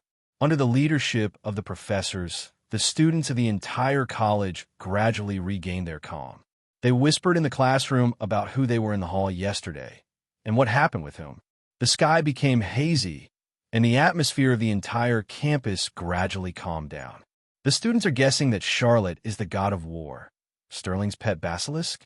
Related, Charlotte's secret has been spread throughout the school. Some people released the giant dragon in the hall after testing there. Whereabouts into the hall, so the damage occurred. Some people speculate that Charlotte defeated Lockhart because Lockhart was transformed from a basilisk. What's even more ridiculous is that some people will speculate that in the hall, they defeated the basilisk with Lockhart, and there's a dragon hidden in Lockhart's body. The rumors about Charlotte are flying high. Some people will doubt his character, and some people will doubt that he has made peace for the entire Hogwarts College. Even Phoenix 337 in Dumbledore's office fixed his eyes on him. Classes across the academy have been suspended. However, Charlotte didn't feel any embarrassment or discomfort. He drank his tea slowly. At this time, the headmaster Dumbledore walked into the office slowly, and everyone stood up respectfully when they saw the headmaster and said, "Headmaster, you are here." Headmaster Dumbledore also bowed to the professors and students as well as Charlotte. Before, everyone thought that Dumbledore had been expelled from the academy, but his identity was not that simple. Waiting for Dumbledore as a perfect person, with his prestige and status, it is not easy to escape and leave the academy. Dang, Dumbledore chose to come back at this time, just because he wanted to give Hogwarts College a face. As for when he wants to come back, it is his own decision. Furthermore, with Dumbledore's prestige, the professors at the school have long been loyal to him, and he was used to the spells and methods taught by Professor Dumbledore to his students. At this point, Dumbledore walked over to Charlotte's side. There was a strange look in his eyes, and the situation in front of him was even beyond his own expectations.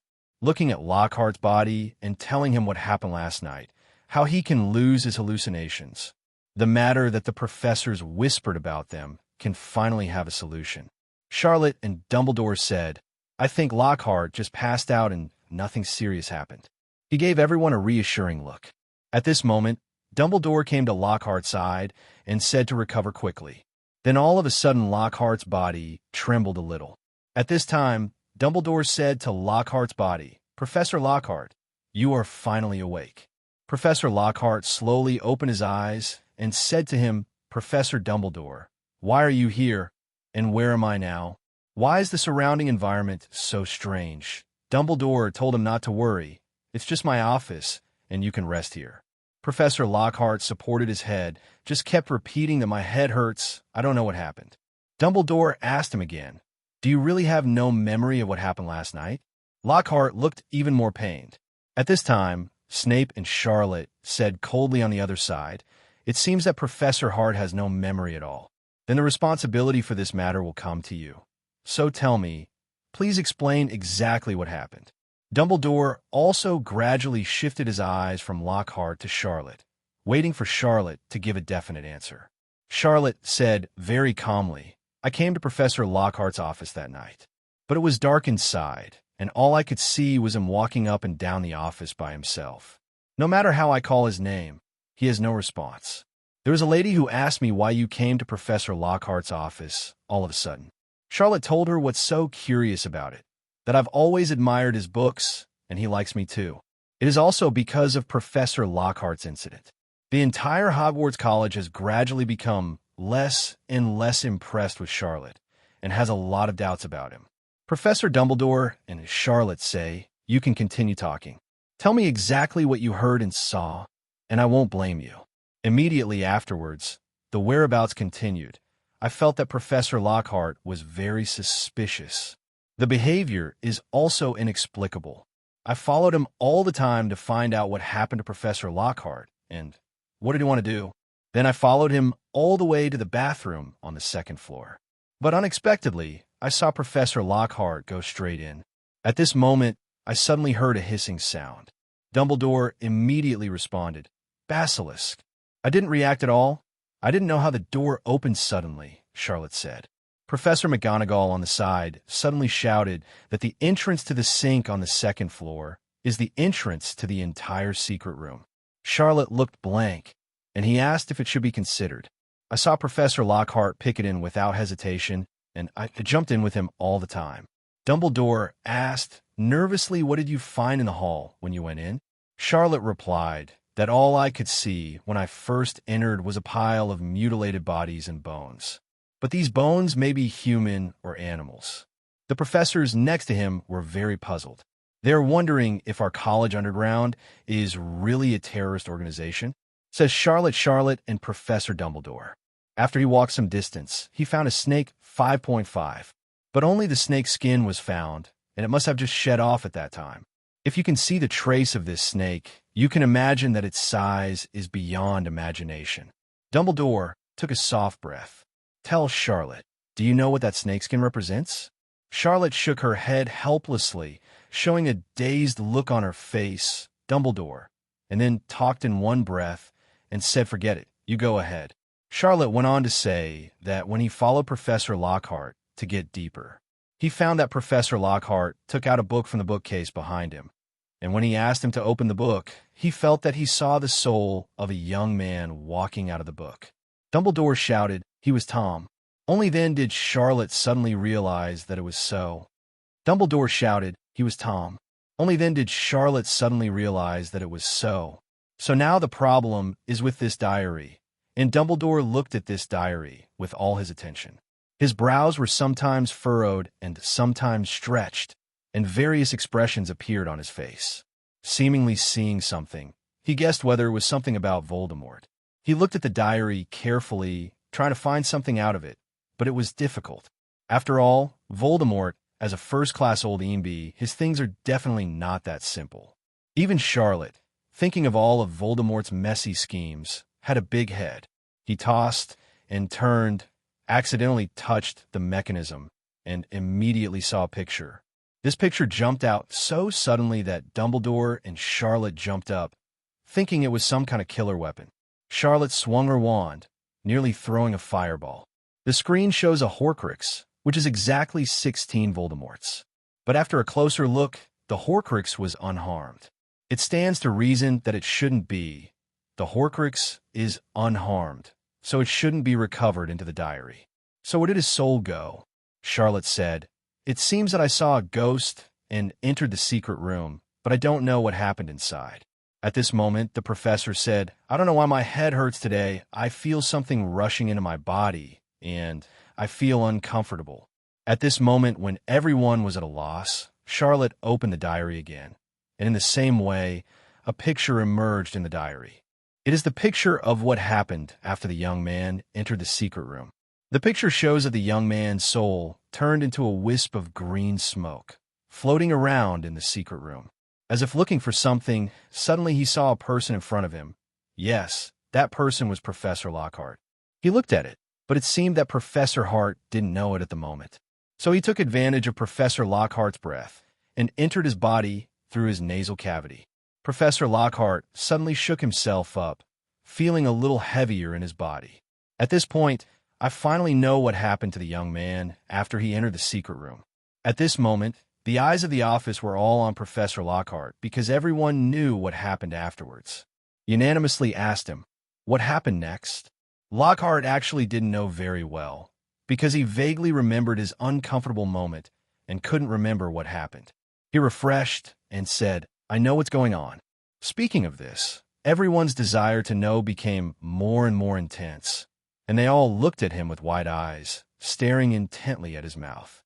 Professor Lockhart couldn't help being shocked when he saw everyone's seriousness. Immediately, I felt that I was under a lot of pressure, and I couldn't be wrong. Everyone should only believe what he said at the moment.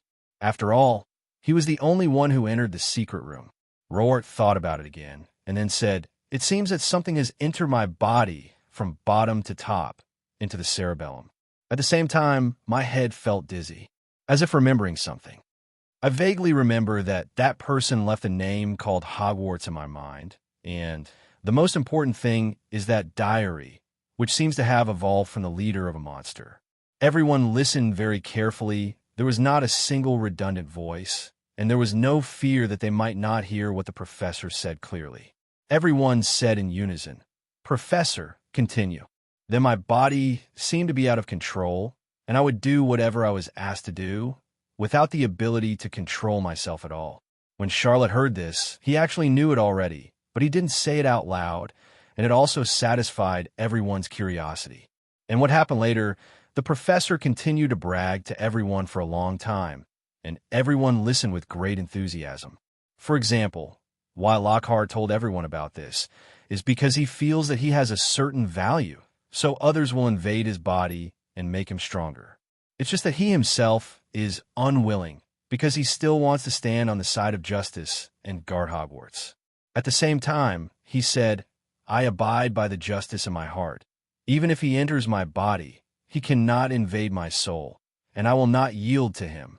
The professor spoke with great interest, and the other professors listened with gusto, as if he was teaching his own students. Speaking of the intense scene, the other professors all stood up and surrounded Lockhart and listened closely, and the crowd was impossible.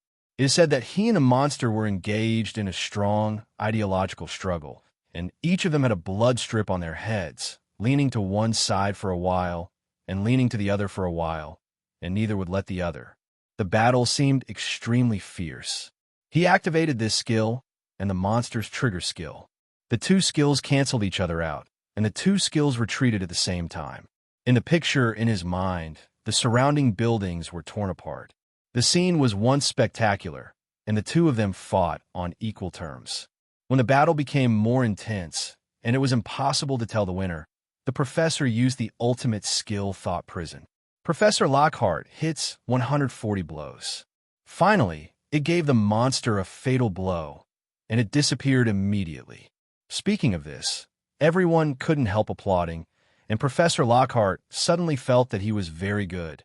After all, he couldn't extricate himself from this atmosphere for a long time. To be honest, he is also a great writer after all, and this story is really well written, able to deceive everyone so seriously, and he is willing to believe it.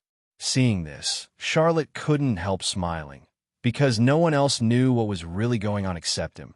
So he would find it ridiculous after hearing this, and at the same time admired Professor Rohart's ability. But Charlotte also saw that other people didn't really believe what Professor Rohart said. Just to avoid embarrassment, they echoed others. Those two people were Dumbledore and Snape. They whispered to each other. Dumbledore said that I think Professor Larder's ability must be invincible to the young Voldemort monster. Snape also said, I think so too, but we don't have any better evidence to prove that he didn't defeat it. We only choose to believe it, even if we don't quite believe it. At the same time, he also saw the expression on Professor Lockhart's face, which was actually a bit false. He didn't know how long he could keep his lie.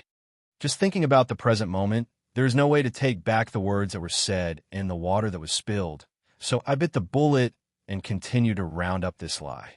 Dumbledore spoke at this time. Professor Lockhart, I just listened to you talking and telling stories, and forget about your body. Are you okay? It was then arranged for McGonagall and Professor Pomfrey Lockhart to be sent to the infirmary for examination. These two people were seriously injured, and if it wasn't for luck that Charlotte was involved, their lives might have been lost. Fortunately, none of them suffered any fatal injuries, and they only need to recuperate for a few days to recover. At this time, the school was in chaos because of this incident. After all, the students are all underage children. Such a big thing is enough to make them feel overwhelmed. Especially when this incident involves Voldemort, that taboo character. The horror level of this matter has been directly raised by a level. The students were panicking, and there were various opinions and discussions.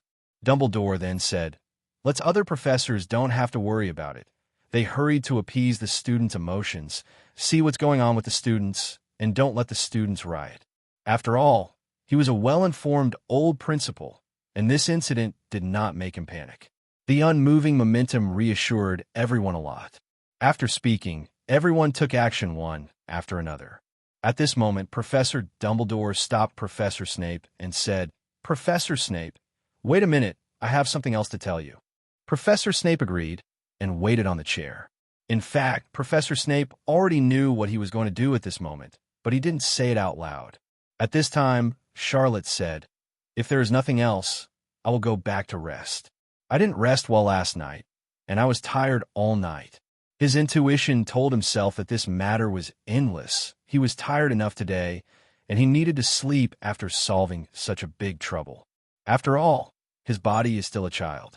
Dumbledore said, It's not easy to know you, but I still have some things to trouble you. I'm half trusting Professor Lockhart's words. I want you to go to the Chamber of Secrets with me again to find out. Charlotte actually refused in her heart, but Dumbledore repeatedly asked for Charlotte to go with him, and Charlotte had no choice but to agree. Looking back, Snape saw the diary that fell on the ground and asked, What about this diary? Thinking of the people who were bewitched by this diary sent a chill down Snape's back. This Voldemort was just too scary. Dumbledore said, This diary is not a particularly good thing. Once anyone touches it, they will become more evil, make themselves out of control, and hurt other people. My suggestion is that everyone find a way to see what can be done. It can't be disposed of, and it's that kind, it's completely disposed of, and it's not given the space and time to recover. Snape, the Horcrux in it has disappeared. This diary has lost its value, and it should not cause any substantial harm to other people. So don't worry about it. Let it fend for itself. Dumbledore. Okay, if that's the case, leave him alone and let him die. After saying that, Dumbledore threw it into the furnace, turned around, and spoke to Charlotte. How about we go to the Chamber of Secrets together now? Charlotte. Okay. In fact, Charlotte refused in his heart at this moment, because after all, he already knew the truth of the matter, and there was no need to go to the Chamber of Secrets. Also, if Dumbledore went to the Chamber of Secrets, he might discover some other facts to expose Professor Lockhart's lies. Charlotte also knew what Dumbledore was thinking. In fact, he didn't believe what Professor Lockhart said, but he had no choice but to go to the secret room to find evidence and find out the truth of the matter. Dumbledore is super controlling. He ordered Professor Snape to gather all capable students together and let them guard the entrance of the sink on the second floor. Then he led Professor Snape and Charlotte into the Chamber of Secrets. On the other side of the entrance, Joseph, there are many guarding students, and they all showed a loyal look. They know in their hearts that now they can only do this job well. When Professor Dumbledore came back, it would give them a big bonus for their work. Then the three came to the secret room together. Professor Snape, he was at the front of the line first. And Professor Dumbledore was the last in the line, and Charlotte was caught in the middle. While walking, the three finally found the snake skin that Charlotte mentioned. Dumbledore couldn't help sighing. He didn't expect that the size of the basilisk was beyond imagination, and it could reach such a large size. The three continued walking in silence, but Dumbledore couldn't find any clues at all. The walls and floors in the secret room have been destroyed by the basilisk and Charlotte in the process of impressing them. Professor Dumbledore asked Professor Snape to pay more attention to everything he saw around him, and he couldn't let go of any clues. They want to know where the hell is the basilisk. Once such a terrifying thing rampages in the campus, it will definitely cause panic. So be sure to fix this hassle. But they never expected that the basilisk is now hiding in Charlotte's cloud sleeve. Therefore, even if they searched the entire campus, it was impossible to find the basilisk. After a long time, Professor Snape reported to Professor Dumbledore and found nothing. After returning to the exit, Dumbledore said to himself with a disappointed face, "How is it possible? Where did the basilisk go when Nua's son is gone?" He didn't find any clues, so he turned to Charlotte and said, "Did you find anything?" And Charlotte took the lead. At this time, Charlotte was a little impatient, and he replied, "What do you want me to do here? I've told you everything I've seen and heard." Professor Dumbledore looked at Charlotte's sincere eyes and didn't ask any more questions. From then on, Professor Dumbledore ordered students and professors to guard the entrance of the sanitary station on the second floor every day, and no one was allowed to enter or exit. Later, things about the battle between the basilisk and Charlotte were still circulating on campus. But since then, no one has been attacked by any creature. Professor Dumbledore attaches great importance to the basilisk incident. Since then, as long as it has anything to do with the basilisk, he has ordered professors and students to conduct strict scrutiny. After a long time, Professor Dumbledore also relaxed a little bit about the basilisk. Because no students were injured by the monster's attack during this period, they were not so vigilant. The most important thing for Dumbledore right now was the House Cup. Soon the college ushered in its own end-of-semester college cup, at which the professor would present college gifts to the students. During the ceremony, the tables in the hall were filled with an assortment of food, which looked very delicious. The summer vacation is coming soon, and the atmosphere of the whole college has become cheerful and less depressing than before.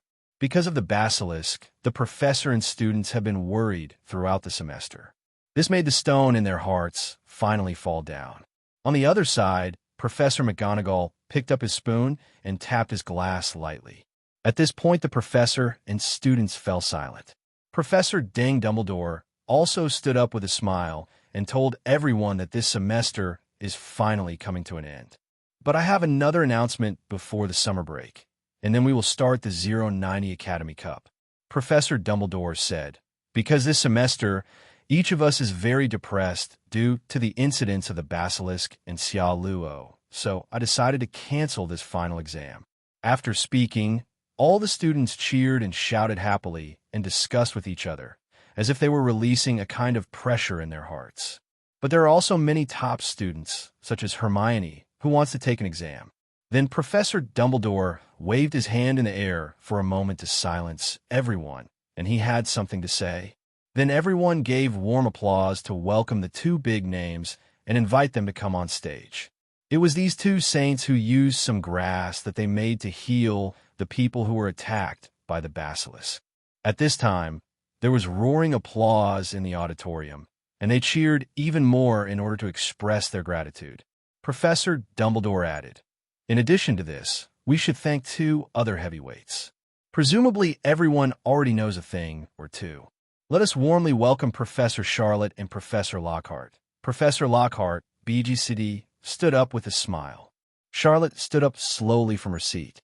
Dumbledore told everyone that everyone should encourage this Professor Lockhart more. If it weren't for him, we would not have discovered the existence of the basilisk. The entire auditorium was filled with thunderous applause, and some students even shouted Charlotte's name, calling her the head of the West. The whole college became very lively, but Professor Snape, as if he had nothing to do with himself, sat on the sidelines and enjoyed the scene in front of him. The whole thing is simply unbelievable for Xiang Luo. As a student in the grade who has not yet graduated, it is already very remarkable that he can achieve such a feat. But everyone thinks that Charlotte's grades were very good when he entered school, and it is well known that he has the current grades. Professor Dumbledore calmed down the students in his own way. Charlotte was also at the side and said, everyone be quiet. Professor Dumbledore has something to say. As soon as the voice fell, the students in the entire auditorium of the college became silent. This shows how huge Charlotte's influence is now. Dumbledore turned his head and glanced at Luo, and then took out a form, ready to start announcing the final grades of the college. This is extremely important for the 4 colleges. Professor Dumbledore began to read. Hufflepuff, 410 points. I saw Hufflepuff lowered his head dejectedly. He knew that his results this time were very unsatisfactory. Afterwards, Professor Dumbledore began to announce the results of the 3rd place. Lawan Keluo scored 430 points. Some students and professors of these 2 colleges applauded vigorously to cheer up the students, while others applauded sparsely. Gryffindor and Slytherin also gradually became very tense. Immediately afterwards, Dumbledore said loudly that the scores of the 2 colleges were exactly the same, and they both reached 480 points. The students and professors of the 2 colleges looked at each other and thought, is it going to be tied for first place this year? This is the last thing they want to see. But at this very sad time, Professor Dumbledore mentioned, but there's a college, they have a bonus option. Now everyone wait for me to announce. The house that gets the bonus points privilege is the Slytherin house. Because during the battle between Charlotte and the Basilisk, he surrendered the Razor Clam. So we've decided once again to give Slytherin House 100 points. Therefore, the champion of this year's Academy Cup is the applause and encouragement of everyone in Slytherin Academy. After hearing the news, the students and professors of Slytherin Academy cheered. Some shouted, and some even jumped up. None of them expected to win this year's championship. In contrast, the students from other colleges seemed to lose their spirits. The Slytherin students were so frantic that they lifted Charlotte's entire body and hovered in the air. Professor Snape looked at the scenes in front of him and didn't say much. He just smiled slightly. Here, Professor Dumbledore also announced the end of the final exam and that Slytherin had won the championship. The whole campus was filled with a joyful atmosphere. In addition, Charlotte actually raised a puppy. The name of this puppy is Wave Dog. In fact, the origin of this name is also very strange. The puppy was running around beside Charlotte. Charlotte saw this situation, a little impatiently asked him, "Can you stop for a while?" Tell Charlotte that you don't understand. If you have been blocked for more than 10 days, you will think you will be the same as me after you are fixed there and unblocked for you. After a while, Charlotte took it to find Slytherin's summer vacation carriage, and they were finally about to embark on a return journey. After he got on the carriage, he went downstairs and found that there was no one in the entire carriage except him. This carriage was tailor-made for him, that is, the premium carriage. There were a few other people from the college who were still on campus, working on their preparation for next term, and only Charlotte left in comfort. While admiring the scenery and tasting the food, Charlotte was thinking about one thing. Fluctuating Dog, Charlotte talked about various plans and arrangements during the summer vacation. Fluctuating dogs are more interested in food than anything else. Wave Dog said, "When I get home, I want to eat your mother's pizza." Charlotte and the Wave Dog said that we should not go home during this period, and we need to rush to Gringotts immediately. Why are we going to Gringotts? Is there something wrong with that? But right now, I just want to know about pizza. Wave Dog's face was salivating. It drools at the thought of that delicious pizza. Charlotte said to him impatiently, "If you want to go back, just go back by yourself. Don't you remember the way home?" This stupid dog is useless at critical moments and knows how to eat and eat all day long. Charlotte went on to add, "If you don't worry about getting caught, there are so many stray dogs on the streets of London these days. Aren't you afraid, Dash?" There was a sneer on the corner of his mouth. He knew this dog very well. He was timid and greedy. To deal with such a guy, he is really easy to catch. If you don't even worry about this, then I have nothing to worry about. So I turned around and left after I finished speaking. Wave Dog was actually terrified in his heart, and he curled his lips to show a very unhappy look. Even if it was a little exasperated, he really didn't understand Charlotte's behavior and didn't know what he was trying to do. If you have to do those dangerous and strange things, why can't you eat quietly at home? He's pretty much speechless, okay? Charlotte is now standing on the side of the road with a suitcase and is waiting for a passing taxi with her hands. Wave Dog stood beside him with an unhappy face, like a little girl who has been wronged. Charlotte paid no attention, as if the puppy's emotional state had nothing to do with him. However, the Wave Dog didn't dare to do anything, because he knew that without Charlotte, he might be arrested by the dog catcher. Anyway, he felt a little more anger towards Charlotte in his heart. Just then Charlotte stopped the taxi. When he was about to get in the car, the driver asked, "Hello, sir, is this your pet?" Or, I saw Charlotte took out a whole lot of pounds. It seems to be telling the driver, drive carefully, take him to the place he is going, and don't ask too much about his privacy. Then the Wave Dog got into the car with him and went to the destination. The driver took them into an alley, and Charlotte got out of the car. Charlotte and the Wave Dog walked to the end of the alley and came to the door of a bar called the Leaky Cauldron. At this time, he took out his wand and tapped lightly on the wall at the entrance of the Leaky Cauldron. Visible to the naked eye was a door opening in the wall. From this door, you can see a bustling street on the opposite side, which is filled with a wide variety of goods, and pedestrians are coming and going, busy, and they are wearing wizard clothes in different forms. Charlotte took her pet across the street to a corner on the opposite side, and he was the legendary Gringotts. But at this time, the Wave Dog was very dissatisfied. He kept asking Charlotte why you came here, and what are you doing here? At this time, Charlotte felt that her pet had become very impatient, and he shouted, "What does it have to do with you?" As he spoke, he entered the gate of Gringotts. After entering the gate, he could see a dazzling hall filled with marble. In the hall, there is a so-called goblin who is doing accounts and screening jewels with strange glasses. Charlotte walked up to him and said, "Hello, I need to go to the vault to get something." The goblin said to him, "What is your identity? Please report your information to me, and I will ask my superiors for instructions." Charlotte replied, "My name is Charlotte, please report." Charlotte knew in her heart that the person in front of her must be a newcomer. Otherwise, it would be impossible for her not to know his identity at all. The goblin said to him, "Have you brought the key?" Charlotte showed him the golden key she was carrying. Seeing Charlotte's key, the goblin showed surprise on his face and said to him, "Sir, please go inside." Then the two of them came to the place where they were going. The goblin leads Charlotte and his dog to a gate and opens the gate to find the entrance to a different cave. These caves are bottomless and look very strange. At the bottom of the dark cave, I don't know what is hidden. As for flowers, they can go to each cave by sliding to slide. Immediately afterwards, the goblin took them to choose the entrance of a cave together, and they went in together and got on a zipline car together.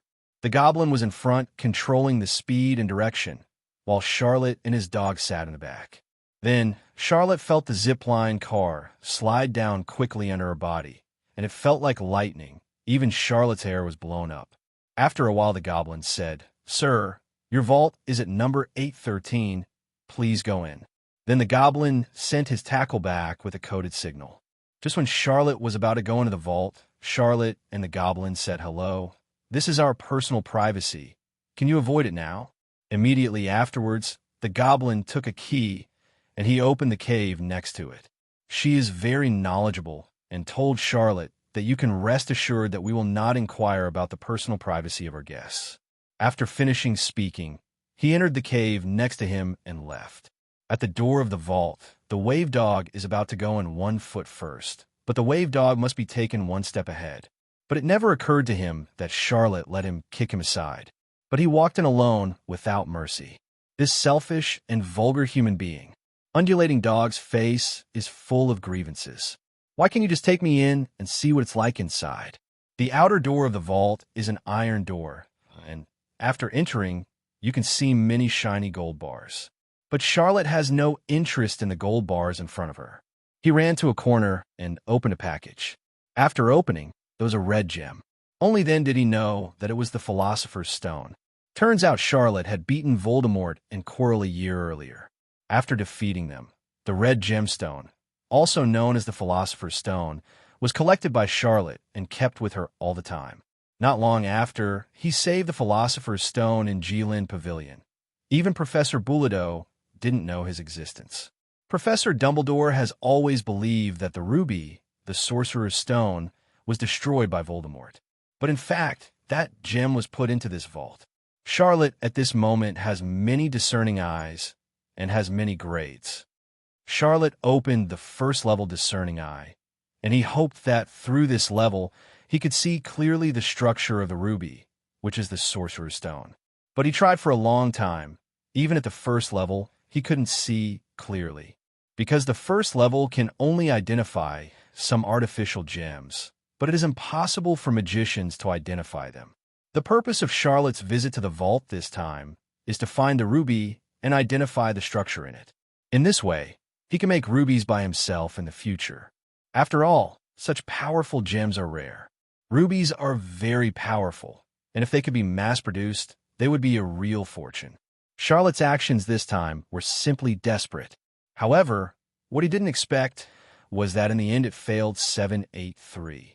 For Charlotte, the best solution for Ruby is to identify the structure through gradients, and then process and improve him to make him stronger.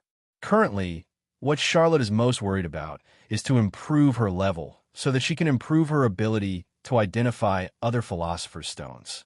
Disappointed after some exploration, Charlotte took the wave to the exit of the cave. Fairy, after seeing him, tell him everything is done? Have you checked it out? Charlotte nodded, and then the goblin came to the door of the vault to check again and took them away after the check was correct. Volatile Dog is very angry now. He just wanted to see how much Charlotte's savings were, but he was kicked out mercilessly. After going out the gate, the little dog Charlotte said, "How about it? Everything is done. We can go home now. My stomach is already hungry." Charlotte looked at it viciously, and he said, "Don't think I don't know if there's a sausage in my backpack, and you ate it. This little dog is back to where you've been in it for so long. What do you think?" Charlotte smiled and said, "Yes, I forgive you. Then you are going to the bank with me now." Volatile Dog said why he went to the bank again. "Didn't you just go to the vault just now?" Charlotte said, "The bank we're in is a muggle bank, not here. Let's go." After entering the bank, the tall lady in the bank lobby said to Charlotte, "Hello, sir. What business do you do?" The fluctuating dog with an impatient and unwilling face was very unhappy, but when he saw the beauty in front of him, his face suddenly changed. He wagged his tail and walked in front of her, dawdling beside her trouser legs. But the beauty advisor still ignored him. Charlotte asked very politely, Can you check my deposit for me? After speaking, he took out a black Bank of England card. He politely handed the card to the lady in front of him. People who can get Black Bank card in England are generally very high-ranking people. Generally, only VIP customers can enjoy such treatment, and customers who can apply for a card at the Bank of England are of higher status. The beauty immediately became more polite when she saw the Black Bank of England card, smiled, and said to him, "Sir, please come with me." The lady brought Charlotte to a high-end meeting hall where all kinds of high-end red wine and foreign wine were placed on the feasting tables. At this time, beside the dining table, there appeared a beautiful woman whose name was Jenny Romancia. The woman held out her hand for a polite acquaintance with Charlotte. Charlotte gently shook hands with the lady and said to her, "I have something else to do. You go ahead. I just came to check. My deposit has no other meaning." Jenny also took the computer, so she opened it, walked forward, greeted Charlotte cordially, and said, "Hello, sir. You are our distinguished VIP customer here. I am happy to serve you. Please see here it is our login interface. You only need to enter your login password, and that's it." Then Charlotte entered the login password, and then an interface appeared with a deposit balance and transaction record options, and Charlotte clicked on it. What he saw was a series of numbers and countless transaction records. Jenny was also a little stunned. Charlotte actually didn't understand these things, so he asked Jenny to check for him, and then told him, "Take a look at where the recent investment came from, whether there is any abnormality in the balance of the fund and the amount of fund changes." Jenny inquired carefully, for fear of making a mistake with Mr. Charlotte. After all, he is a big client here, and if she made a mistake, the boss might not let her go. He might even lose the job. So he checked carefully, and after checking everything, he explained each item carefully to Mr. Charlotte. Charlotte was also a little confused when he heard it, because he didn't understand these after all. So he said, "Beauty, just tell me how much my latest income is." Jenny said, "Okay, Mr. Charlotte, just a moment. Your recent income is £350,000. The money is returned to your account through investment income. Most of it is called by a publishing house called Bloomsbury of." After hearing this, Charlotte felt very satisfied and nodded. Then he asked again, "Is there no other benefit?" Jenny said, "You have other funds, but most of them are used for investment and working capital. Most of them are also transferred from your account by this publishing house." After finishing speaking, Jenny looked at Charlotte and looked at him carefully. Her eyes were full of envy, and she even had the urge to marry him, and suddenly felt that he was really handsome. Charlotte also understands that the extra money is the result of his own hard work. As a writer, he always has his own special works, and it is the work Twilight that made him popular in 4.3 put with the opportunity to make extra money. Charlotte said, "Okay, girl, I see. Thank you."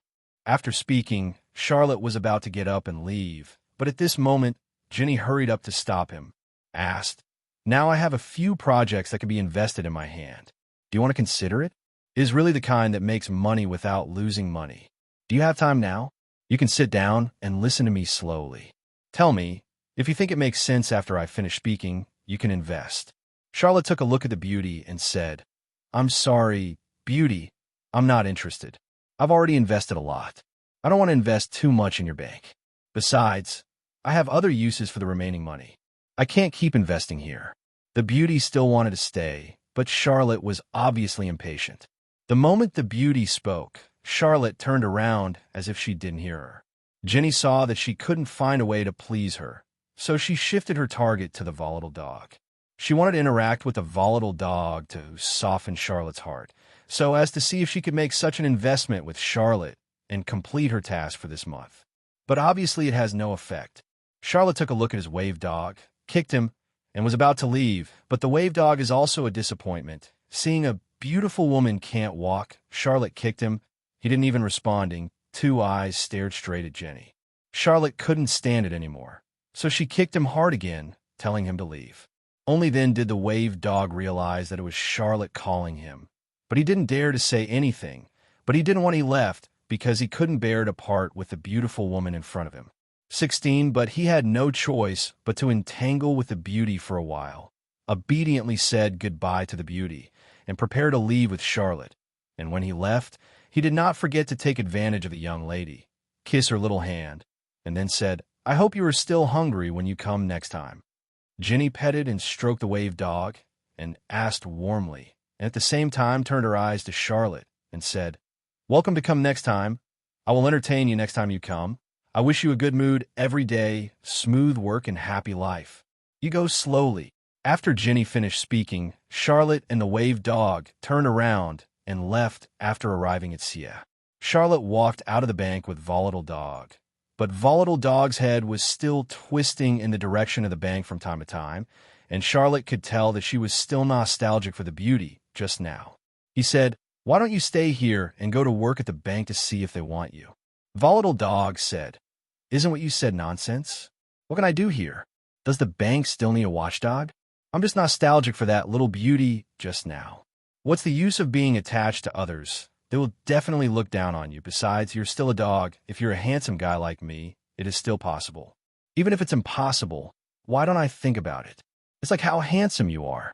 If I were human, that young lady would definitely have a crush on me, but not on you." Charlotte said, "Don't be talkative. Let's think about it when we have time and see if we can find a more suitable investment and make more money so that you can also eat better. Let's go home. Mom waiting at home." Then Charlotte and Undulating Dog set off on their way home. They walked for about half an hour before they reached the door of the house. Undulating Dog was also panting from exhaustion, and Xiao Luo was too tired to speak. Dry mouth. When they walked into the yard, their mother saw them from the window and hurriedly greeted them, and they also greeted their mother with smiles on their faces, thinking, "Finally back." The mother was also very happy to see them coming back, and hurried downstairs to greet them. When she saw Charlotte, the mother went up and hugged her. It was enough to see that they hadn't seen each other for a long time, and the mother missed him deeply. At present, he was concerned about. Charlotte's cold and warm, and didn't notice the Undulating Dog, and the Undulating Dog felt a little uncomfortable, but after a while, his mother noticed him and went up to hug him. He was also happy in his heart, licking his mother's cheek, happily like a child. "Tell him, I've made something delicious for you. Let's go back and eat together." Undulating Dog bounced happily and headed home. As a mother, she held her child's hand for a long time, reluctant to let go, and asked him, "How is your school doing now? I've heard about it before. It's best if you're fine." Charlotte said, "How could anything happen to me? With my dear mother protecting me, I'll be all right." My mother said, "That's not okay. I have to be responsible for myself. I only have a child like you, and I still count on you to take care of me in the future." After speaking, the mother shed tears excitedly, holding Charlotte tightly, reluctant to let go. Charlotte was also moved to tears, and then said, "Mom, I know. I will take care of myself, and I will tell you in time if there is anything, so that you don't worry." At this time, Charlotte's father came out, and seeing Charlotte couldn't help being happy. "Charlotte is doing well now. We should be happy for him." The mother said, "The child has become better. I am happy for him, but he must also pay attention to his own safety. After all, safety comes first." Charlotte said, "Even if the family has money, I must rely on myself. After all, I have grown up so much, and I may not be able to rely on the family in the future. I can't be a parasite in the family." Yin Sichuan and Charlotte said, "Your family property is very rich. Your father's family property will be yours sooner or later. Are you afraid of being robbed?" Charlotte smiled and said, "I have my own ideas, and I want to earn money through my own efforts. Just wait and see." Yin Fan and Yin Sichuan thought to themselves, what if a student suffers a disadvantage outside? Charlotte had an idea. "Don't worry." Only then did Yin Fan feel relieved and said to Charlotte, "Okay, you must be careful when you are outside, and if you suffer a loss, you must tell your family." Charlotte nodded. He thought to himself, "Now that I am out of the control of my parents, I can play freely in Rolling Alley." Bloomsbury Publishing House is now located next to the luxurious commercial street. The streets are full of people coming and going, and all of them exude a commercial atmosphere. After Charlotte came to Bloomsbury Publishing House, she entered Jinba Wing Huang and asked him and the young lady at the entrance of the hall and said, "Hi, please help me find your supervisor." However, The management staff at the front desk didn't take Charlotte seriously. They just thought that what a brat could do with our supervisor. He must be here to make trouble. Charlotte still said politely, "Please inform me. I believe that your supervisor will be willing to see me." The front desk lady looked at the whereabouts helplessly and said, "Do you have an appointment? If there is no appointment, it is impossible for the guest to see Mr. Canning." Charlotte shook her head and told the front desk that you can give him a call and ask him to report my name. Charlotte looked at the still determined eyes of the front desk lady, as if she was really telling her, "Don't worry, I will take care of what happened." There was strong persuasiveness in Charlotte's eyes. Seeing the firm look in the front desk's eyes, he could only say that he had no choice, so he called his office. Said, "Hello, sir. There is someone here who wants to see you. This is your acquaintance, and he is not very old. Let's see if you see or not." After hearing this, Mr. Barker thought this question was ridiculous. Said, "Just this question? Is it just to talk about this? If there is nothing else, you should hang up quickly. I still have important things to do." Buck's voice was full of impatience. He was so busy. This woman actually wasted his precious time. The tone of Mr. Barker at the front desk seemed not very good, as if he was negotiating the price with an advertiser. Maybe they didn't negotiate, so he was in a bad mood. Buck was about to hang up the phone after finishing speaking, but just a second before hanging up, something seemed to appear in his mind, and he suddenly asked, "You said it was a child? How old is the child, and what does it look like?" After hearing this, the front desk lady carefully described the child's appearance to Buck. In fact, he had already planned to invite Charlotte out, thinking that Charlotte was here to make trouble, but he never thought that he might really know Mr. Buck. After hearing the description from the lady at the front desk, Mr. Buck didn't even bother to talk. He immediately got up and ran downstairs and rushed to the front desk, forgetting all about your advertiser. "Forget it. Hello, is this Mr. Canning? Can you hear me?" The front desk lady picked up the phone again, but there was still no response from the phone. Charlotte said, "Why are you silent? Where is Mr. Canning?" The lady at the front desk didn't know what happened, because she couldn't contact Mr. Barker and she didn't know what to do. But what she didn't know was that Mr. Barker had already taken the elevator at this time and reached the first floor and saw Charlotte as soon as he got off the elevator. He was very excited inside, but thinking that Charlotte still knew nothing about the outside world, he didn't show it. He adjusted his emotions and walked to the front desk slowly. At this time, the lady at the front desk saw Mr. Barker, and she was also very surprised. Actually, Mr. Barker came down to greet him, and it was a child, so this child must be not an ordinary person. "Mr. Cunningham, hello? We haven't seen each other for a long time." Charlotte smiled and stretched out her hands while talking, and Buck also smiled and held hands tightly. It seemed that the relationship between the two people was really unusual, and said, "This is not a place to talk. Let's talk in my office." Charlotte said, "Okay, I'll listen to your arrangement, but what I want to say is that your front desk has a bit service attitude, and you can't judge people by their appearance." She gave the front desk lady a squinting look as she spoke. Mr. Barker smiled and said, Okay, I'll hold a meeting for them when I get down." The lady at the front desk also bowed her head in embarrassment at this time. She really didn't know that a child could have such a good relationship with Mr. Buck because she was too small. Mr. Barker and Charlotte walked up to the second floor with their arms around their shoulders. The front desk lady watched in surprise from behind, still in shock from what just happened. My heart suddenly became uneasy. I did not receive Charlotte well. Will Mr. Charlotte say that I am not good at Mr. Buck, and she may even lose her job because of this incident? After all, she can see it. Mr. Buck, the relationship with Mr. Charlotte is very unusual. We haven't seen each other this year, and you are busy with everything big and small. It's hard work, Charlotte said with a smile. Mr. Barker said, "Don't say that. I also want to thank you. It is because of your Twilight that I can develop the newspaper so well now. I really appreciate you, Mr. Charlotte." Because Charlotte is not here for a year, he doesn't know how his book sales are and whether the people here like the book. Mr. Barker said, "As soon as your book came out, it was looted by the citizens.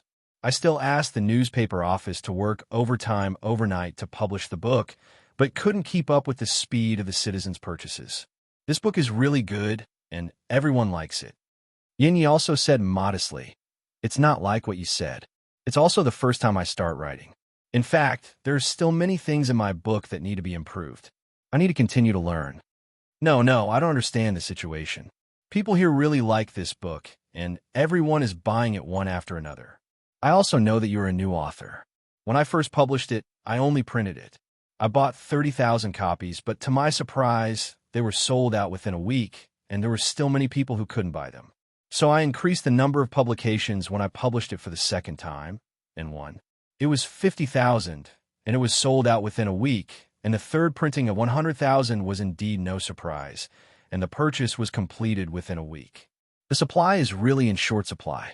Charlotte looked at Mr. Barker in amazement and said, "Is my book so popular?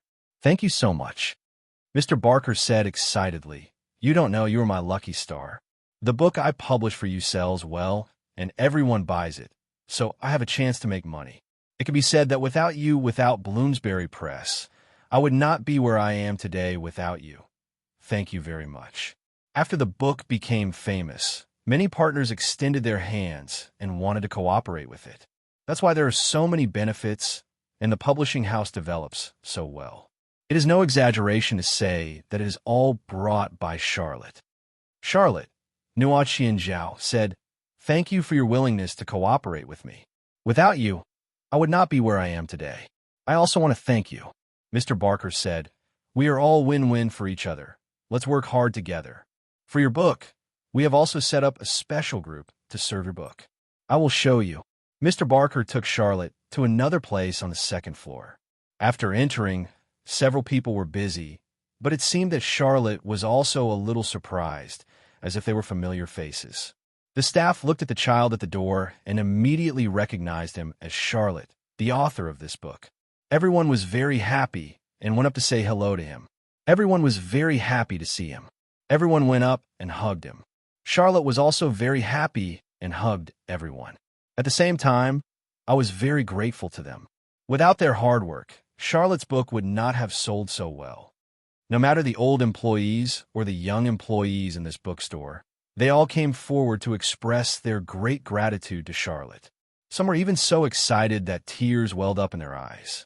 Mr. Buck is also extremely excited. He said to Charlotte, "If it weren't for your Twilight, our family's bookstore may have closed down long ago, and the economy of Bloomsbury Press has been poor in recent years.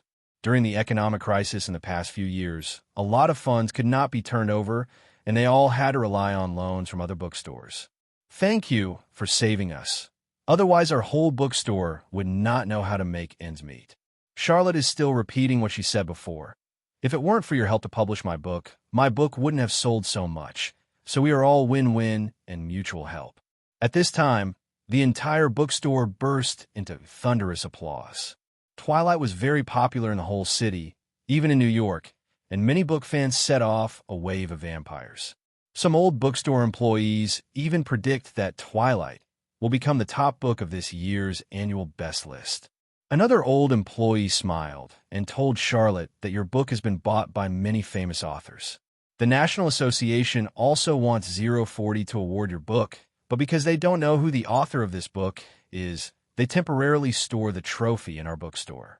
Mr. Barker and Ciro said that all walks of life are now guessing who the author of this book is, and they may be wondering which famous writer wrote this book incognito. But they must never have imagined that the author turned out to be a child who is not yet grown up. Charlotte is very curious at this time. He especially wants to know how other people evaluate him. So he asked Mr. Barker, "So how do people guess my identity?" Mr. Barker said with a smile, "Some people he can only guess some famous writers, but there are also some very thick-skinned people who claim that this book is from the middle." Mr. Barker added, "I think it's better for you to announce your identity to the public as soon as possible, so that everyone will not panic and guess at will." Charlotte replied, "Don't worry. When I want to announce, I will naturally announce this question. You don't have to worry." Buck smiled and said, "Then can we discuss the story about Twilight now?" Charlotte immediately refused, saying that I have to go to work now, and I will come to you to discuss the plot when I have time for other things. Mr. Buck curled his lips a little unhappy. Seeing the situation, Charlotte promised Mr. Barker that I would get it to your bookstore as soon as I was done. Let's discuss together that this famous book is from my hand." After he finished speaking, he burst out laughing. Charlotte and Buck spoke to themselves, and time was tight for leaving now. Mr. Barker hurriedly asked him to stay, and said to Charlotte, "Won't you stay a little longer? I've booked a restaurant to have dinner with you." Buck was very enthusiastic about the first move, and even Charlotte was a little embarrassed to refuse. Charlotte said, "No, thank you for your kindness. I appreciate it." Mr. Barker felt that Mr. Charlotte could not be kept this time, and said to him, "Well, you must pay attention to safety on the road, and remember to call if you have anything to do." Charlotte nodded, so he went downstairs. He didn't want to announce his identity for fear of causing a sensation, but when he walked to the door of the publishing house, he found that some people were already ready to move. It seemed that they wanted to hide their identity may not last long. Afterwards, he immediately took a taxi to the Broken Axe bar. This is a very interesting bar. After Charlotte arrived at the door of the Broken Axe, he got out of the car and went to an alley across the street. At the corner of the alley, he saw some items that could help him open a store. Then he followed the hints given to him by some old people in his mind. He came to a shop. After walking into the shop, he saw BG, a man. This man was wearing a black robe with a black cloth on his face. He didn't know what he looked like. The man said coldly with no expression on his face, "Then you are here." Charlotte said to him, "Yes, I am here this time to get the few robes I said I ordered last time." The man responded and turned around calmly. Then, the man took out some very weird robes from the closet behind him and handed them to Charlotte. Then he said to Charlotte, "I hope these robes are not for you to use for evil. Please make good use of them." His voice was commanding, and it sounded unpleasant. Charlotte said with some dissatisfaction, "Obviously you opened an unknown store, and you don't know what's going on, but you still want a customer." Then Charlotte picked up the witch robe and went out, and he paid the man the money he had prepared. Charlotte knew in her heart that what he called these robes were actually a magical item. These magic robes are extraordinary. When she puts on these robes, she can confuse others' sight and hearing, and even hide her so that others cannot find him. At this moment, Charlotte was actually very happy in her heart, and then he put on a wizard's robe and strode out of the alley. After he walked out, he felt a powerful magical force surrounding his whole body, and he could clearly see what the passers-by were doing. At the end of the rolling alley, Charlotte saw a dozen or so wizards gathered around, not knowing what they were discussing or what they were going to do. This shop is exactly what Charlotte was going to decorate, because the wizard asked him to help. Charlotte went to the middle of this group of wizards and said to them, "You are the one I want to find. You must be waiting for me." Charlotte made a hoarse voice that was out of place with his underage voice. There was a harshness in his voice. One of the wizards among this group of wizards said, "Mr. Charlotte, you said you wanted to buy this store, so have you got enough money for today?" Charlotte replied, "If I don't bring money, can I come here to meet you?" And he took out a black bank card, which was the business that was handled at the Bank of England before. Charlotte said coldly, "Don't pretend to understand. You must know him. He is a muggled bank card." The wizard showed a guilty look, and when it comes to being sorry, it is because we don't know good from bad. Their attitude immediately became humble. A wizard took the bank card in Charlotte's hand, and he swiped the bank card on his credit card machine. The technique is very skilled, and Charlotte thought it must be extremely skilled in operation. Then Charlotte entered her password, and then used her bank card from her bank card. At this time, Charlotte felt distressed, because the money she had worked hard for half a year was wiped out within 0.5 seconds. The wizard in Xianglua smiled and said, "Okay, Mr. Xiaoluo will be your shop from now on, and you can direct us to decorate this shop as you like." At this time, Charlotte was happy once, and he immediately ordered the sick wizard to use his own magic to decorate the shop. Charlotte is very handy in commanding these wizards, saying for a while, "The position of the flower needs to be moved," and for a while a long dragon needs to be carved on the pillar. He kept saying, "This stuff of mine should be here, and that stuff should be there." The wizards think that it is actually very simple to decorate other shops by themselves. However, for Charlotte, his requirements are very strict. So much so that the wizard found it very difficult and scratched his head. Finally, at the end of the day, the wizards finally completed this arduous task. Charlotte stood at the door of her shop, typing her masterpiece. He felt very comfortable in his heart. There are strangely shaped items and gadgets at the door of this shop, and all kinds of items exude a mysterious atmosphere. The magic elements inside are very abundant, and there are many magic props inside. A conspicuous crystal ball can be seen in the center of the store. However, Charlotte's boss position is arranged next to the crystal ball. Charlotte felt very satisfied with this shop. The part he is most satisfied with is the location of the shop. This location is located at the entrance of the alley, and this location is very conspicuous, so you can see this shop when you come and go. As long as you walk around here, you will pass by your own shop. This can greatly attract the attention of customers. In the future, the business here will also be very good. At this time, Charlotte took out her wand and carved 3 big words "Appraisal Shop" on the door of the shop. There are also English notes written on the 3 door plaques. Charlotte wrote at the door, "Welcome customers and friends from all over the world to come here to identify their magic artifacts. As long as you want to identify, we can meet all your needs here." But this appraisal seems to be a more difficult matter for other people. But as far as Charlotte is concerned, he has first-class discernment. He can easily determine what kind of material the magic material is, and it is easy to identify. All the work has been prepared, the store has been renovated, and now everyone is looking forward to it, which is the opening tomorrow. In the early morning of the next day, the sky was bright, and everyone was still in a hazy state. Some wizards had already walked to the streets of Rolling Alley, and there was a lot of traffic at the intersection. Charlotte sat next to the crystal ball and sat upright in her chair. Passers-by saw this store and couldn't help discussing with each other, "Get up on the street. Isn't this store often closed? Why did a new one open? It doesn't look like it will close again soon, right?"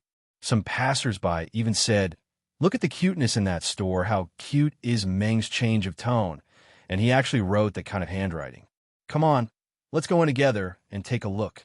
After that, the 2 wizards walked in, and when they came to the shop, they found Charlotte taking a nap on the seat next to the crystal ball. There were 2 other wizards in the store. They shouted at Charlotte and said to him, "The boss is a customer coming in. You should go and greet him quickly." And after speaking, Charlotte woke up from a hazy sleep. Of the 2 wizards who just came in, one was fat and the other was thin. But it seems that Charlotte didn't pay attention to these 2 wizards at all and still didn't make any movement on the homework. One of the overweight wizards asked Charlotte, "Are you sure the identification written at the door is true? So if I give you a magic item, what kind of punishment will you be if you can't identify it?" Charlotte didn't find his words irritating. He just replied, "If you don't believe it, you can hand over an item if you suspect it. Ask for flowers." The overweight wizard and Charlotte said, "You have to know that if it is fake, you will have to pay 10 times the compensation." Charlotte laughed. "No problem. That's true." The skinny wizard, laughing, "It's not the first time the 2 of us have been here for many years to see you so arrogant. Looks like you haven't seen much of the world yet, young man." Charlotte still said in one sentence, "Bring the props. Let's try it now." The thin wizard taunted. He and Charlotte said that this magical world is not as simple as you imagined, and the props are not so easy to identify. The 2 wizards asked, "Tell me, how much is an appraisal?" Charlotte said, "1 piece of gold coins, but you're the first customers of the new store opening today. So how about I plan to give you a discount?" The wizard replied, "What kind of preferential method?" Charlotte said, "Of course it is a free appraisal." The 2 wizards agreed on the spot, but Charlotte made a request. He said to the 2 wizards, "If I help you identify successfully, you need to help me promote it for a day. If the appraisal fails, then we will compensate you 10 times the fine, which is 50 gold coins." When the 2 wizards heard that they wanted to help her promote the store, they immediately became hesitant, and they were reluctant to make a decision. But when they heard that they could get a fine of 50 gold coins, it turned out to be about 10 times, and they started to move around. The fatter wizard said the deal, and I agree with you. The thinner wizard next to him told him not to be impulsive. If he succeeds, we will stay here for a day to help her promote it. The fatter wizard said, "Don't worry, I have a few magic spells in my hand, and a lot of props. Even experts can't identify them. Do you think I will trust a little furry boy?" After speaking, he took out a black hardcover item from his black robe. Charlotte began to give a professional analysis and explanation. After speaking, did he explain clearly? The fat wizard said, "Is this the end?" The thin wizard immediately became irritable. He slapped the table and shouted, "Are you fooling us? Do you think we are all fools under the eyes of everyone, and you tease each of us? Do you think that what you say is what you say, and you can judge it at will by just saying a few words?" Charlotte ignored his behavior at all and wasn't angry. There is no need to be angry with such a person. He just needs to slap the opponent's face fiercely, leaving him speechless. Charlotte smiled slightly and said, "I'm teasing? Come on, where you can see it with your own eyes. It seems that you would rather die than surrender." He doesn't like hard-talking people. Some people are like that. They don't cry when they don't see the coffin. Charlotte said, "Get out your philosopher's stone." After speaking, the wizard 630 casually threw the philosopher's stone to Charlotte. I saw Charlotte put it into a water glass, but the water turned purple after a while. This explains the problem to a considerable extent. Charlotte said proudly, "Is there anything else you want to say?" The two wizards said, "How can we guarantee that you're not playing tricks and using magic to blind the eyes of the masses?" After hearing this, Charlotte showed a little impatience. He couldn't stand the second provocation. Why can't this kind of person admit his mistakes in a proper manner? Do you have to make yourself rough? Charlotte immediately pressed the skinny wizard's hand firmly on the table. There was a look of fear on the wizard's face, and he couldn't help shouting, "Stop! What are you going to do?" Then Charlotte poured the water glass with the philosopher's stone into his hand directly. The wizard shouted, making a shrill sound. There was severe pain in his hand, which made him struggle desperately. It's like being burned by flames. What was even more obvious was that the wizard's hand also completely turned purple in less than 5 seconds. Charlotte only said one sentence. "What about now? Do you have any regrets?" The wizard was in so much pain that he couldn't speak. All he could do was wave his hands and twist his body to relieve himself quickly. It may be the stimulating effect of the drug, which makes the blood of the human body become boiling hot. The fat wizard looked at the skinny wizard in great pain and felt extremely annoyed. He felt that he was doomed, and he shouldn't have placed such a big bet. Seeing the expressions of these two people, Charlotte asked, "Why? Are you going to break your promise?" The thin wizard kept spinning in the hall, unable to stop at all. His face was full of despair and pain. He kept roaring and roaring. He kept repeating, "Come and save me. Don't just look at it and don't do it. We have shared weal and woe for so many years. Is this friendship gone? I really can't stand it anymore. Help!" Charlotte ignored the thin wizard's begging at all. He just looked at the fat wizard slowly. Seeing the situation, the fat wizard had no choice but to say, "I understand. We promise you. We will definitely fulfill our promise." After Charlotte listened, she looked at the skinny wizard and then said her own spell slowly. His face was full of ridicule, as if he was playing with these people, just when the skinny wizard was about to faint in pain. Then he suddenly laughed and said, "You liars, if you want to break the magic, just put your hands in pure water and it will be solved." The skinny wizard let out a howl of rage. Charlotte pointed to the public toilet behind the wizards and said, "Go." The two wizards had no chance to refute. The fat wizard supported him and said that the wizard went to the bathroom and walked in. Charlotte immediately heard a crackling sound coming from the bathroom, and then he told the two wizards that you should be quiet in there and don't destroy anything I have. After a while, the two wizards came out. The thin wizard's face is haggard and depressed, without any spirit, and the fat one also had a tired look on his face. I don't know, I thought he did something shameful in the bathroom. On Charlotte's face, the smile grew stronger, as if watching a comedy. After Charlotte saw the two wizards coming out, she told them that the solution was over, so it will be hard for you. Please fulfill your promise. The fat wizard had no choice but to put away his own magician, and then looked at the thin wizard. Charlotte, on the other hand, didn't seem to care at all about their secret chatter. Also, it is too easy to deal with such a person. The eyes of the two people seemed to be communicating with each other, and then the two came to the door of the store and shouted loudly, "Everyone, come and have a look at the news store. If you have a magician who needs to be identified, come in and have a look. If you can't identify it, you can get 10 times the compensation." The two wizards were very downcast. They never imagined that they were originally a famous wizard, but now they have become a shop's publicity, which is really degrading their identity. The passers-by who came and went at the interface of this alley were very strange to the two wizards at the door. They were very curious about why these two people kept shouting here, so they thought that a passerby ran over and asked what you were doing.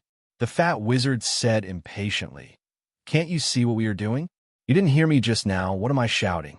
The new store needs to be opened. Come in and take a look. The boss can help you identify the Philosopher's Stone." The wizard said, "You help others to promote the store, and you are so arrogant. I don't know what you're talking about. Aren't you a propagandist? You are not the boss." The wizard and the skinny wizard replied even more impatiently, "If you want to see it, don't look at it. If you don't look at it, you will fall down. If you don't look at it, get out of here." The wizard became very irritable. He said, "If you don't let me see it, I won't look at it.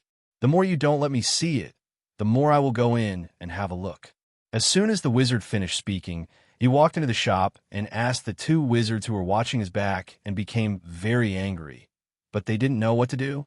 Walking into the hall, the wizard saw Charlotte on the chair next to the crystal, and he asked, "Are you the boss?" Charlotte replied, "Yes. Do you need to identify a magician?" The wizard said about the boss, "We can't do business so directly or so bluntly."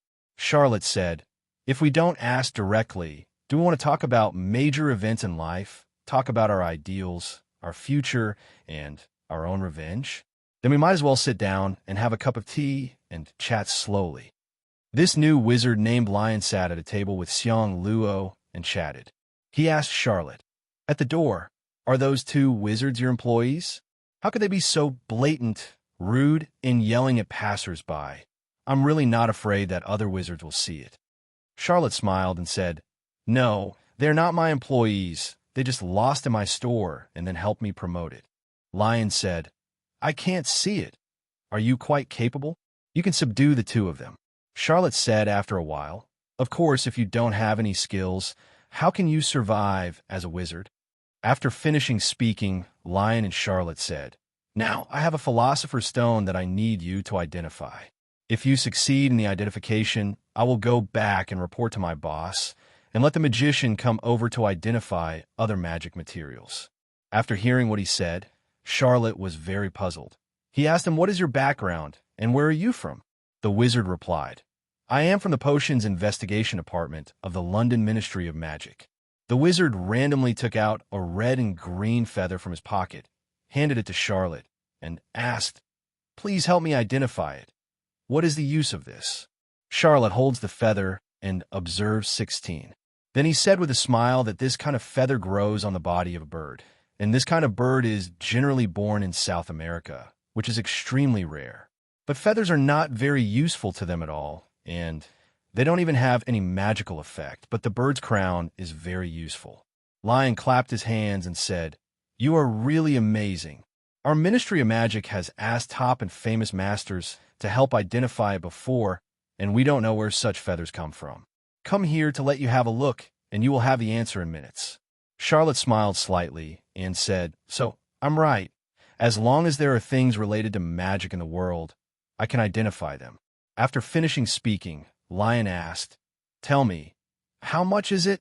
Charlotte nodded. "Since you are the administrator of the Ministry of Magic, it's free this time, as long as you go back and help me promote it." The gentleman thought for a while. "I didn't expect your store business to be so prosperous. You can not only be a person but also do things. After I go back to the Ministry of Magic, I will report this news to my colleagues." At present, two wizards are willing to help Charlotte's store to promote, and now there is one more Mr. Lion, so that under the partnership of 3 or 4 people, the store will become more and more prosperous. After a while, many wizards gathered in front of the shop. Some really wanted to identify the magician, and some wanted to get the tenfold compensation that Charlotte said. Different people came to the store with different purposes. Charlotte did have this ability.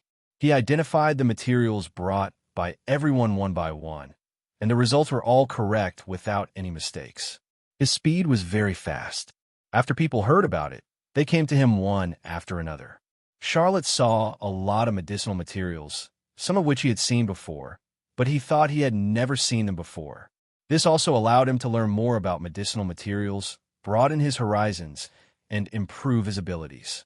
But from another perspective, there are everyone here. That's why he saw many people he didn't see. It was actually a very correct choice for him to choose to do business here. Many people set up shop here.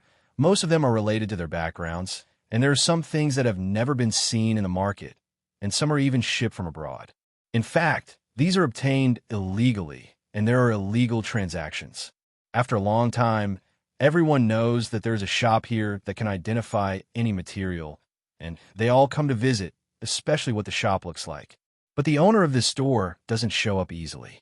Many people will check Charlotte's background in private, but they can't find it. I don't know when and where, and I don't know where he came from. It feels like there is no reason. Come out with such a person. But no matter where he came from, everyone is only interested in his appraisal ability and admires him very much. Many people want to steal his appraisal ability books, but this must be a fantasy Charlotte is impossible to let them succeed of. So I can only visit him often and have a good relationship with him. In this place, there are actually quite a few heavyweight masters. After hearing about this store, they didn't believe it, thinking that he was here to disrupt the market and disrupt the situation. Some masters came directly to his shop to find out what kind of shop it was, and they bragged to everyone to the sky. Sure enough, a professor named Barnes came here today. Everyone respected him and greeted him, but he didn't care about other people. He only had Charlotte's shop in his eyes. Walked in the direction of the store. There were many people around the door of Charlotte's store, but when they saw the professor approaching, everyone gave way one after another because the professor also had a very high status here. When a professor walked in, more people surrounded him, all full of curiosity to see what would happen next. The professor saw that there happened to be a person inside who was doing the appraisal, but Charlotte quickly finished the appraisal. At this moment, the wizard saw Professor Barnes and also tactfully moved out of his seat to make way for Professor Bath. Step aside. Charlotte saw a person come in, but he had never seen him before and kept looking back and forth at him. But for Professor Barnes, everyone knows him. DeLuo also heard the name in the crowd next to him and casually stepped forward to say hello to him. Never seen a real person. After seeing her today, Charlotte also felt a little surprised. She stood up from her seat and stepped forward to shake hands with Professor Barnes. But it was obvious that the professor came here today to mess things up. He ignored Charlotte, walked around, looked at his shop. Disdainfully, he said to Charlotte, "Who asked you to open a store here? Have you got our approval? Besides, do you have the ability? You just opened 560 here. How dare you say that all materials can be identified and the accuracy rate can reach 100%? The man's expression was obviously skeptical, as if Charlotte's store was a scam shop. Charlotte didn't give him a good face either. After all, Charlotte has done a good job. Since he came in, she has been respectful to him, but he doesn't appreciate it. Chong Luo doesn't need to spoil him anymore. So he said, "Don't worry about whether I can achieve 100% accuracy. Since I dare to open this store and say such things, I am not afraid of your doubts. You are welcome to challenge at any time, but I am afraid that you will return without success. Young people, don't be too arrogant." Barnes was furious, slapped the table and yelled. His eyes were full of anger, and the people around him backed away in fright, and no one spoke. Everyone in the audience was very quiet. It could be seen that this professor does have a different status. They felt a little fear of his imposing manner. But at this moment, Charlotte didn't have the upper hand in the slightest, standing there motionless, without even blinking her eyes, looking at Barnes calmly. But he still said reluctantly, "Why don't you talk? I think I know everything. I don't know how to respect the old professor. How can a person like you be able to appraise the materials?" It is obvious that he used some deceptive trick. Charlotte said to Professor Barnes with a slight smile, "I am already polite enough to you.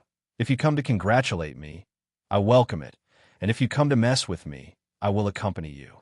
As for the appraisal materials, I'm sure I'm 100% better than you, don't worry. But if it is said that I use some tricks to deceive everyone, I don't like to hear this, so please take it back."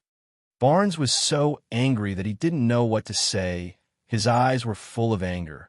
It was the first time for the young man to teach him a lesson. No one dared to talk to him like that. Professor Barnes said angrily, "I just want to challenge you, and I'm here to smash the factory. I want to see what skills you have.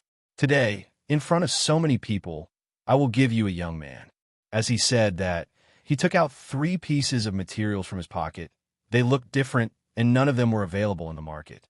This undoubtedly added a lot of difficulty to Charlotte, but Charlotte is not a big deal either.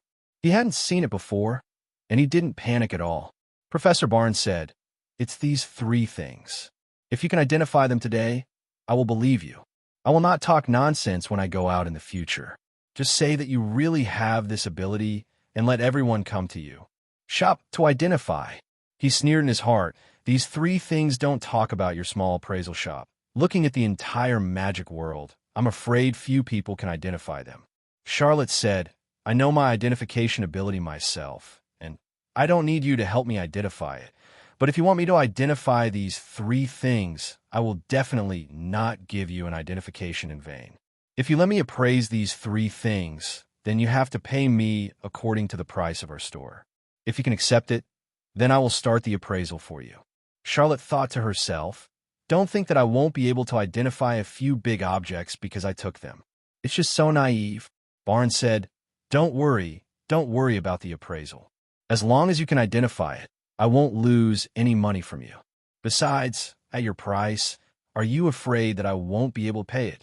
Charlotte looked at these 3 things carefully, picked one out of the 3 things, held it in her hand, and looked at it carefully. Charlotte frowned slightly. These items were indeed unusual, and she felt a strange feeling when she held them in her hands. This thing is similar to our human teeth. Its color is purple, not as hard as teeth, but usually a little soft. But Charlotte saw what this thing was at a glance. It was the liver of a less man snake. This thing is very poisonous. If an elephant gets on this thing, sometimes in the forest, the elephant will bite snakes. The final result is that the elephant fell to the ground, turned purple all over, bleeding from the corners of the eyes, and the tendons of the body were broken. It is hard to imagine that it is really cruel to have such a thing. After hearing this, Professor Barnes couldn't help but lose face, and then said, "Even if you guessed this one thing, there are 2 more things. You must not be able to guess it." Charlotte put this thing aside, turned around, and picked up the second thing. From the outside, it looks like a bottle of green water with a red flower soaked in the water. The water floats back and forth, exuding vitality. But he underestimated Charlotte too much. Charlotte recognized this flower at a glance, and then said, "This is a kind of flower that lives in the tropical rainforest. It will be disrupted, and the head will always hurt. If you want to relieve the pain, you must use the petals of this flower. Take a few pieces and crush it, then save the liquid of the petals, drink it in the stomach, and the disease will be cured." At this time, Professor Barnes's face was flushed red, and he felt that he had lost all face here. He didn't expect that Charlotte recognized the 2 things so easily, and he couldn't believe it. But at this moment, he was too angry to speak. Charlotte picked up the last thing at this time, which looked like an animal's foot, with sharp claws in front, shiny and twinkling. Unsurprisingly, Charlotte also recognized this thing and said, "This is a bear named Spra. This forepaw is the forepaw of this little bear when he was a child. His palms were thick with flesh, but his claws were useless because all the claws were broken off." Charlotte said to the gentleman, "Do you have any questions?" Mr. Barnes laughed wildly and said to Charlotte, "These 15 gold coins are worth spending. Thank you very much." After speaking, Mr. Barnes took out 15 gold coins from his black robe and put them on the table next to Charlotte, and then a group of people suddenly appeared in the hall. These wizards wore black robes, and they took off their hoods. Charlotte thought, "Isn't this Professor Rossnair? There is also this wizard. His name is Professor Thompson Bando." Then Ma Zhao. He went to the crowd to take a look and recognized another wizard. This wizard is Mr. Lion. None of these wizards belonged to Mr. Barnes. They came to the shop on purpose today. Charlotte was very curious, so she asked, and Mr. Lion said, "Why do you all come here?" Mr. Leong said that I didn't ask them to come here on purpose. I just took your shop back to promote it. I didn't expect these old professors to tell me that they must rush to take a look. Mr. Barnes laughed. I didn't expect your store to be quite attractive. At this time, I saw a relatively large and burly professor who circled Mr. Barnes away. In front of Charlotte, his name is Professor Jenny. Charlotte knew that there seemed to be a professor named Janeville before, but she had never seen it before, and I heard that his appearance was relatively good. His actual age has reached more than 100 years old, but in reality, he can still take care of himself. He looks only in his 50s, and he can't tell that he is more than 100 years old. So he is also considered by everyone to be a professor, a veteran figure. He is hale and hearty, and more importantly, he looks very sober and speaks clearly, not like an octogenarian at all. He also greeted Charlotte unceremoniously, and Charlotte also knew the purpose of his trip, so she said to him, "Just get the things." After speaking, he took out something similar to a fragment from his pocket and handed it to Charlotte, who helped identify it. After Charlotte took the item, she looked it over carefully and turned it around with her fingers. He said, "This should be the scale of a crocodile, but this crocodile has been extinct long ago. The name of the crocodile is Widman, and it grew in ancient times. If there is no accident, this scale was extracted from some kind of fossil, because it seems that it has been there for a long time, and it cannot be found in other aspects except fossils." Jenny nodded involuntarily. Charlotte's identification seemed to be stronger than expected. Jenny took another thing out of her pocket and wanted Charlotte to identify him again, but others were not happy. "Jenny, you should know how to come first. First come. We came first. You have been stopping Mr. Charlotte to give you an appraisal, so we have been waiting here. Seeing that you are old, I respect you. Just now you joined a team. I didn't expect you to be so rude." After someone said this, others also echoed. "You old people, don't rely on your age to be arrogant. Rely on the old to sell the old. And no matter how old you are, you must follow the order. It is our business whether we let it or not. It is not your age that has the final say. Shouldn't you let us in when we're old? Don't you know what it means to respect the old and love the young? You don't have the awareness to do so. How can you have a nerve to come to Mr. Charlotte's store for appraisal?" "Jane, BB," and I said unconvinced. At this moment, Charlotte's store was full of noise, and most of them were old people who were nearly 100 years old. Outsiders would find it ridiculous when they saw it. However, it was these professors who were grandparents who visited Charlotte's store, which made Charlotte's reputation stronger and stronger, and the popularity of the store became higher and higher. Not with sincerity. After Charlotte has been tempered by this incident, his identification ability has also been significantly improved because, after all, he has identified a lot of things, and he has seen all kinds of people and things. He has reached the level of identification a certain height. These were beyond his expectation. After all, he originally only planned to earn some living expenses. Charlotte wanted to open this appraisal shop from the beginning, and then his dream came true. From being questioned at the beginning to booming business, he has also experienced a lot of difficulties, and now he is making more and more money, and the reputation is growing. And after the price was adjusted later, many people still came to Charlotte's store in an endless stream, and the income did not decrease, but increased. I think everyone came for the 100% identification success rate. After all, there is no such person in this world, so no matter how high the price is, people think it is worth it. I happened to pass by Charlotte's shop that day, and there was still a long queue at the door of the shop. Everyone was talking about it, with happy smiles on their faces. I also saw a few famous potions. Heavyweight. One can imagine that Charlotte's reputation at the moment is greater than before. When some heavyweight masters came to the store before, everyone would still cast respectful and envious eyes. But now, because I have seen too many masters of this kind, everyone is not surprised, and they all feel that there is nothing wrong with it. Maybe after the masters come, they will feel embarrassed for the first time, but he can understand this kind of situation when they come for the second time. The situation is gone. Suddenly found a person. Yes, it was Snape. Did not expect him to come to Charlotte's shop. It happened to be his time, so he walked in, swaggeringly, probably because of his relationship with Charlotte. That's why he was so unscrupulous. Most people are respectful when they come. "Hello. I'm Snape, and I'm looking for Dr. Charlotte looked up and saw that it was indeed Snape, so she hurried forward to greet him, and the two greeted with a polite handshake. Charlotte respects Snape, a professor who is both a teacher and a friend. After all, Charlotte actually didn't expect Snape to come to his shop, but since he had already come, Charlotte would welcome him. There was another reason, because of the robe of confusion, so Snape didn't know why Charlotte had a 100% identification success rate. The two also started flattering each other, and Mr. Charlotte said, "Hello, distinguished Professor Snape. This is the great professor of our school. Anyone who sees him should respect him 3-pointed. I've only heard of it, but never seen it. It's an honor to see it today."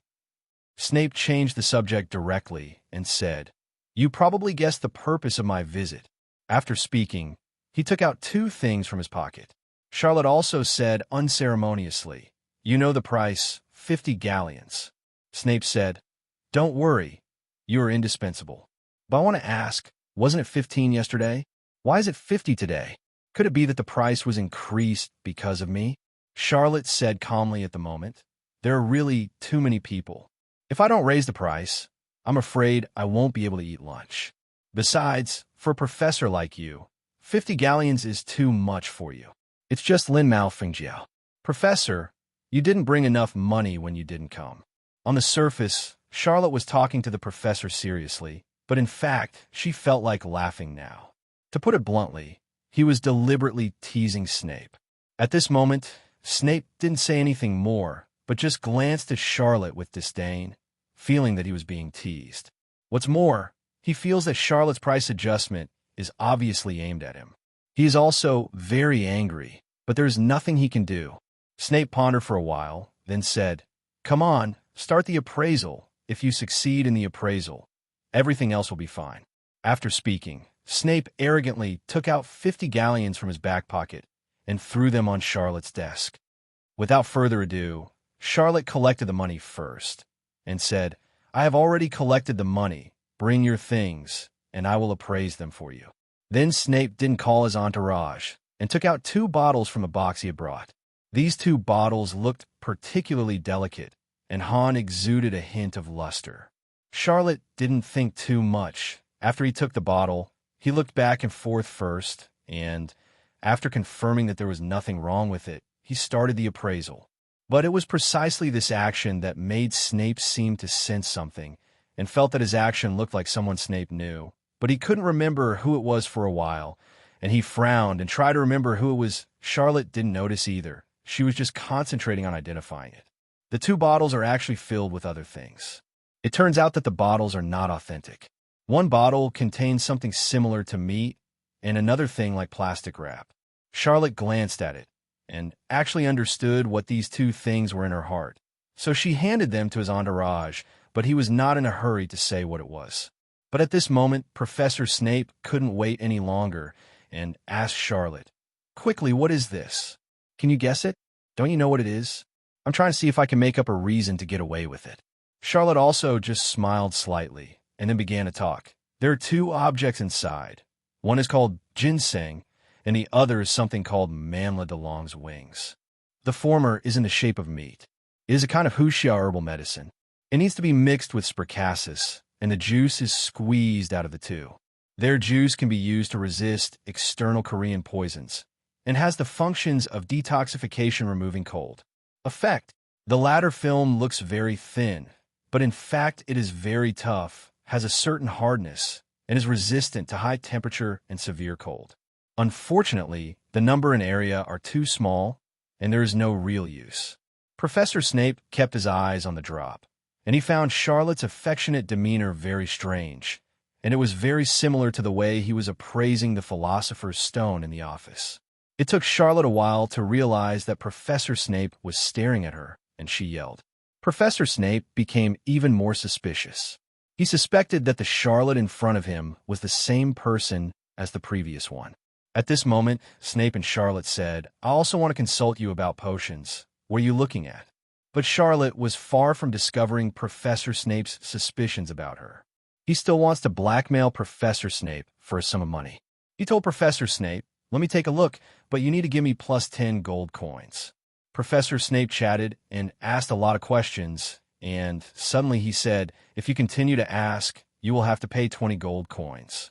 Snape smiled and said, "It's all right. You don't have to worry about you. You just need to answer my questions seriously." Then Professor Snape continued to ask a series of questions. But Charlotte solved it even smarter. He didn't hesitate to answer these questions because he answered them seriously without even thinking about them, and there was nothing wrong with his answers. Mr. Snape really only had one question in his mind. Is the person in front of him chartered the same person as the one he knew before? But he couldn't help but marvel at his erudition, talent, and supernatural powers. At this time, Professor Snape walked up to Charlotte slowly and asked him the last question. "Can you tell me, do you know Charlotte?" After hearing this, Charlotte became a little nervous, but he acted accordingly and said to Professor Snape, "Sir, who is the Charlotte you mentioned just now? Could it be that he is the little prince of England that we often refer to?" Charlotte now understood in her heart that when she answered Professor Snape's question just now, she must have accidentally exposed something that made Professor Snape suspicious. Strange to say, Professor Snape didn't have accurate evidence to prove that the person in front of him was Charlotte. "I just replied that you said, 'How could I be him? If I were him, would I come back and open a shop?' Professor Snape said that your expression just now has revealed everything. You know magicians so well. I already know these magic materials so well, and the person I knew before completely imagined. What else do you have to quibble?" Charlotte pretended not to know what Professor Snape was talking about, and told Professor Snape that if you think I'm the same person as before, then yes, but you still have to give me the 50 gold coins I just mentioned. Asking for flowers. I don't want to argue with you anymore.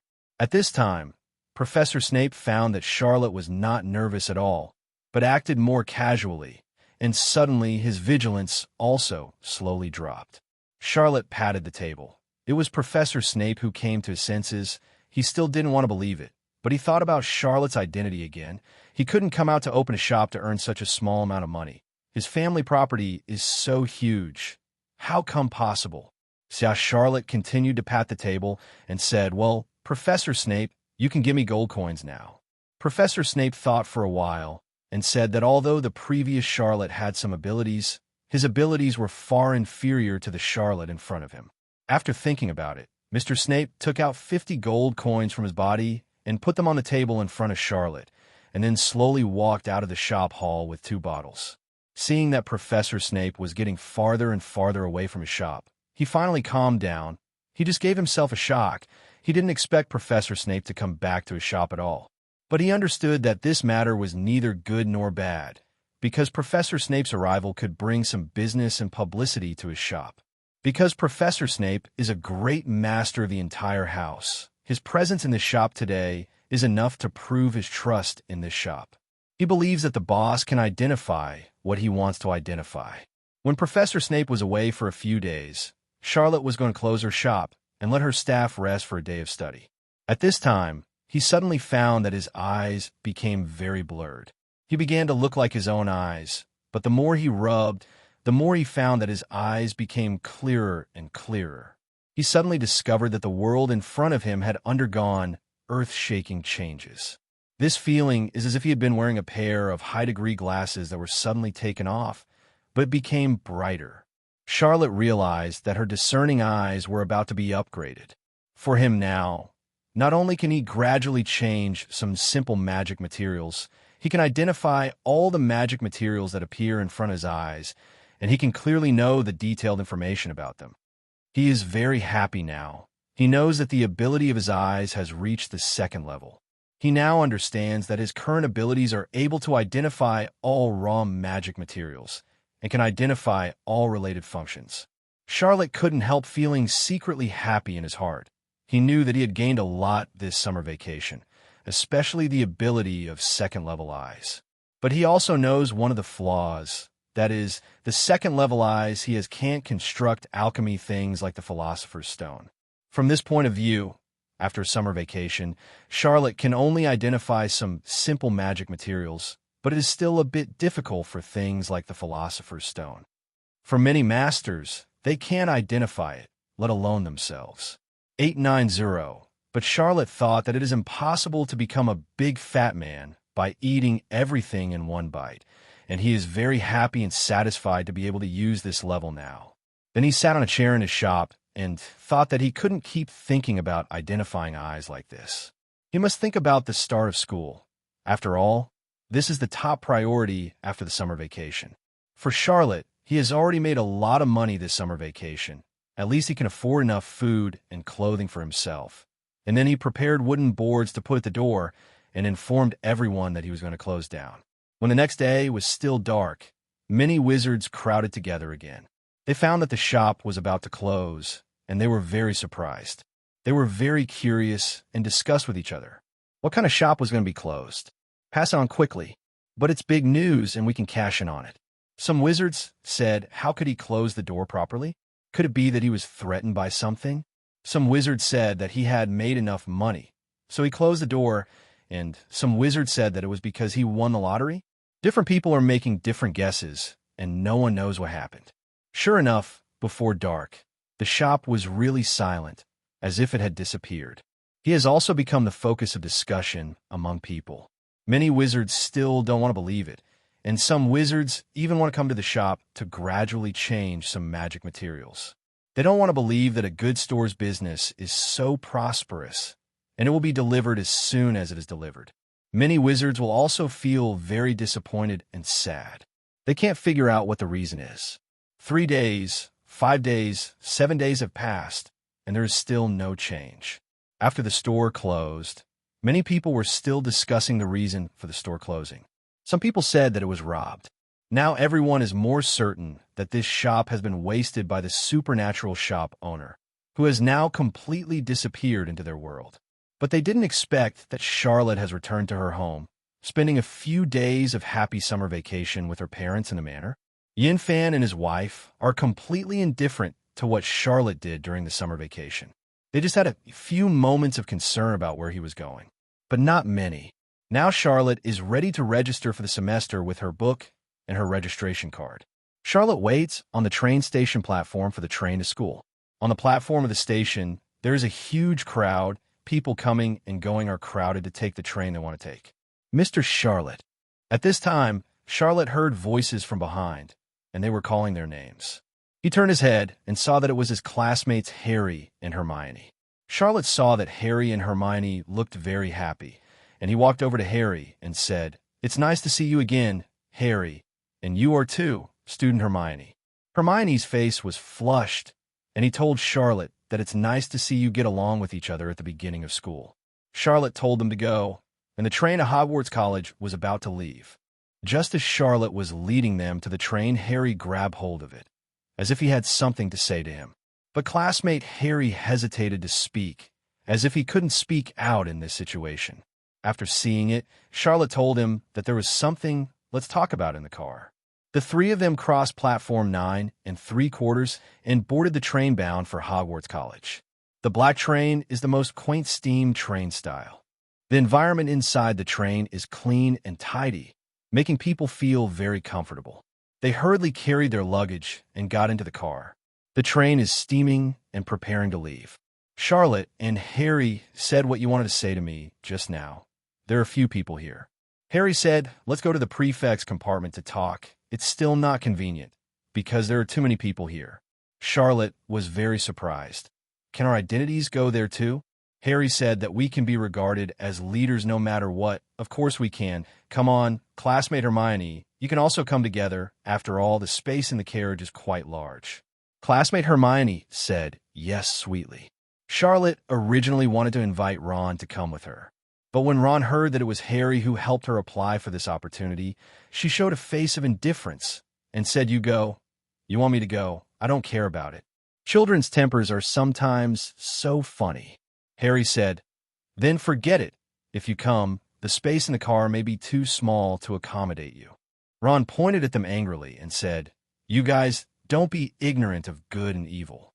Subsequently, the three students walked into the so-called advanced compartment together. In this Slytherin premium cabin, the scent of roses radiates, and the air is sprinkled with star-studded stars. 3.1. There is an assortment of satisfying food on the table. Charlotte glanced at it, and there were all kinds of Western desserts. Even he himself was drooling a little. As expected of a Hogwarts train, it is really high-end. When the people in the car saw Charlotte coming in, they all stood up and shouted, "Boss, you're here." Ron and Sneak followed the three of them in together, and while he was amazed at the sight in front of him, he was also very angry at what they had done to him. Ron said angrily, "What's there to show off about such a train? The trains I saw when I was traveling were much more luxurious than this one." Charlotte curled her lips. "This kid is bragging and doesn't make drafts. Why don't you say that you have been on a plane?" Mr. Harry understands that Ron is not convinced, but at this moment, the most important thing he should do now is to bring Mr. Charlotte into the Slytherin compartment and tell him many things in detail. Then he didn't have time to apologize to Mr. Ron. He walked into the car with Charlotte and Hermione. Mr. Ron is very angry here. He dragged his luggage and swearing at the door, not convinced on his lips, and even more unconvinced in his heart as he walked through the crowd of people coming and going. Harry said hello to the prefects of Slytherin in the carriage. These are the names of Harry and Hermione Charlotte. Everyone should have heard of them. This is the savior who became famous in our college some time ago. If it weren't for his basilisk, won't just disappear. Then Harry said to those few photos, "Hello, everyone. This is my classmate's whereabouts and Hermione. The main purpose of my buying now is to introduce them to you and get to know each other."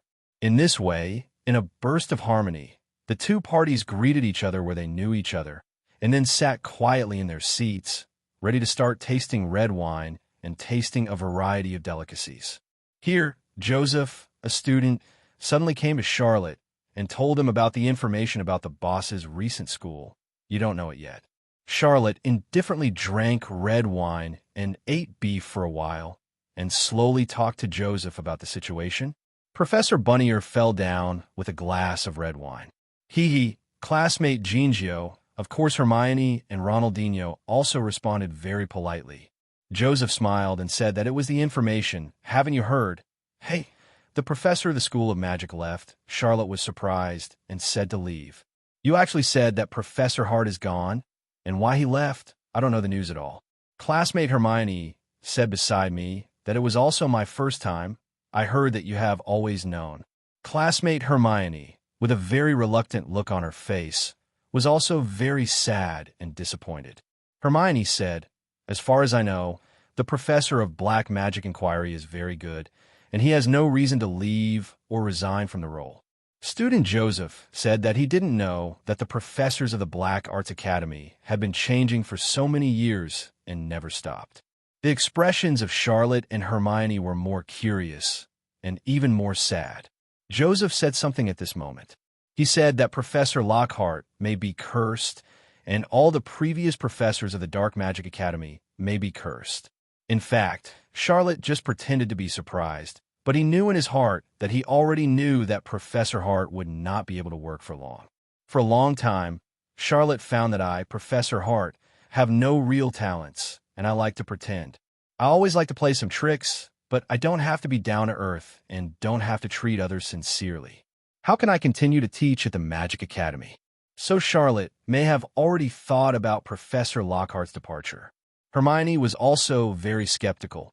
He said why every professor who came to teach at the Black Magic Academy would leave strangely.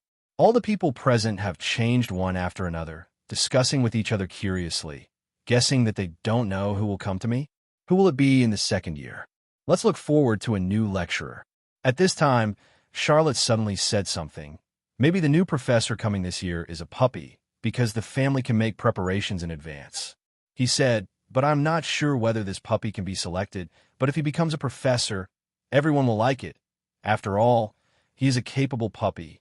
Everyone thought Charlotte was joking and didn't take his words seriously, but only Hermione listened. He felt that Charlotte must have her own reasons for saying such things. Maybe this year's new professor will really be a puppy. But who is this mysterious puppy? Hermione and Charlotte said that our Hogwarts house is so big. Can we really let a puppy teach? Can he manage well? A smile appeared on the corner of Charlotte's mouth, and he said that's not necessarily the case. Let's wait and see. The classmate Harry next to him finally couldn't bear it anymore. He patted Charlotte lightly and said to him, I just said something to tell you. Do you have time now? It was only when Charlotte realized that their conversation had come to an abrupt end. Hallie always thought that there were too many chiefs in the Slytherin compartment, and it was inconvenient to talk to Charlotte. But Charlotte said that it doesn't matter that they're all her own people. If you have anything to say, just tell me. Charlotte knew in her heart that if she talked to Harry in private, some people in the Slytherin compartment would feel that there was a gap between them. They'd think Charlotte was putting on an air of condescension, so he let Harry speak out on the spot. Harry had no choice but to grit his teeth and talk to Charlotte. Classmate Harry said nervously, "I recently heard a little about Sirius. He escaped suddenly, but the purpose of his coming out now is to kill me. Because I subdued Voldemort more than 10 years ago, therefore, he became the most reliable person around Voldemort in the end. Now Harry thinks that Charlotte is omnipotent and there is nothing he can't solve, so he chooses to tell her 490 about it, and he looks at Charlotte helplessly. He hoped that after telling Charlotte about this, Charlotte would be able to help him solve this serious thing, as long as he was no longer a threat. At this moment, the entire Slytherin vehicle suddenly went dark. "What's up?" Hermione yelled. Only then did Charlotte react. It should be a Dementus sent by the Academy of Magic. The Slytherin prefects were also very flustered. They had never encountered such a sudden incident. There was a trace of dissatisfaction in Charlotte's heart. He thought he was now the leader, but he didn't know anything about the sudden attack of the Dementors.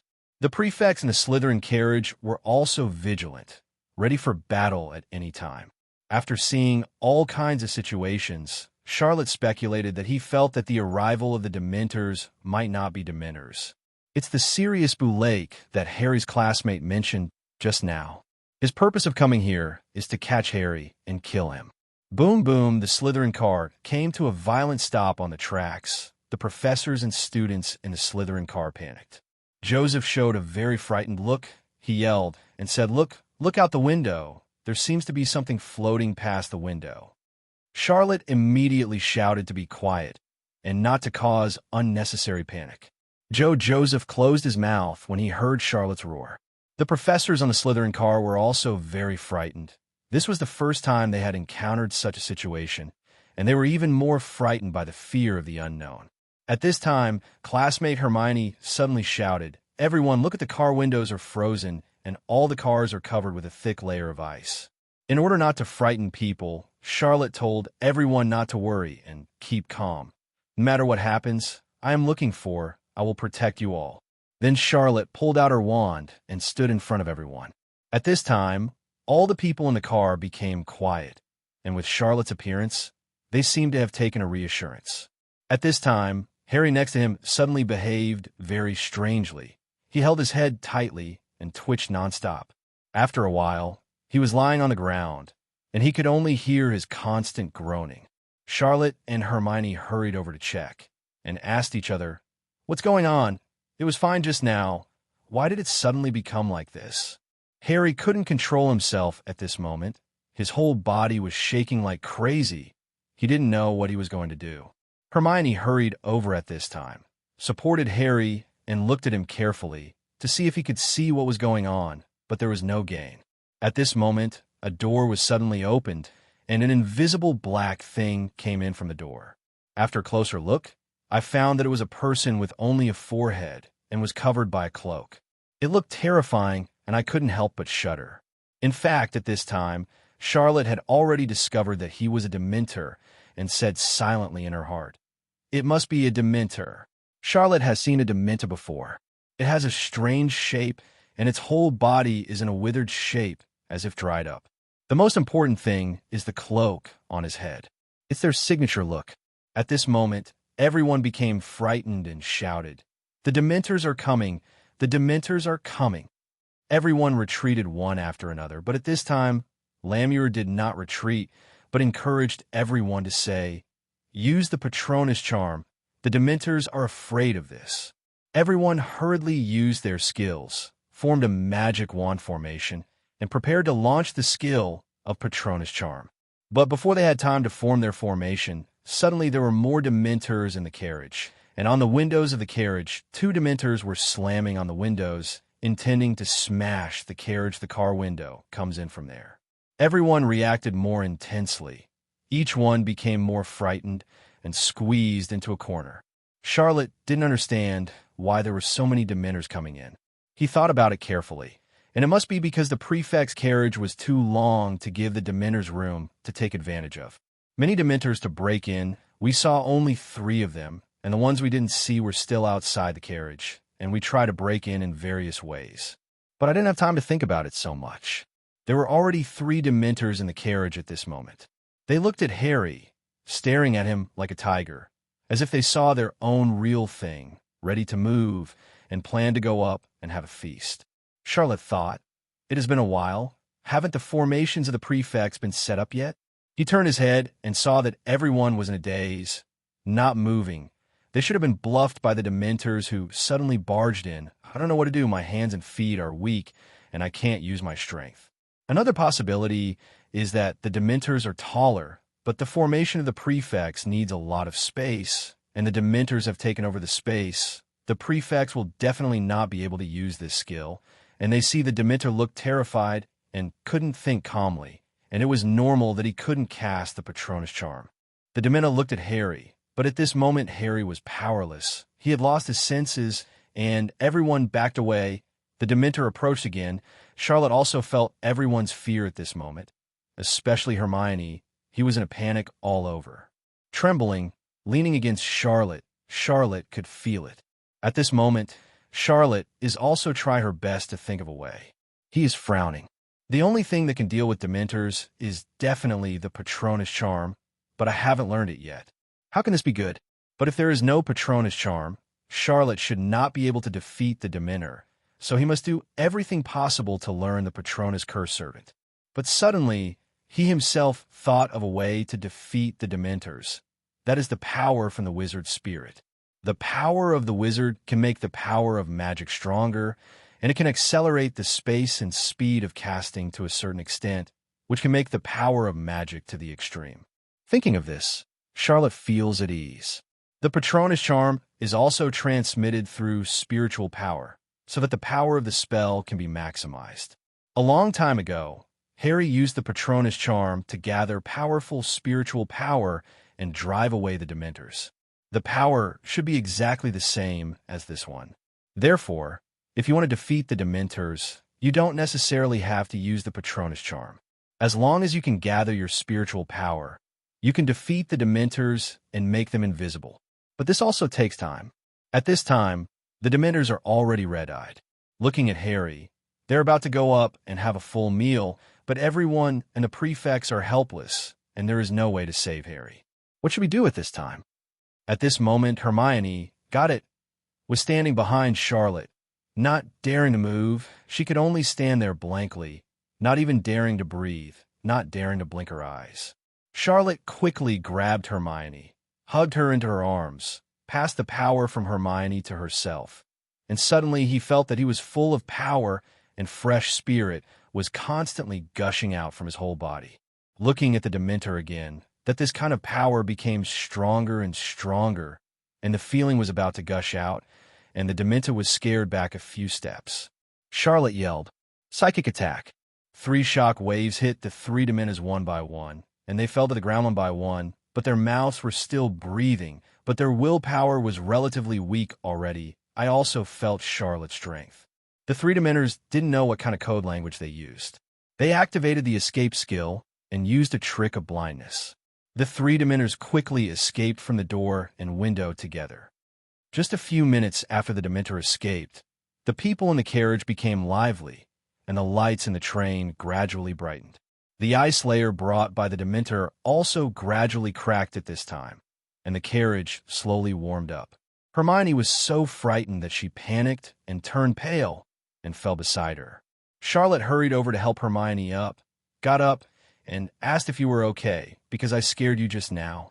Hermione, nodding shyly, asked Charlotte, "And were those Dementors just now? This is the first time I've seen them." Charlotte nodded, and then took out a few pieces of dark chocolate from her clothes, telling Hermione to eat these. It will help you calm down. Hermione still showed some embarrassment, and then took a few dark chocolates from Charlotte. Harry next to him also recovered from the withdrawal. He returned to his original appearance, and then Charlotte asked if you were okay, everything is past. Harry said, I'm fine. But why is everyone watching what happened to me now? What happened to me? Hermione said you were twitching just now. Don't you remember? Harry said that I have completely forgotten everything that happened before. Charlotte told him that the Dementors came here just now, and their purpose was to catch up with you, but you were already convulsed and unable to move. Then Charlotte took out a piece of chocolate and said to him, Eat it. You will feel better after eating it. Harry felt confused, and Hermione next to her told her that it was because of your fall that you escaped unharmed just now, because you were the main target of the Eater of Souls. After saying these words, the other professors in the Slytherin carriage showed a very embarrassed face, because as their leaders, they didn't show up, but were saved by the young man in front of them. Then Charlotte handed the remaining chocolates to everyone nearby, whether they were professors or students, and he kindly told everyone to eat a piece. It's also the first time we saw a Dementor and didn't have time to react. It's normal. Don't blame everyone, as long as nothing happened now. Joseph smiled and said, Boss, you are so powerful. You're not even afraid of Dementors, creatures like this. I don't think there is anything you can fear in the Academy of Magic. He replied that for Dementors, this kind of creature, as long as he appears, the happiness of that place will be taken away, and there is nothing to do. At this time, Charlotte said a chicken soup. We live in this world. If you have no fear in your heart, then nothing will hurt you. In fact, the biggest enemy of fear is yourself. As long as you defeat yourself, nothing will hurt you scared. Joseph said that he is indeed our boss. We don't have to worry about anything with you here. The Slytherin prefects also applauded and greeted each other. They looked at Charlotte with a look of great awe and admiration. At this time, Charlotte was beside her and suddenly heard a voice in her head. Congratulations, you have reached the second level. Charlotte, feeling very curious, is he wondering if defeating the Dementors can also advance to the second level of the language of nature? So what is the function of level 2 natural language? He turned on his Archmage system, checked it, and found that this level 2 can communicate with any creature, animal, or plant. Charlotte was very happy. He felt that he had another skill, which was very rare for him. Everyone in the Slytherin carriage sat back in their seats, gradually calming down. Classmate Harry still couldn't believe what happened before. He became unthinking and didn't say a word in his seat. When Hermione saw this scene, she ran to his side to caress her and comfort her, making Harry calm down gradually. Student Charlotte gradually fell into contemplation. He thought that attacking the Dementor was only suitable for mental shock, but this was not a long-term, GAD solution. He should come up with a more suitable method to permanently repel him. After all, he knew in his heart that mental shock was just a small method, but it needed a real uniform, and he needed to use some magic spells.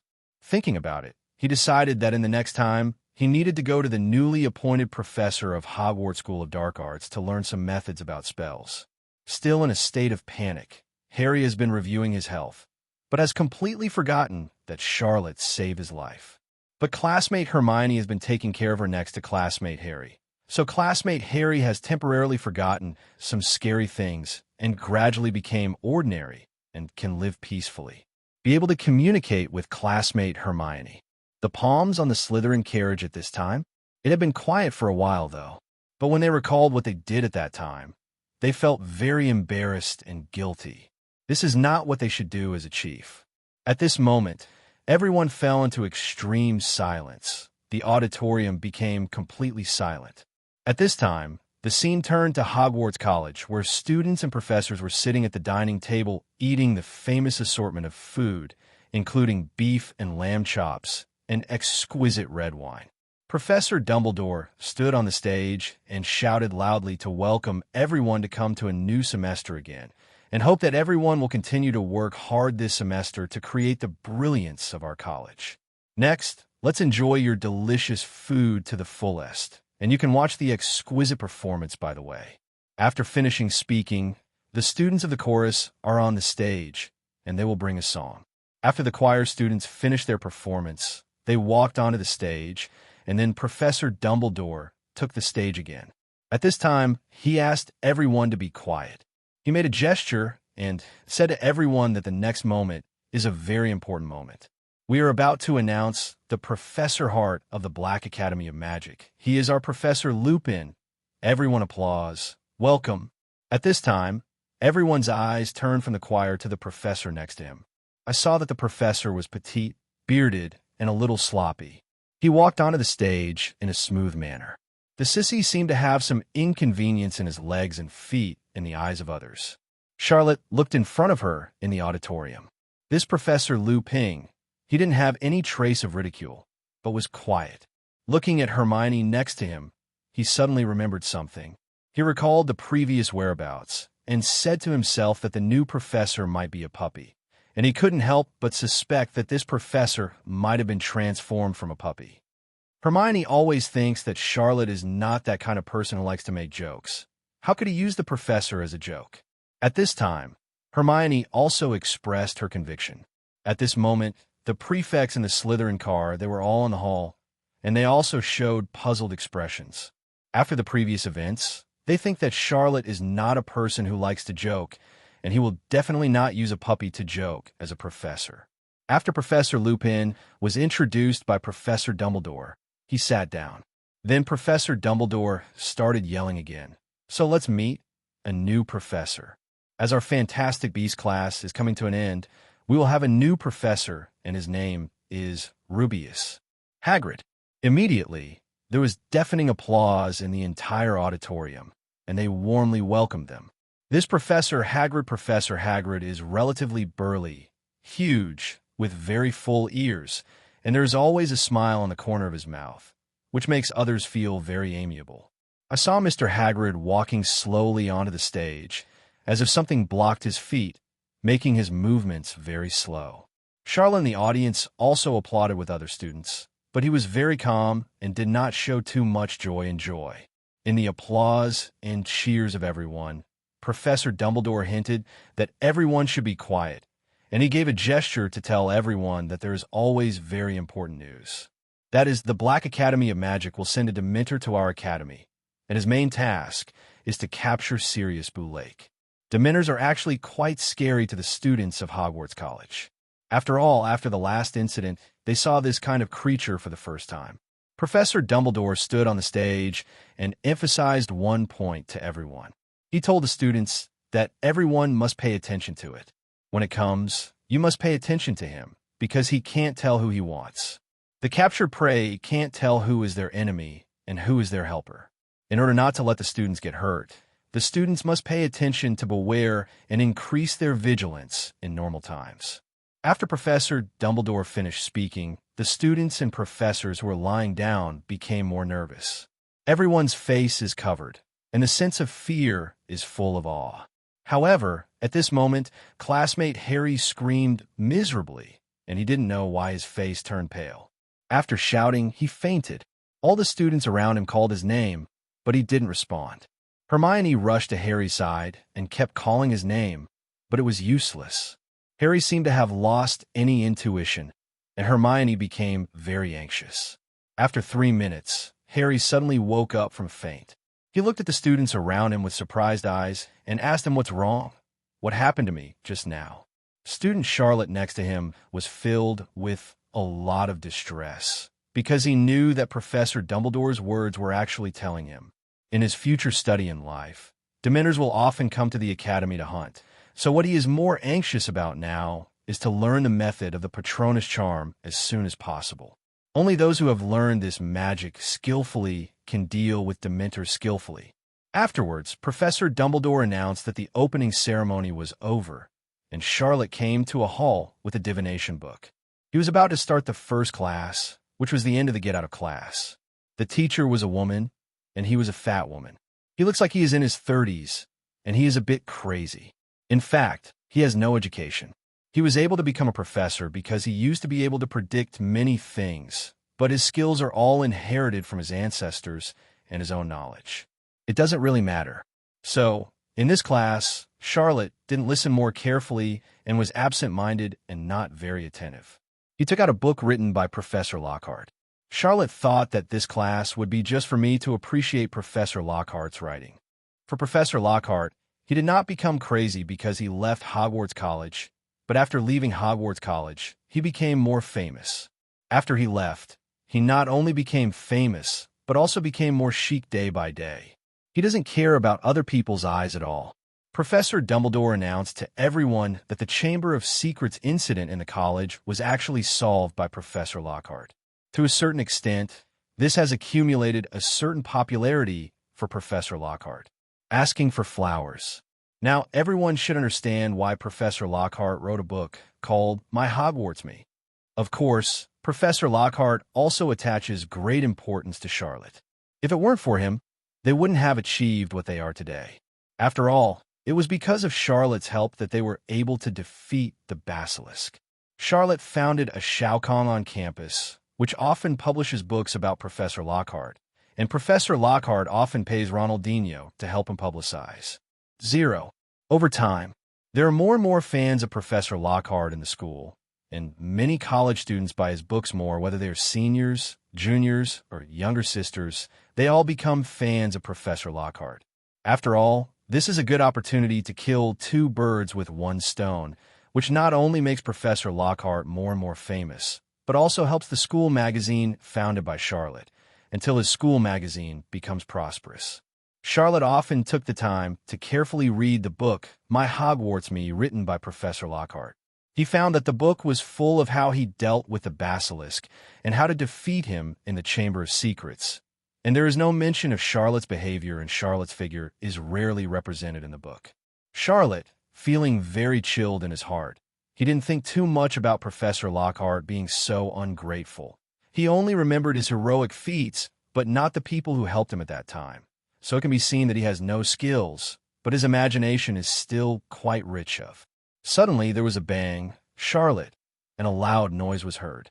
It turned out to be the teacher of the real makeup class. Ms. Trelawney came to his side, knocked on his desk, and said, "Why do you want to read some other extracurricular books in my divination class? This is a great disrespect to our divination magic." Charlotte was very calm. He didn't rush to put the books back on his desk, but very calmly told Ms. Trelawney, "Teacher, didn't you say that all the divination in the world comes from life? The book I am holding now is to learn some magic about divination from the method of Professor Lockhart." The teacher of the divination class became even more angry. He said that it was indeed from life, but did not include this dirty book. The lady yelled that it's not the holy sublime. He's not comparable to these filthy novels. Please take it back immediately. Charlotte still behaved very calmly. He told the teacher, "So teacher, I want to ask you what punishment I will receive now." However, the teacher of the divination class, Miss Trelawney, was furious. He picked up the teacup next to the desk and fell down, only to hear a loud noise. She stared at Charlotte viciously and said to him, "Your punishment is that in your future study in life, you will be surrounded by dark forces forever, and they will never let you go. Your 950 life will be a haze. In the future, you will always be in a kind of fear, and you will never be reborn forever." Charlotte, at this moment, suddenly became a little upset. He was a little angry and said to the teacher, "Ma'am, I want to ask you, you have been predicting disasters for others from the beginning to the end. Don't you think you will be punished? Do you feel that you will be condemned by your conscience? What you're doing now is not what a teacher should do at all. It is an extremely immoral behavior. Please think again." Miss Trelawney slapped the table heavily. "Are you questioning me or divination? It is a great disrespect for you to do so early." At this moment, all the students and professors in the college became silent.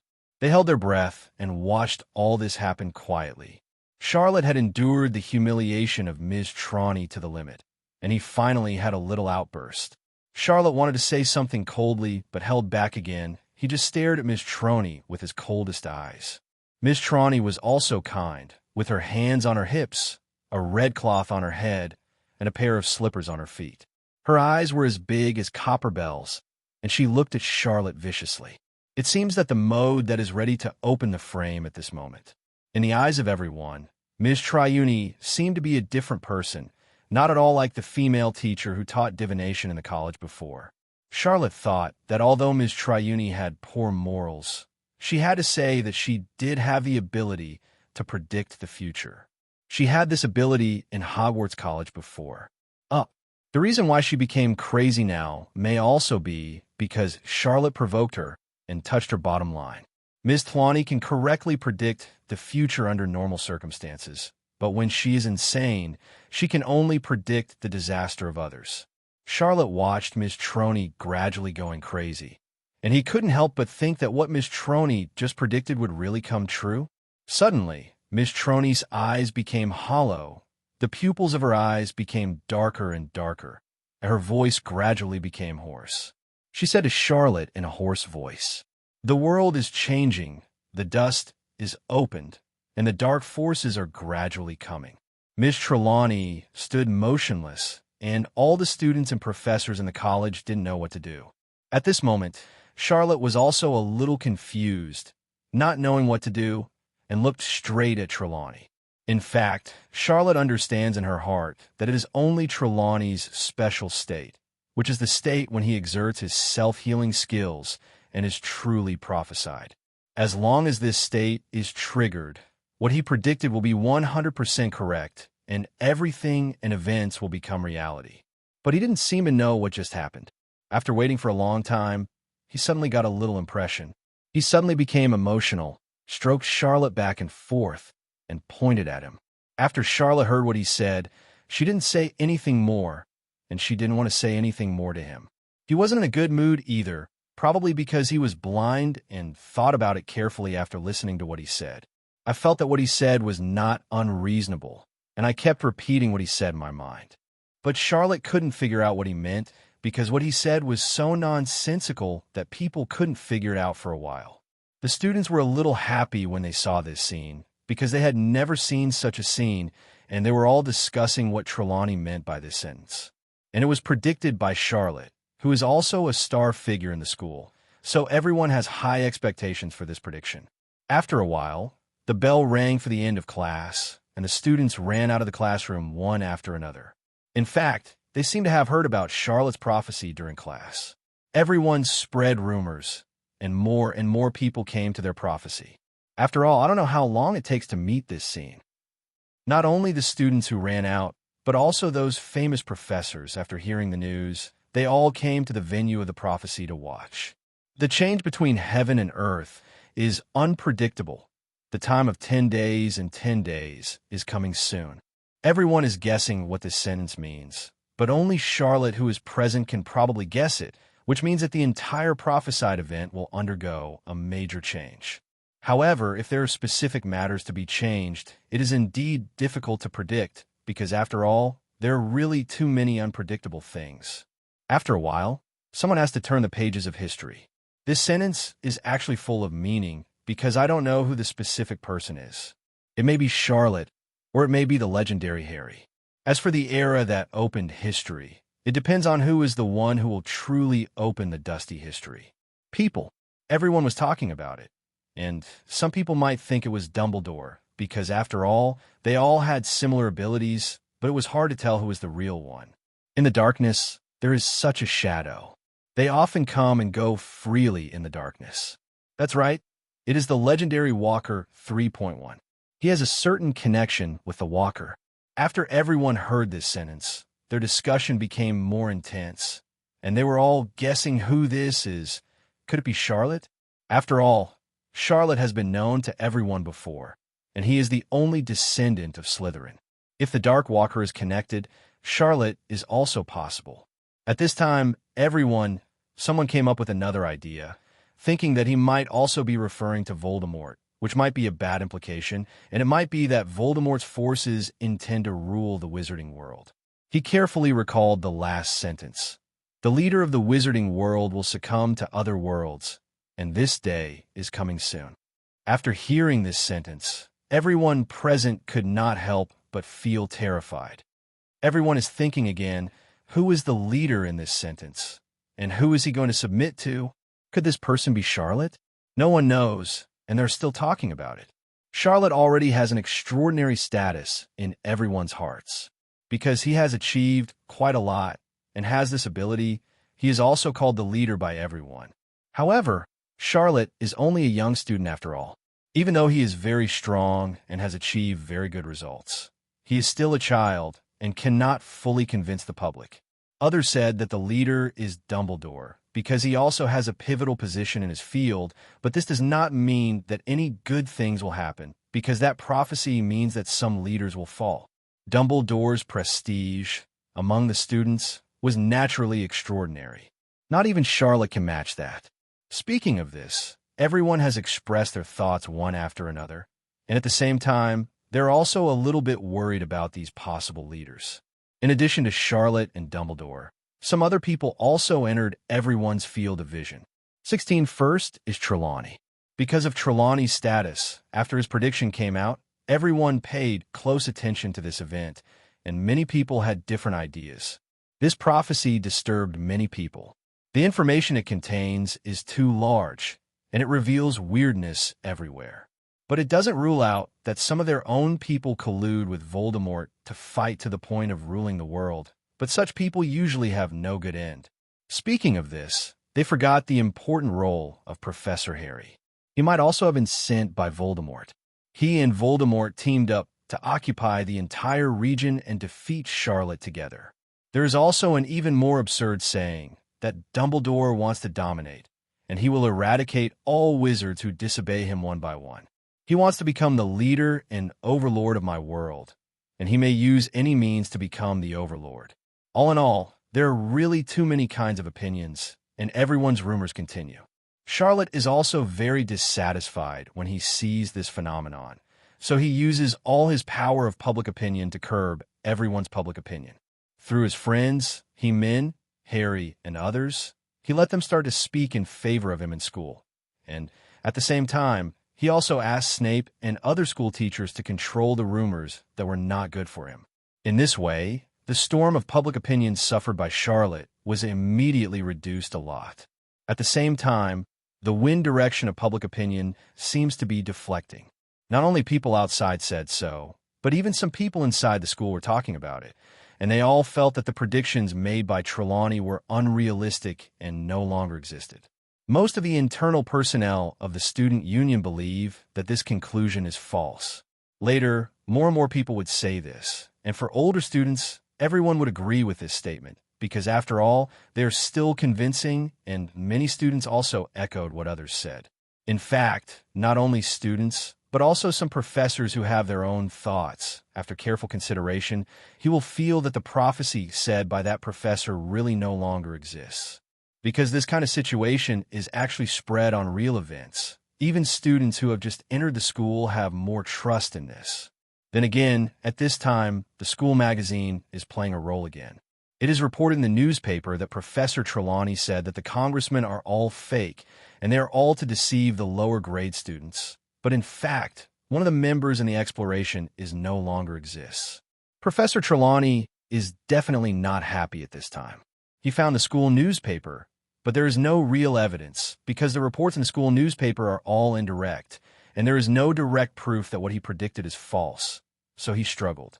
Afterwards, he had no choice but to leave in a desperate manner.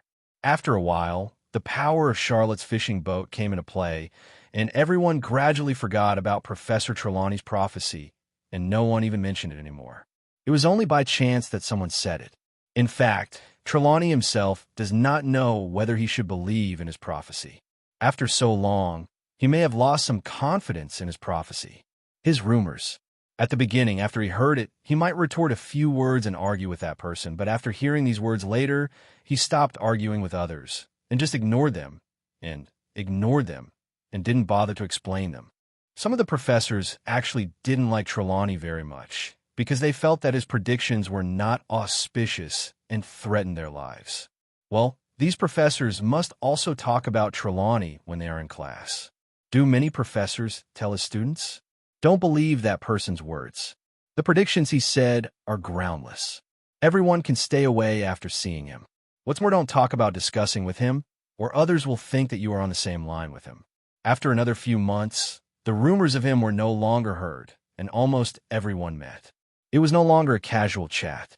This made Charlotte breathe a sigh of relief, and no longer 163 was obsessed with it. He hates being noticed and being the focus of public opinion.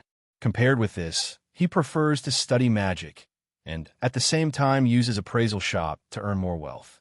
Others are other people's opinions, but Charlotte will have other different thoughts on this matter and has been paying attention to this matter uninterruptedly, because this matter has very great significance. In fact, Charlotte is also very clear that Trelawney has this ability because he has a certain characteristic that can predict the future. His ability to predict the future is very powerful. Even if it is not 100% accurate, it is more than 80%, which is very famous in the entire academy. So since he already has such a language, it's probably not groundless. And before that, he said that in his special state, all the prophesied events and things have been realized, and he must have a certain ability to do it. It is impossible for him to be able to predict so accurately without evidence. But at this moment, Charlotte was thinking again. So what did he mean by that sentence? Charlotte scratched her head, and you couldn't figure it out, even though he was Charlotte. He is not omniscient. He can only be regarded as a wizard who is much stronger than ordinary people. Before that, Trelawney said that in his special state, all the prophesied events and things have been realized, and he must have a certain ability to do it. It is impossible for him to be able to predict so accurately without evidence. But at this moment, Charlotte was thinking again. So what did he mean by that sentence? Charlotte scratched her head, and you couldn't figure out, even though he was Charlotte. Ms. Trelawney can predict some future things in a special state, and of course this matter is no exception. Not even Charlotte, a character with such great powers, can accurately predict the future. After all, not all people are omnipotent, and for such illusory, revealing and unfathomable things. No one can easily draw conclusions to decide what will happen in the future. He thinks in his heart, and then he decides. The fable is the most important thing in front of him. To help a team, such as Slytherin Academy, recruit players and have done their personnel editing, this is their most important job at present. As for the recruiting of Slytherin Academy players, Charlotte has already said that she is very familiar with this matter. He didn't make any mistakes in recruiting players, and the whole thing was arranged for him in an orderly manner. Since he started recruiting players, Slytherin Academy has not failed. Basically, every time recruiting players can be filled. This sounds like a very good thing. There are two sides to many things, because Charlotte is so good that the team can win with him alone, so everyone else's role is negligible. This will make other players slack off, thinking that they can't lose in a game with Charlotte, and they will have a score in their hearts when Charlotte is there. So their usual training is not up to standard, including after they are on the court, they will not be exhausted, go all out. In the school, because of Charlotte, Slytherin has become the most powerful academy in the school. They have the final say in Quidditch, and the teams of other students have no strength to compete with them. So they don't have that. Courage, or self-inflicted humiliation, is because of Charlotte's existence. On the other hand, the teams of the other students were always unable to win, so everyone felt that it was meaningless. To be honest, they all wanted to challenge Charlotte's team and win them, but after repeated defeats, they never lost my fighting spirit and was no longer as full of vigor and vitality as before. But Charlotte doesn't want this kind of phenomenon to happen, because what he hopes is the long-term development of the team in the whole school. The teams of each academy can have their own characteristics, and they can all work together to develop together. Obviously, it has not met his previous expectations. His original intention of coming here was to lead the whole school team to a higher level, but he did not expect this to be the result now. What he thought was that being in a team could inspire everyone's fighting spirit and compete against it, so as to improve the whole school level of the team. But now it may be because the gap is too large, but the teams have lost their fighting spirit, and the effect is counterproductive. So in the end, after Charlotte thought about it, he put forward his own suggestion in the school's internal meeting, announcing that he would quit the team, and this year would be the last time for him to participate in the team game. After everyone heard this, they didn't want Charlotte to leave, but Charlotte had made up his mind to go, and no one could stop him. He couldn't just watch the development of the team like this and ruin it in his own hands. This goes against his original intention of coming to the team. From the expression on his face, it can be seen that he really made up his mind this time. At this time, Charlotte stood up again and looked around at the team members. In fact, he was nostalgic for the days here, because after all, he had fought side by side with them for many years, and he was really reluctant to let him go. But at this moment, he didn't care about so much. He just wanted to reorganize the team wholeheartedly. He said, "I know you all think that if I am here, our team will definitely not lose. But it is precisely because of this that's why I quit the team."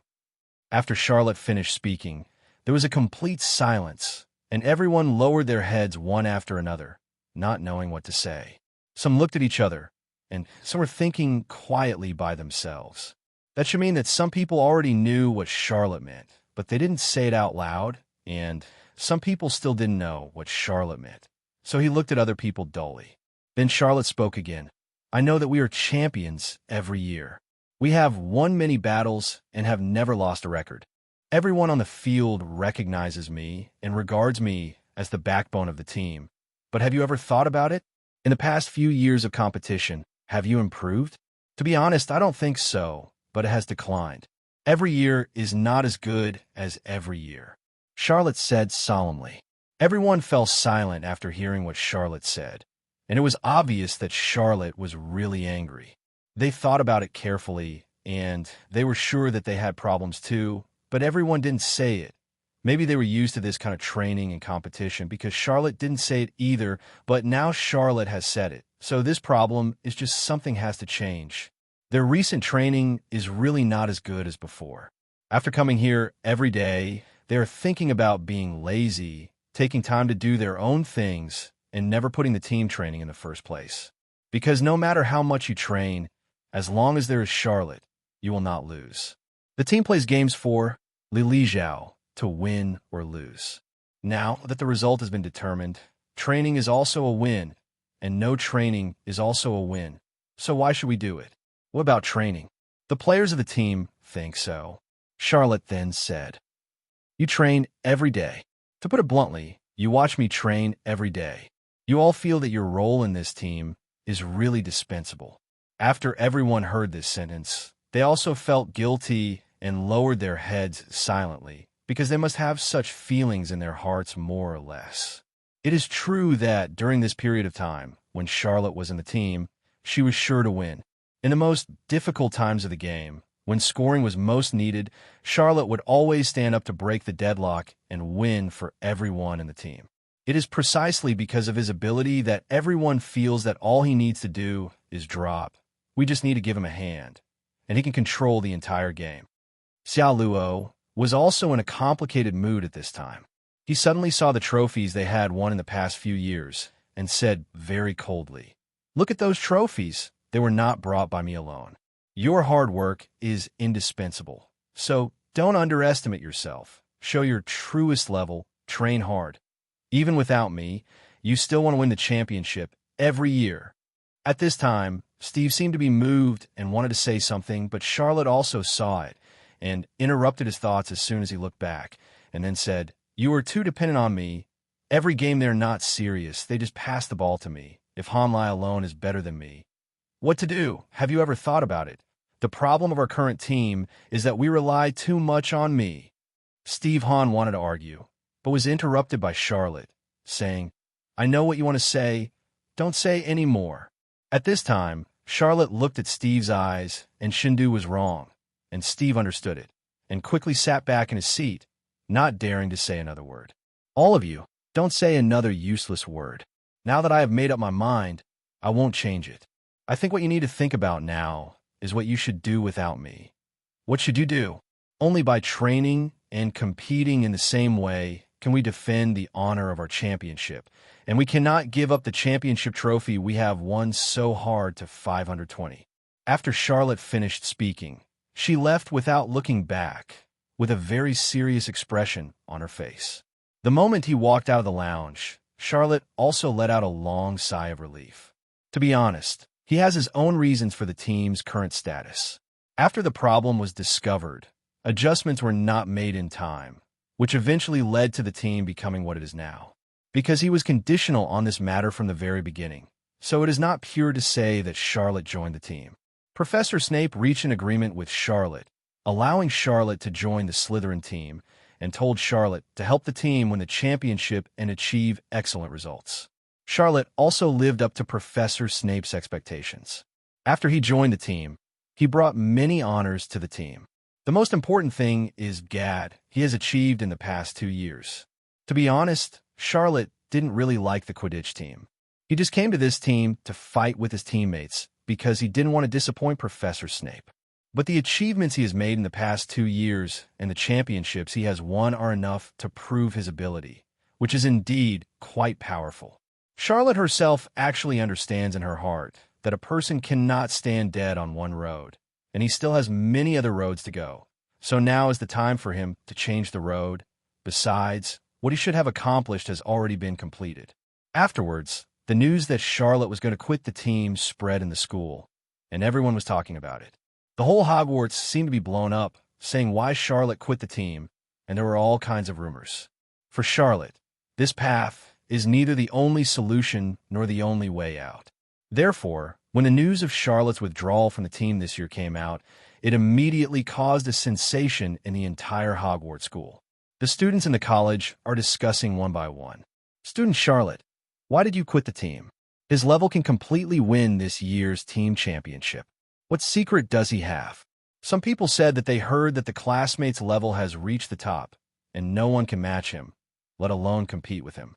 He felt that his level would be meaningless if he participated in the competition, so he decided to quit.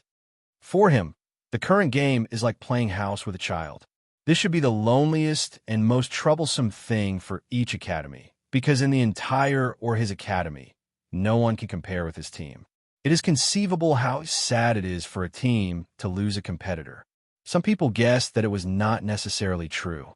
They thought that the teams where Charlotte was in had already had a bad reputation in the school, and their reputation was not that great.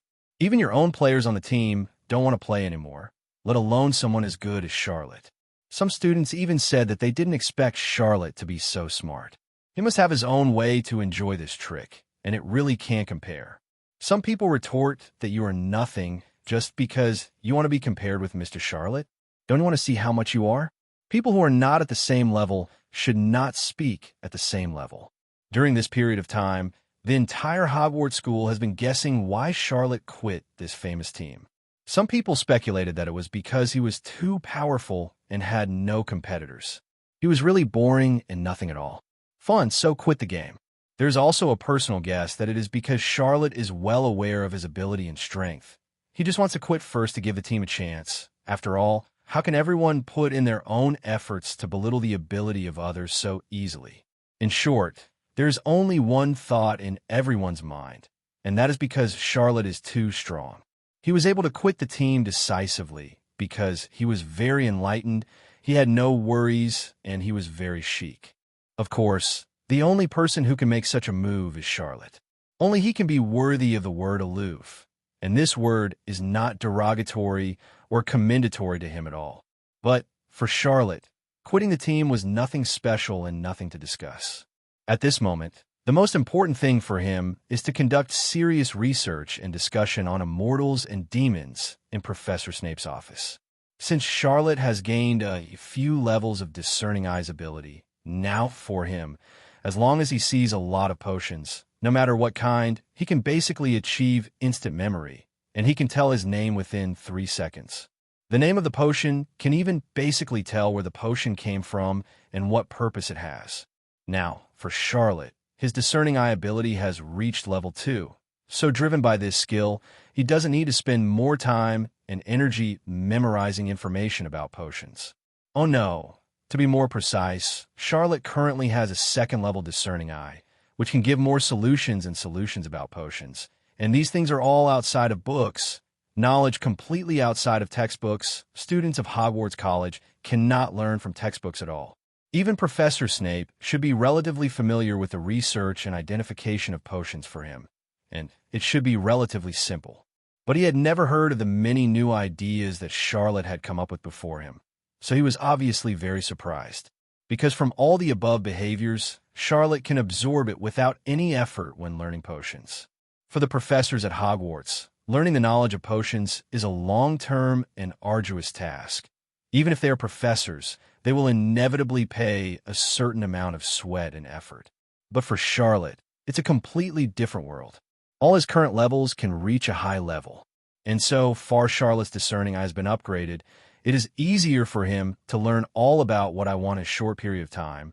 He has an idea to teach him all the knowledge Professor Snape taught him, within a year learn everything. This can also explain why Charlotte resolutely quit the team and concentrate on researching potions, because what he wants now is not the reputation of the game, but wants to have more knowledge. But Charlotte wants to get all the knowledge. He has to agree with Professor Snape on one condition. That is, if Professor Snape gives all his knowledge to Charlotte, he promises her to join the Slytherin team again after 1 year, and then help the team won the championship. But Charlotte knew it in her heart. He can actually learn all the knowledge about potions within a year. There's no need to learn in a short period of time, and his team itself is not very interested. He knew in his heart that even if Professor Snape gave him all the knowledge, he was still far from being able to reach the same level as Professor Snape. After all, it would take a long time for him to achieve this standard. Charlotte knew in her heart that even if Mr. Snape taught him some skills and techniques, they could only be at the basic level, and it was absolutely impossible for Professor Snape to give him some unique skills. And Charlotte thinks that even if he has learned most of the magic knowledge, if he wants to surpass Professor Snape, he can only surpass him at the basic level. For the advanced level, he still can't choose Momo. Charlotte was carefully preparing potions for the potion. Professor Snape turned his head to observe Charlotte's every move from time to time, and he found that his technique was as skillful as an old professor who had been here for hundreds of years. When Professor Snape met Charlotte, he knew that he had no concept of magic and even potions and was completely unfamiliar. If it wasn't for this, Professor Snape would not be impressed by Charlotte's current behavior. Here, Charlotte felt extremely uncomfortable. He had actually noticed that Professor Snape was paying attention to him. At this moment, he couldn't help but say to Snape, "Professor, are you going to say something to me? I see you stare at him." For a long time. Strangely uncomfortable.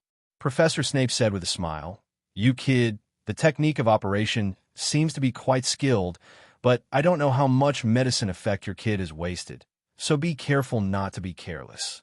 But I didn't expect Charlotte to be very rude. He said that since this is the case, "Professor, you can teach me." After hearing what Charlotte said, Professor Snape couldn't help becoming flustered. He just wanted to find something to complain about and mock him because Charlotte's technique was too superb. He didn't expect to be chased after him. Professor Snape thought to himself, "This kid has a lot of tricks. He must compete with me.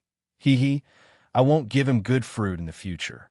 Now he asked me to teach him, specifying that he wanted to get something from me, but teaching him now really can't teach him any tricks. Professor Snape was anxious to change the subject to distract Charlotte, so he wouldn't be obsessed with teaching him something about potions. Charlotte also understood what Professor Snape meant. He knew what Professor Snape was up to, but he didn't expose Professor Snape, so he catered to him and said, "What's the matter, Professor Snape? What's the matter with you?" Snape asked with some embarrassment, but still fun, "Charlotte, you know the alley outside our college? There is a shop at the exit of the end of the alley, which is specially used for gem identification. Have you heard of it?" At this moment, Charlotte felt a little uncomfortable, and he could not help showing a bit of embarrassment. But with Charlotte's usual style, he would not let Professor Snape see his embarrassment at all. Ask for flowers? Charlotte had already expected that once Professor Snape knew the existence of this shop, he would definitely associate this shop with himself. So Charlotte replied calmly, "Of course I know. Professor, this store is a legend in our college, and everyone in the college is discussing him. Moreover, during the summer vacation, it was favored by many people. I heard from the students of the academy that the professor from the London Potions Management Department also visited this shop." Charlotte resisted all the words that could confuse Professor Snape. I saw that Professor Snape didn't have any expression on his face. He told Charlotte, "Since the shop is so popular, have you ever been there? I think you love to play so much, you must have been there." Charlotte said, "Professor, I haven't been there yet. I have been busy with potion research throughout the summer vacation, and I haven't had time to pass. If I have a summer vacation next time, I must go and have a look to see the charm of this shop."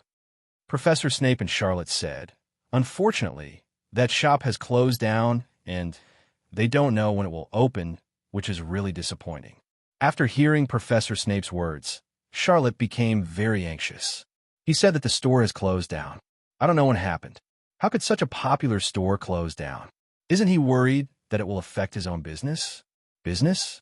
Professor Snape became very curious to see Charlotte's behavior. He felt very strange. Did he really have nothing to do with this shop? Why my inquiry was so strange and surprising to him. Charlotte knew that no matter what she said, Professor Snape would still feel that she had something to do with this shop. So she simply put her S** X aside and let Professor Snape guess. Charlotte laughed. Professor Snape, let's stop here today. I'm going to take the team to practice in a while. Professor Snape smiled and nodded. Go ahead. Charlotte turned and was about to leave when Snape stopped him suddenly. Charlotte turned around in bewilderment. Snape was straightening things on the table with his head down. Professor Snape said, Are you really planning to skip Quidditch next year? Chapter 307 Training. Charlotte smiled and replied, Next year I can learn everything you can teach me. I have done enough for Slytherin Quidditch, and then I should have a good rest. Charlotte told Professor Snape everything that was on her mind, probably because Professor Snape likes such straightforward people, so he didn't take it seriously. Professor Snape gave Charlotte a meaningful look and said, It's okay. You can do whatever you want. Charlotte watched as Professor Snape nodded slightly, closed the door, and left. Charlotte hummed a ditty, picked up the Nimbus 2001 next to her, and ran to the Quidditch training ground happily. In the distance, he could see the 247 players in Slytherin Quidditch uniforms practicing on the field. It is not difficult to see that all the players trained very seriously today. Slowly walking towards the Quidditch training ground, the sharp-eyed Steve saw Charlotte walking towards the court. Immediately signaled to all players to land on the ground and wait for Charlotte to come to the field. The members of the Slytherin Quidditch team immediately obeyed the order and landed on the ground, showing respect to Captain Charlotte. Charlotte saw all the team members working hard in training, so she asked softly, Everyone worked hard today. How about the freshmen? Are the freshmen still used to it? When Steve heard what the captain said, he immediately took a step forward and said, This year's freshmen have trained very well. As long as they strengthen their training, everyone will be excellent. Charlotte said it was just wonderful. Then, he took out the Nimbus 2001 and prepared to participate in the Slytherin Quidditch team training with all the players. Suddenly, a very good-looking black-haired girl came over with a flying broom and looked at Charlotte with a smile. This girl looks so charming that people can't help but want to look at her. Luo Xiong looked at this girl in surprise, because this girl was simply too attractive, but he saw that this girl was wearing the school uniform of Lawan Claude. Then he opened his mouth and said to the girl, Hello, who are you? The girl also looked at Charlotte and replied, Hello, I am Ahuxia, and my name is Zhang Xiao. Charlotte raised the corner of her mouth, smiled, got up and said, Then I will call you Ms. Zhang. What's the matter? Zhang Xiao also smiled, touched his hair naturally, and said, I have been waiting for you here for a long time. Charlotte was puzzled, seeing that the members of the La One Keluo Quidditch team came towards them one after another, but they didn't dare to face Charlotte directly. They just listened secretly. Charlotte looked at the girl and said, What are you waiting for me? Zhang Xiao never left Charlotte's eyes. He said, Yes, I have been waiting for you. Charlotte became even more curious and said, Since you have nothing to do you simply want to see me? But we don't know each other. Ms. Zhang smiled and said, Yes, maybe I just admire you. Steve and the rest of the Slytherin Quidditch team felt incredible, which was obviously a naked confession. Charlotte turned and glanced at the players, who lowered their heads. Ms. Zhang said shyly, I am Lawan Keluo, a 4th grade student. I have liked you very much since you first came to school, and I didn't join our Quidditch team until now because I wanted to see you. So that's the case. What's the reason? Ms. Zhang said slowly, Maybe I think the two of us get along better, so I paid attention to you very early. After Zhang Xiao's words came out, a group of team members became even more frustrated. Perhaps in the eyes of the team members, Zhang Xiao belongs to that kind of goddess-level person, but their goddess actually likes others and even confesses to others in front of them. They're simply too disappointed. But Charlotte said disapprovingly, "I will no longer participate in the Quidditch competition next year, and I plan to quit after finishing this year." The members of the One Crow team were extremely happy when they heard Xianglua say this, because they had been tortured by Charlotte in the past 2 years. Charlotte's departure is undoubtedly the best news for them. Although the members of the Lao and Keluo team are very happy in their hearts, they still don't show it so much in front of Charlotte. But the members of the Slytherin team behind Charlotte are not so happy. Their favorite captain will quit their team next year, which shows how disappointed they are.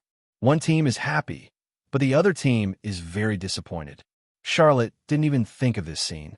One Keluo's team members, looking at the Slytherin team's players with shame. But Charlotte disapprovingly said it was okay. Maybe he doesn't understand how important he is to the whole team. In the eyes of the players, Quidditch is so important, but in Charlotte's eyes, it doesn't matter. Steve and his group stood behind Charlotte with displeased faces. Ms. Zhang immediately looked at Charlotte with a pleasant face and said, "Little big brother, the members of our team are not mean or mocking you." Charlotte also looked at Ms. Zhang and said, "It's okay. Anyway, it's my own decision that has nothing to do with anyone." Zhang Xiu looked at Charlotte lovingly and smiled sweetly. Charlotte looked at Zhang Xiu and asked, "Why? Do you think I am an unreasonable person?" Zhang Xiu stunned for a moment and snickered and said, "That's not right. After all, you are so good. You give people a sense of superiority. You are the best student at Hogwarts, 2.5 students. It's not unreasonable. Even if we see you, it's a little far away, ha." Charlotte also laughed when she heard it. So everyone sees me like this." Zhang Xiu looked at Charlotte seriously and said, "The glorious deeds of your old man, probably everyone in the world knows. Everyone must think you are a person who is out of reach, but now I think you don't seem to be so difficult to get along with. Even it's also very flattering." Zhang Xiu's small eyes have been looking at Charlotte, showing no stinginess in his love for the whereabouts. Soon, everyone in the colleges knew about Miss Zhang's confession on the court. Miss Zhang is a beautiful woman in Laowen Keluo who is excellent in all aspects. Although Charlotte is also very good, this confession still caused a sensation. The boys of Laowen Keluo College cast envious eyes on Charlotte, but they also accepted it with pleasure. But many girls are still very jealous of Ms. Zhang. Maybe for them, Ms. Zhang has more courage than them. They just hope that Charlotte will not accept Ms. Zhang's admiration. Naturally, Charlotte didn't care about Zhang Qiu's confession. In his view, Zhang Qiu's confession was her own business. Whether Charlotte agreed or not had nothing to do with her disagreement. As for Hermione, there was nothing to say, because Hermione is busy with her studies this semester and can't take care of him at all. After a while, it was time for class, and it was Professor Hagrid's class on the protection of magical animals. Hagrid took the students to the direction of the forest, and they arrived in a short while. Hagrid said, "Everyone line up in an orderly manner. After standing up, please open your books to page 49. We have started class."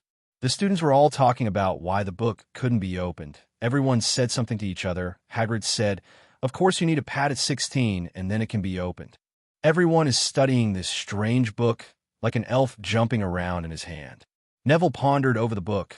Suddenly the book seemed to come alive, biting Neville's clothes and running around on him. Terrified. Upon seeing this, the professor said, "Didn't I tell you to pat it? You want to beat him everywhere, but why?" Seeing this, Charlotte patted the book lightly, and the book became quiet as expected. Seeing that everyone's books were quiet, Neville got up from the ground unhappily. He picked up the books and muttered, "What a disobedient little rascal." He patted the books lightly, and his books immediately quiet. Charlotte looked at page 49 that the professor had turned to. This page depicted a big monster with an eagle's head and a horse's body that looked terrifying. Suddenly, there was a hiss from the forest. Everyone's eyes were startled, and at the same time, they all turned to the side that made the sound. When they saw the monster on the book, they seemed to come out, making whirring sound from time to time. Everyone couldn't help but praise how handsome this monster is. But everyone dare not approach him. After all, he is a monster. Everyone is not familiar with it.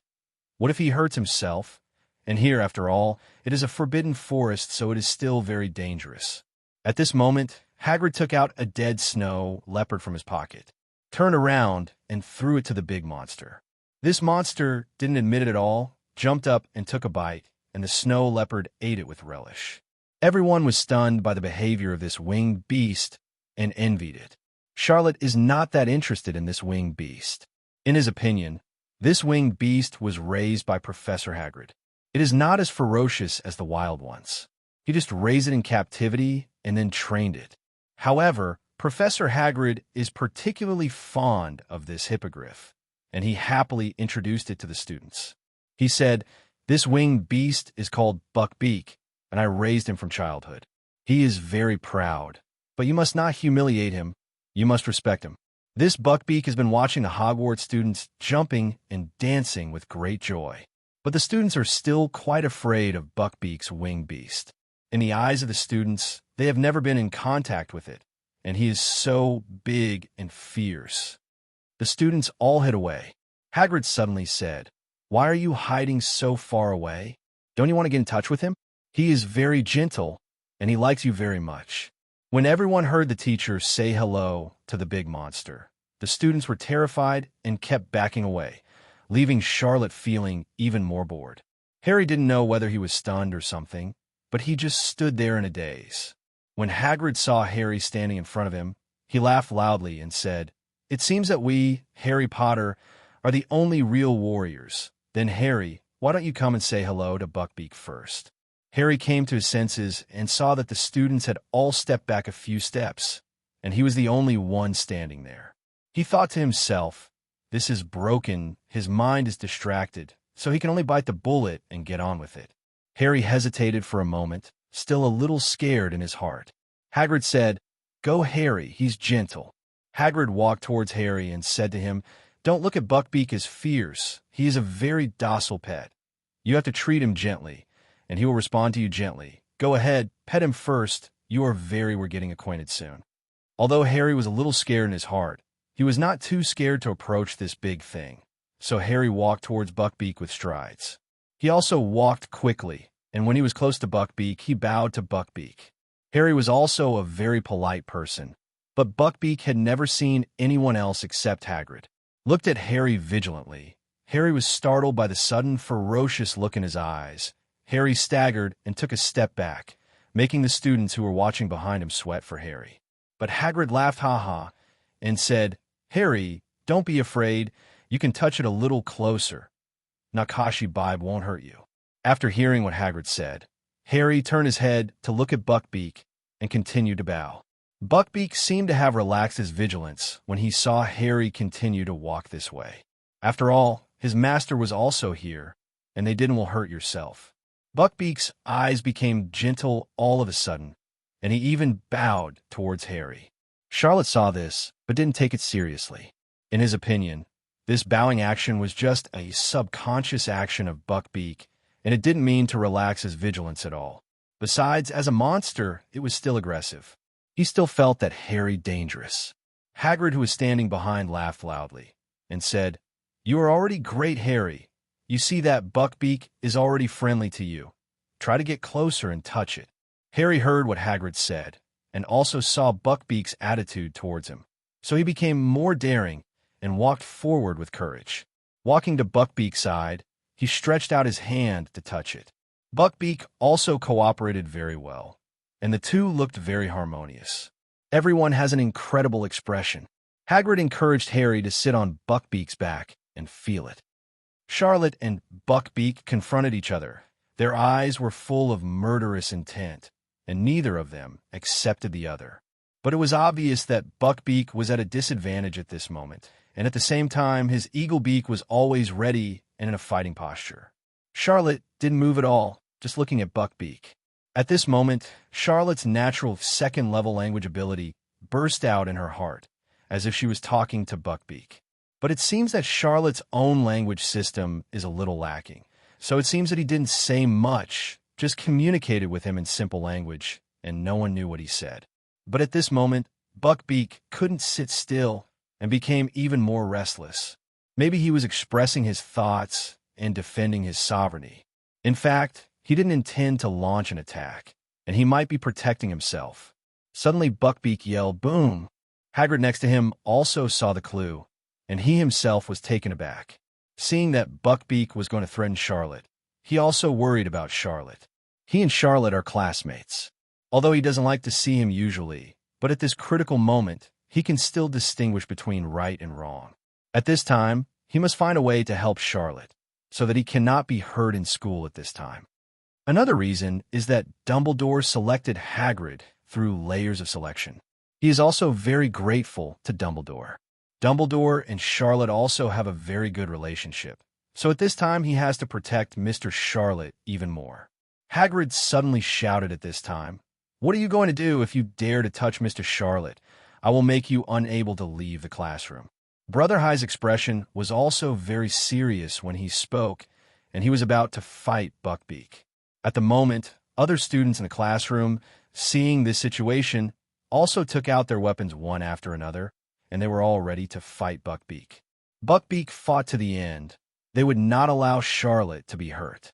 At this moment, one of Pansy's people stood up because he was also the first to draw his weapon, and Hermione also stood up at this time because he had a better relationship with Charlotte, and at this moment he was also very worried about Charlotte. For fear of Charlotte with the slightest mistake, he took out his own wand, ready to fight. A long time ago, Hermione's class had been arranged without gaps, and later it was because of a legal rule, that is, the legal rule of the Time Turner, and because of this matter, she had very little time to talk to Charlotte. After all, she had all the time used it for class. But seeing Charlotte being hurt, she definitely couldn't bear it, and she must take action to rescue Charlotte, because during this year, she was busy with classes and didn't make good contact with Charlotte, and she felt a little guilty in her heart. Hermione is a very kind girl. She always greets people and things with a smile, so everyone treats her very much. But at this critical moment, she can't control so much anymore. No matter who it is, as long as it wants to hurt Charlotte, she will not allow it, and no one will do it. Brother High also saw the actions of other students at this time, and felt incredible, feeling that everyone suddenly became united. But on the other hand, if everyone really fights with Buckbeak, then this will be the first school fight in the history of the campus, and it will bring a lot of disgrace to themselves and the school. Thinking of this, he suddenly felt that it was a big mistake for him to take the lead in taking out the weapon and fighting Buckbeak. But things have already happened, and he has no room for recovery, so he can only take one step at a time. Charlotte made some moves at this time. He raised his hands high, so everyone paused, don't rush to attack, and at the same time signaled everyone to tell him that there's nothing wrong. Everyone was confused. It was Buckbeak who was going to attack Charlotte. Why did Charlotte say nothing happened? His life was almost in danger, and no one could understand. At this moment, Buckbeak directly transformed into a flying animal, and Charlotte sat on it without further ado. Everyone was shocked by the scene in front of them. No one cared about talking to anyone, and stared at Charlotte. After riding up, he patted his butt with his hand, and the pet in him flew into the air directly. Everyone was dumbfounded and couldn't believe it. Charlotte also said this sentence in the air. "Professor Hagrid, I won't say more about some things, but the way you use seems to be better than mine." I don't know why Charlotte emphasizes the word professor. Does it have any other meaning? Only Hagrid will understand this. The other students were still supportive and didn't recover from it.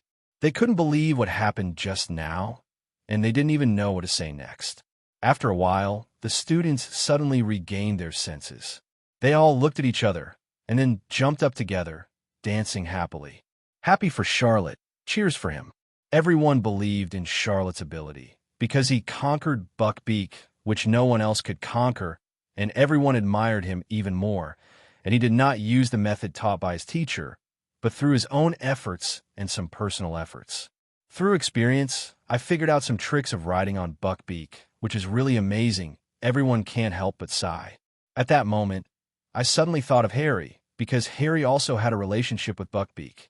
At that time, he faced Buckbeak with a flattering look, just like treating his own child, gently stroking, warm embrace. I also brought some delicious food for him, just like that. None of them made it to the Pakistani Master Noajau Kabike's back. After hearing this, the students from other colleges were even more unbelievable. They felt that Buckbeak was obviously going to attack Charlotte. Why was Charlotte riding on his back all of a sudden? Everyone couldn't figure it out, including Hagrid. He couldn't implement this kind of thing, and said unconsciously, "How could this kind of thing happen? I don't think it should be. It's too easy for Charlotte to ride on Buckbeak's back." Hagrid couldn't figure it out for a while, and his face seemed to be in a state of circles, and he couldn't catch his breath. At this time, the bell rang for the end of Get Out of Class, and everyone ran out of the classroom, chatting about Charlotte on the road. But Charlotte was very calm in her heart, and was not affected by the noise around her, because he knew that it had more important tasks to do next, and he had to learn lessons that he hadn't learned before, so as to make his abilities stronger. "I know where he is. Someone met him." A man ran into the auditorium with a book and said loudly. Everyone asked him, "You're not talking about Charlotte, are you?" He said, "Starcloth Lake." Everyone can't believe it, because the appearance of the Dementor is because of Lake. As long as he is found, other problems should be solved. At this time, the auditorium was like an explosion, and the news spread widely, and after a while, the entire Hogwarts students knew about it. Word came that he had come to Darfington, and Hogwarts was not far from there. But everyone still has a little panic in their hearts, but driven by curiosity, they can't control so much. Although it is said that Hogwarts has Dementors, he escaped from his hands last time, and this time it is not impossible. Everyone was discussing what exactly Sirius was planning to do when he came to Hogwarts. This news was also known to Charlotte, and Charlotte closed the book without haste and was about to get up to leave, but he frowned. No one knew what was really going on in his heart. But it is not difficult to see that he feels that Sirius must have a certain purpose in coming to school. He doesn't know what will happen, but he must think about it in advance and make full preparations, because if something happens afterwards, only Charlotte can solve it, and others do not have this ability. After Charlotte came out of the auditorium, she turned around and walked to the dormitory. When she got back to the dormitory, she saw the undulating dog lying on the ground and sleeping, gasping for breath. Charlotte saw that he was indeed fatter than before. Ever since he followed Charlotte, he has been enjoying the food and drinking spicy food every day, because after all, Charlotte can solve any problems by himself, and he doesn't need to come forward. After Charlotte saw the wave dog, she didn't know what happened, and she felt a little annoyed when she saw him like this. So she said, "Don't eat and sleep here every day. Get up and do some work." Charlotte asked Volatile Dog to check the situation for herself, because he didn't know the purpose of Sirius coming to Hogwarts. So he wanted to seek the help of Volatile Dog to see if he could find out. But the wave dog didn't seem to be very willing, with a grumbling expression on his face, and then said to Charlotte, "He is sleeping soundly. What do you want me to collect now? Can't we wait until I wake up? Do you know that you disturb my sleep? Disturb my sleep. Don't you feel self-sufficient inside?" Charlotte also said unceremoniously, "I raised you so much. It was for nothing, and I will fend for myself in the future. I don't care about you." After listening to the undulating sentence, he stood up in fright, wagged his tail, and said against Charlotte's trouser leg, "Okay, master, I promise to complete the task. You just need to order." Charlotte, don't give him the task right now. That's right. Let him observe every move of Sirius, and then pay attention to what happened in the school recently, and let him call his friends nearby. Let his friends let us act together with him. This way we will get twice the result with half the effort. If you find any traces of Sirius, you must report to Charlotte as soon as possible. I remember that when I was looking for Voldemort last time, it was the information that the spider sent to Charlotte, and he was also the little partner of the wave dog, so the wave dog and his little friends are acting together, and there should be news soon. Because Charlotte has the ability of natural language. He can communicate with animals, and only he can let animals collect information for him, and others cannot. As for the traces of Sirius, it is undoubtedly the best way to use small partners, such as wave dogs and spiders, to find him. Volatile Dog was very confused. He didn't know what he was referring to. He didn't understand the meaning of this sentence at all. He thinks, that to some extent he can only roughly command and cannot complete this task finally, because he is facing two completely different species. All this was very strange to him. This little dog is thinking, if I meet a mouse, should I immediately understand what the mouse is saying and report to you? But how can you hear what the mouse is saying clearly within 3 seconds? This is absolutely impossible. As he talked, the wave dog laughed. Charlotte kicked hard. This puppy gave a slap and said loudly that you can go and see what I tell you to do. Why are you talking so much nonsense? What I need you to do now is to report to me immediately when you encounter something. Charlotte said, don't meddle in anything. You just need to do what I tell you. Wave Dog has no choice because he has to think about his own survival, and he has to rely on Charlotte for food, so he has to let his hair be disheveled. Wave Dog doesn't know Charlotte at all now, and already has a second-level skill, and you're also a second-level skill in the language of nature. Your ability allows him to have a conversation with any creature in the world, no matter what species it is to him, no difficulty at all. It is precisely because of this that Charlotte can quickly understand any dynamics and things about Hogwarts College. Of course, for the Wave Dog, he is of course not easy to mess with. He is under Charlotte's command to complete things, but it is not enough for him to be capable alone, so he called Mrs. Chris and Mr. Crookshanks as his assistant. In fact, the Mrs. Loris mentioned here is actually a cat of Felici, and it is a pet cat. It is precisely because of the existence of Mr. Farizzi that this cat often does whatever it wants in the college, regardless of anyone's eyes. Therefore, many students in the college dare not speak of the cat at all, because they are more afraid of Felici. And Mrs. Shun Luolis, the loyal cat, has become the subordinate of the Wave Dog. Classmate Hermione also raised a cat, and his name was changed to Crookshanks. When Hermione and Charlotte first met, this cat was quite obedient, but after a while he also became the subordinate of the Wave Dog, probably because the Wave Dog knew Mrs. Loris, and it belonged to Mr. Felici Pets, so they naturally get a lot of benefits together. Because over time, under the guidance of the Wave Dog, all the pets in the college became its subordinates, and gradually became popular in the entire Hogwarts College. There are many kinds of species, such as mice, ants, insects, cockroaches, snakes, etc. They all found a favorable terrain in Hogwarts College, and then observed every move that happened. In a recent period of time, Mrs. Loris and Crookshanks could be found closely following the Wave Dog, like two pugs, to put it bluntly. The Wave Dog is majestic in front, and those who don't know it think that it has given a lot of benefits to other subordinates, so it can have such a status. Every time there is any trouble in the academy, they rush over immediately, really wanting to be very confident in themselves, thinking that they can perfectly solve what happened. But it turns out that wherever they have been messed up by them. Of course, the worst place is the kitchen of Hogwarts College, which is often ruined by several of them. For such a combination of cats and dogs, the people in the academy have nothing to do.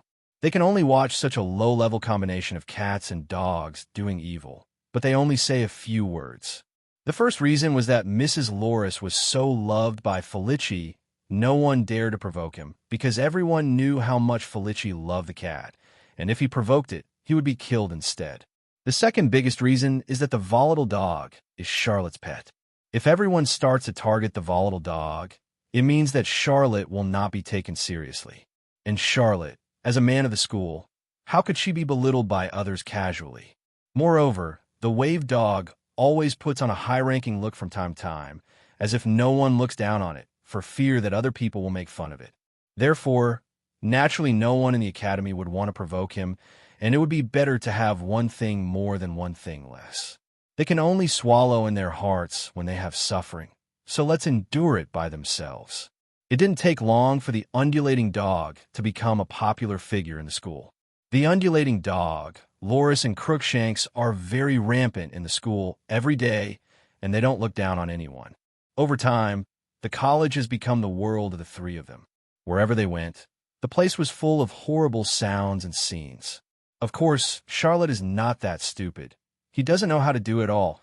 Such a task of collecting information is only given to Wave Dog, because he knows that his ability is limited and his character has certain problems. So it was impossible for him to rely on the Wave Dog alone to help him complete this matter. So he recruited two other assistants. They were the Weasley brothers.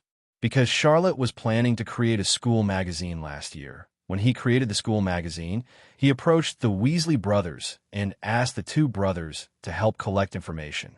Charlotte created the school magazine to control the school's fishing reels. But after creating the school magazine, the Weasley brothers didn't help Xiao Luo find some reliable information. So Charlotte was very busy and didn't help much. But it doesn't prove that these two brothers don't have the ability to collect data, so Charlotte still chooses them. In terms of their understanding of the school's information, the Weasley brothers can be regarded as one of the best figures. They can control the situation of the school in their own hands. When the Weasley brothers knew that Charlotte had chosen them for their intelligence gathering, they were also very happy. They came to Charlotte with smiles on their faces. Charlotte, who was very surprised at this time, asked the Weasley brothers, "Why you seem so happy? Don't you think that helping me collect information is a very annoying thing?" Among them, a brother said that it was a great honor for us to be invited by Mr. Charlotte to help. So how could it be troublesome? In addition, a brother whose name is George, his eyes say yes, yes. If it were not for your invitation, we would not see you in person today. We're just feeling extra excited right now. Charlotte said that this is not the first time I have asked you for help. Didn't you also help me when I created the school magazine last time? What's so exciting about this? $1% at. The two brothers said in unison that it was precisely because you asked us for help twice in threes that our life gradually became more abundant and we had more money in our hands. Among them, a brother, George, said that it is beneficial to hang out with Mr. Charlotte because now our hands are full and we can buy magic and props without worrying about these things anymore. As for flowers, Mr. Charlotte couldn't help but feel very embarrassed when he heard the reason why the two brothers were so happy. He didn't expect that they were willing to help him because they wanted to get some benefits for themselves. Before, Mr. Charlotte forced the Weasley brothers to help him create a school magazine and made a lot of money. Of course, the two brothers were indispensable in the transfer of the money. And in the later period, the school magazine, founded by Mr. Charlotte, received a lot of praise. This also helped him earn a lot of money. But for Charlotte now, he already has a lot of money, and of course he doesn't look down on the money made by the school magazine at that time, and he doesn't pay attention to them at all. Last summer, Mr. Luo opened a new store in Tumbling Alley. The money he made in this shop by identifying gems and philosopher's stones was enough for him, and a large amount at that. Moreover, Mr. Charlotte usually earns extra money by writing some novels. These extra money is also a considerable amount for him, and the money he got from the school magazine he founded back then is not enough for the problem. Therefore, I would like to express my gratitude to the Weasley brothers for their help, and the salary given to them is quite generous. Mr. Charlotte will not become so stingy because of this small amount of money. In fact, speaking from the actual situation, Mr. Charlotte didn't want to get information about Sirius at all. He just used this incident as a cover to obtain greater intelligence for himself. On the other hand, the Weasley brothers, what they receive from Mr. Charlotte, is already a huge figure for them, and they have expressed their gratitude. Charlotte also smiled and said to them, "Of course, this task of collecting intelligence has to be entrusted to you, and I can rest assured that you will handle the matter." The two brothers said in unison, "Don't worry. We will make sure to complete the task you entrusted to us." Charlotte had his own reasons for doing this, and he was afraid that if the professor at Hogwarts knew about it, he would have a reason to prevaricate it. Charlotte continued, "Since Sirius wants to come to us, we naturally can't lose face. We must treat him well. We need to prepare something for Sirius to show our sincerity. How about this? Let's set up a column to broadcast the news about Sirius. I will handle the manuscript, and you only need to arrange the layout and send it out. That's it." The Weasley brothers were very excited when they heard what Charlotte said. They wanted to take advantage of Sirius' popularity and make some money by the way. The two nodded happily. Charlotte was naturally very satisfied with the performance of the Weasley brothers and said, "This time things must be done beautifully, and the bonuses are naturally indispensable to you." Brother Weasley left happily. Chapter 17.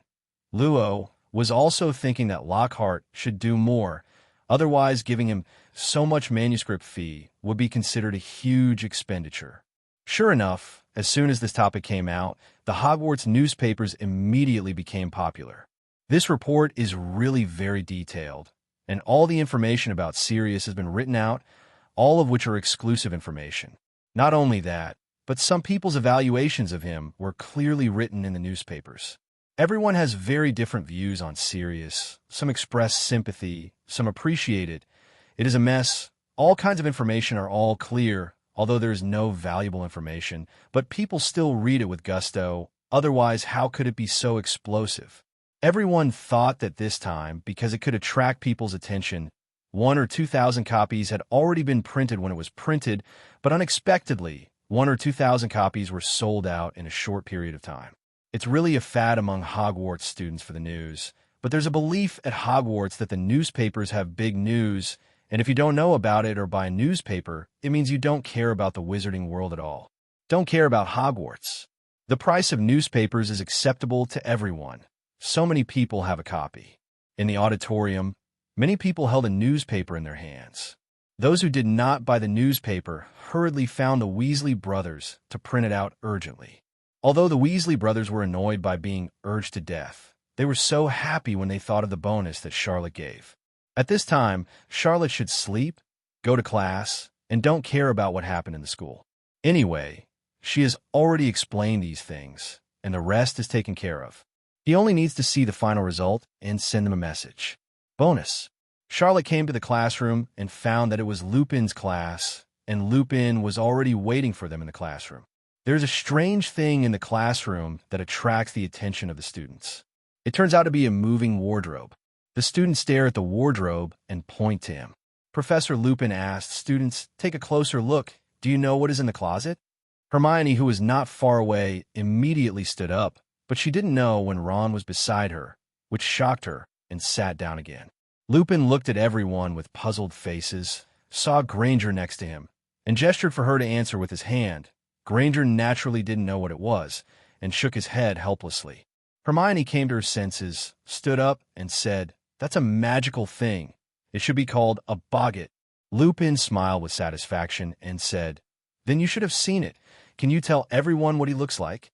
Hermione went on to say, "I have never seen her in real appearance. He is an unpredictable guy. He never has a fixed appearance. He will change his appearance at will, and he will change his appearance according to the person in front of him. People are scared. Simply horrible." Lupin looked at Hermione and nodded with satisfaction and said, "Yes, this thing is very scary, so I put it in the cabinet first, but he can't stay in the cabinet all the time. We have to find a way to subdue it. Not so scared he." The students below were talking about this thing one by one, and everyone was very scared when they heard it. After all, everyone saw this thing in a different way. Lupin looked at everyone's status and said, "It's okay, we already know this thing, and we already have a magic spell to deal with this guy. Please learn this spell with me. It's funny and funny. Everyone read this spell with Professor Lupin to deal with boggarts." Professor Lupin added, "Everyone must remember this spell against boggarts, and must not be afraid, otherwise it will attack you even more." At this time, Charlotte looked at the closet where the boggart was, wondering what the boggart would become. Ron next to him knew the spell, but was still very scared. Lupin said, "Is there any student who wants to give it a try?" All the students shook their heads. Neville might have seen it strangely. He didn't hear what Professor Lupin said, but stood there blankly. Professor Lupin didn't think so, and thought Neville wanted to give it a try. Lupin called Neville to come over to the closet, and asked him, "What is the thing you're most afraid of?" And Neville said, "Professor Snape the most." The students behind all laughed when they heard Neville's words, and laughed and said, "Then are you afraid of your grandma, ha ha ha." Neville was even more frightened, and said in a trembling voice, "I don't want it to be my grandma." Luo Ping looked at Neville and said reassuringly, No, you just need to imagine your grandma's makeup." Neville nodded suspiciously, and then Lupin whispered in Neville's ear, "Don't be afraid. He won't hurt anyone." Neville paused for a moment, then walked toward the closet and stood in front of the closet door very reluctantly. "Say, come on, I'm not afraid." Then Lupin took out his wand and pointed it at the wardrobe. The closet immediately began to move. Suddenly, a Snape wearing black shoes and 2.9 clothes slowly walked out of the closet, almost no different from a real person. Neville was afraid of Snape, to the extent that he was terrified when he saw it. The students watched from behind, and they couldn't help but sweat for Neville. Lupin stood next to Neville and whispered, "Don't be afraid of Neville. Remember the spell." Neville seemed to have grasped at straws and immediately chanted the spell loudly recently. With a bang, Professor Snape in front of him changed into a funny old lady's attire, which was in stark contrast to Snape's sternness, and the students in the whole classroom were shocked, laughing out loud. Even Charlotte couldn't help laughing. Professor Snape would probably be P************ D off if he saw this. Neville's originally terrified mood suddenly disappeared, and he stood where he was and laughed loudly. Lupin said, "Neville, I didn't lie to you. Don't be so scared. You have performed very well. Let the next classmate come and try." The next few students performed very well. It may be that Neville's attempt made them less afraid, or it may be that they have already made psychological preparations in advance. Ron was thinking that with so many people, I might not have to try. Professor Lupin looked at Ron, and he was a little scared in his heart. But out of helplessness, he still had to try. Lupin said, "Ron, don't be afraid. The more you are afraid of the boggart, the happier you are. Come on." Ron's steps were a little bit difficult, and he walked up to the cabinet, looking at the cabinet in front of him with fear. When the students saw Ron, they were very afraid of a voice not far away saying, "Ron, you see that so many students in front of you have tried it, and nothing will happen. Just go ahead and go boldly." At this moment, Professor Luo Ping opened the cabinet door with his magic wand. When Boggart saw Ron, he immediately turned into the thing Ron was most afraid of, a ring monster. Ron was terrified. His legs trembled unconsciously, and suddenly a huge spider appeared in front of Ron's eyes, and Ron was even more frightened. It turned out that what he was most afraid of was not the awakening monster, but the spider. The students immediately reminded Ron to recite the spell quickly. As if grabbing at straws, Ron immediately chanted the spell aloud. After chanting the spell, the big spider's feet seemed to be oiled, and the body fell to the ground uncontrollably. The spider couldn't even stand up. The students laughed out loud when they saw this, and they were so frightened. Just now, Ron also laughed happily. Professor Luo Ping quickly helped Ron, who was smiling on the ground, and gently stroked his little head, as if to encourage him. The students were also impressed by Ron's courage. They looked at him with admiring eyes. Ron wiped away the tears on his face and said, "Thank you for your encouragement. I will definitely become more and more brave." But the students will naturally not forget the frightened expression on Ron's face just now. Ron went on to say, "This Boggart is really not an easy guy to deal with, and I don't think Charlotte can really beat him." After listening to Ron's words, the students all looked at Charlotte. The students naturally wouldn't listen to nonsense, because in their opinion, Charlotte is the most powerful person in the entire academy. Why can't she beat a Boggart? But Charlotte was at the end of the whole team. He was in a state of eating melons, looking at the things that other students were most afraid of, and he never thought about participating in this challenge. But Ron's words stimulated him. "I didn't expect this guy to look specifically at me and look ugly." Ron saw Charlotte looking at him and said, "How? I'm right. You see, Charlotte doesn't have the courage to challenge." Charlotte was not convinced by what Ron said, so she gave Ron a vicious look and slowly walked up from the back of the line to look at the students in front and said, "Can I come first?" The students naturally wouldn't mind. All the students in Slytherin House were waiting to see another joke from Ron. Students from other colleges are also particularly curious about what Charlotte can do. Charlotte then said to Professor Lupin, "Then can the professor let me try it first?" Of course, the professor doesn't care about the responsibility of teaching who comes first. Song just asked all the students to try 10 times first. The professor said that of course it is possible. Our task in this class is that all the students have to try one by one, regardless of whether you are in front or behind. Since other students have no objections, then you go first. Charlotte nodded slightly, then walked past Ron and Boggart. Boggart saw Charlotte walking towards him and immediately became agitated again. As if seeing a new prey, everyone is wondering what the Boggart will look like in front of Charlotte. What is everyone's favorite Charlotte afraid of? At this time, the Boggart has been changing forms at will, but has not stopped fixed on a certain form. Everyone is very strange. What is Charlotte afraid of? Everyone is looking at the boggart eagerly. The students are all talking to each other. Doesn't a creature as powerful as a boggart know what Charlotte is afraid of? It stands to reason that a boggart can conjure anything that anyone is afraid of. Doesn't Charlotte is an exception? In front of Charlotte, boggart has been changing forms at will, but has not stopped. What is going on? Even Professor Lupin can't explain why. There may be only one reason. Charlotte's mental strength is simply too powerful. Even the boggart can't recognize and judge what Charlotte is most afraid of. However, this reason is a bit too far-fetched, and the students are all embarrassed. At this time, Professor Lupin also felt a little embarrassed and didn't know what to say. He had never seen such a situation before, so he could only say lightly, "Charlotte has already tried it. Whoever wants to try it next in 350. The students listened, and they didn't take what Professor Lupin said, and they whispered. Could it be that Charlotte has nothing to be afraid of? Why did Professor Gimping say that the real experiment is over when the boggart has not transformed into any form? They were all wondering if Professor Lupin was also favoring Jinlaw. Ron was even more dissatisfied at this time. He thought in his heart that he wanted to make a fool of himself in front of everyone, and wanted to see what he was afraid of, but the boggart didn't change at all. Ron himself, of course he was the most unhappy, muttering, "No way." The boggart didn't respond. So how can we say that Charlotte's test is over? At this time, Professor Lupin spoke, and he said, "I am the professor, or you are the professor. Since I have said that Charlotte's experiment is over, do you have any other complaints? Could it be that even boggart is biased? Whereabouts? Did they know each other before?" When the students heard what Professor Lupin said, no one said anything, and even Ron slowly walked to the back of the line. Charlotte listened to what Professor Lupin said, nodded towards Professor Lupin, walked straight over, and walked to the back of the line, where he was at the beginning.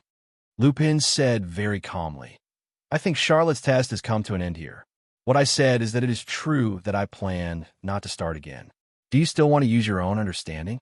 Ron also saw that Lupin's tone of voice was not right, and he couldn't speak anymore, so he quietly ran to the back of the line.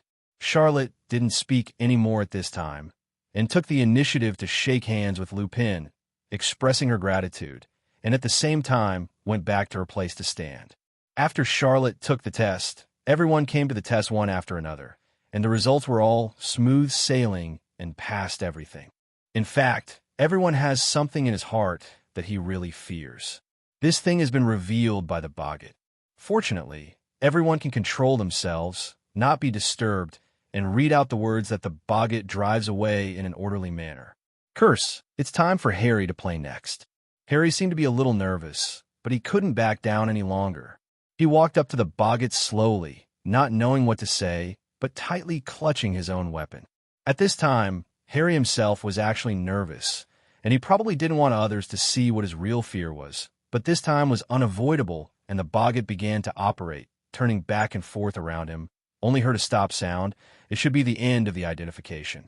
When everyone was relaxing, they suddenly saw a Dementor. The soul-eating monster was huge and had thick limbs. Compared with ordinary Dementors, it was almost a circle bigger, and everyone backed away in fright. But at this moment, Harry was already confused. He didn't know what to do. His feet seemed to be planted in the ground. He didn't move at all. He wanted to move, but couldn't move. He had no choice but to wait for the Dementor to move, quickly rush towards him. At this moment, Lupin spoke and shouted, "Be careful and avoid." But at this moment, Harry was incapacitated. Even shouting was useless. There was no way. At this moment, Lupin immediately ran to him, put him behind him, and prepared to fight the oncoming Dementors. The Dementors were slowly approaching Harry, but when he suddenly saw Lupin appearing, he stopped immediately, not daring to go any further. Just when everyone thought they were going to be deadlocked, the Dementor suddenly turned into a painting, the kind of frivolous painting that disappeared into thin air, and suddenly he floated into the air, slowly rose to the highest altitude, and then disappeared, and then the sky, a round moon appeared in the sky. But the boggart's soul is still here. That's just his blindfold. Lupin pointed at Boggart and asked him to continue changing, and he turned into a balloon, flying around the classroom, and everyone thought it was quite interesting for a while.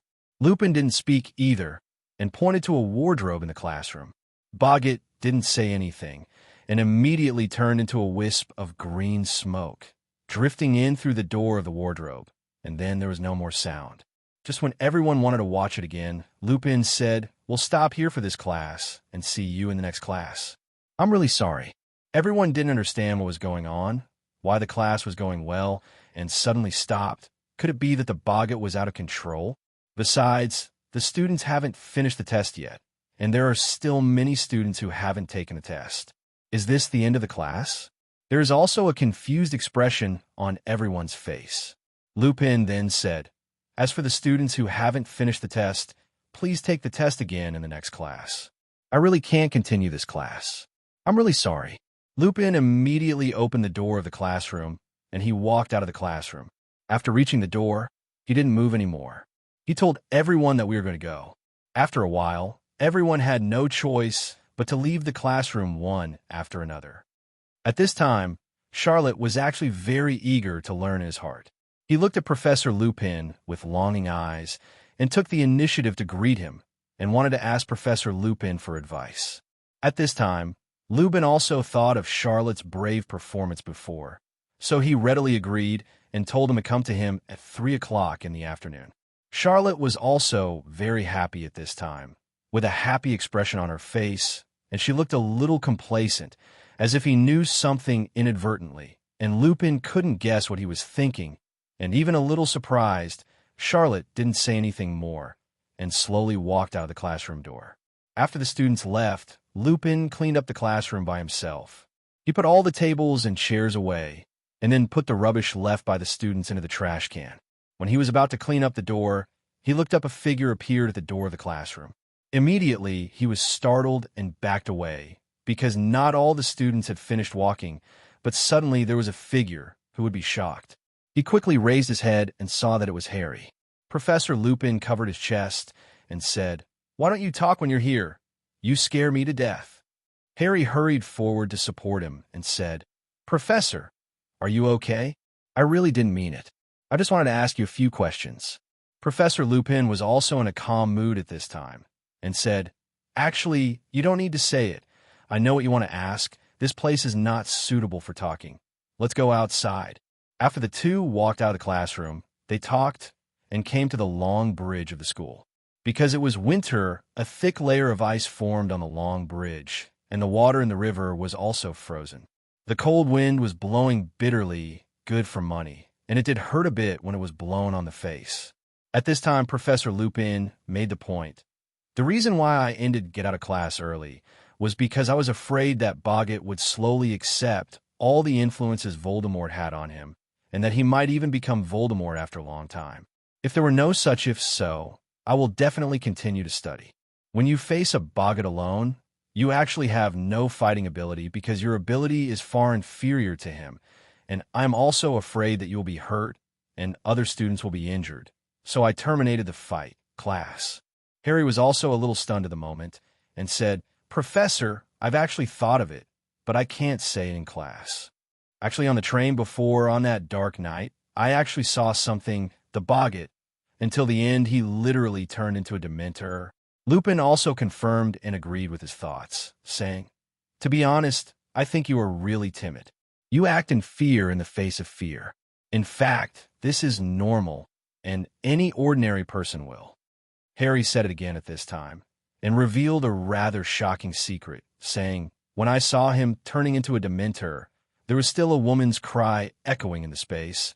I thought, how could a Dementor be? It was transformed by a woman, which is not in line with common sense." Lupin smiled slightly, and then said, "Dementors are the voices that make us feel the real fear in our hearts. The more we feel what scares us the most, the more they will let us hear something. So those things are illusions. You don't have to take it seriously." But the next sentence completely shocked Lupin. Harry said, "Professor, what if I said it was my mother's voice? I have a guess that the voice I heard on the train that day was the voice my mother made on the day she was murdered. I think she was also giving what information do I pass on?" 17. Lupin was also stunned and didn't know what to say, but looked straight at Harry, feeling unbelievable. At this moment, Harry suddenly raised his head, and her eyes were filled with tears because he thought of his mother, who was murdered, and she couldn't find the murderer until now, thinking about how much pain he felt in his heart at this moment. Besides, if the voice that night was really made by his mother, and he felt the heart-piercing pain that his mother could not relieve when he called out to him, anyone would burst into tears. At this time, Lupin comforted Harry and said, "Harry, to tell you the truth, I knew your mother before. Since the first time I saw you, I had suspected that you were your mother's son, but I didn't confirm. It wasn't until you told me about these things today that I confirmed that my guess was right because your facial features are so similar to your mother's, with a high nose bridge, big eyes, and a mouth that tends to be that kind of flatter." After Harry heard these words, his heart didn't fluctuate much. Even if he knew each other, he still couldn't save his mother. Thinking of this, he felt sore again. Lupin immediately asked Harry to raise his head and said to him with eyes, "BGFH, your mother is really outstanding, and her status is also very important among witches. He is good at discovering the good points of others. Anyone in her eyes here, everyone can find their own shining points and achieve their own brilliance." At this time, Lupin's previous memories suddenly flashed in his mind, and he said, "I have the impression that your father is a troublesome person, and I can't say anything more. In this regard, you are better than him." Harry kept echoing in his mind at this moment, but he couldn't think of any more memories of her and her parents, and only the picture of him being with his parents when he was a child stayed in his mind.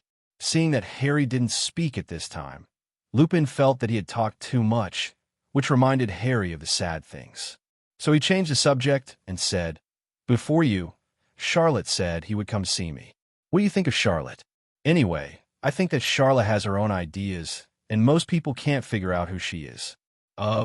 Harry also agreed with the professor, saying, "Charlotte is actually very good. Among our classmates, he is also considered a star-level figure, and he is also an all-powerful figure in the school. What he did in school was full of praise from students and professors, and it was something meaningful, so everyone, even some female students, especially admired him. To be honest, don't talk about female classmates. Even I admire him. By the way, Professor, I still remember when he saw you for the first time. He told me that his first impression of you was that do you want to hear it?"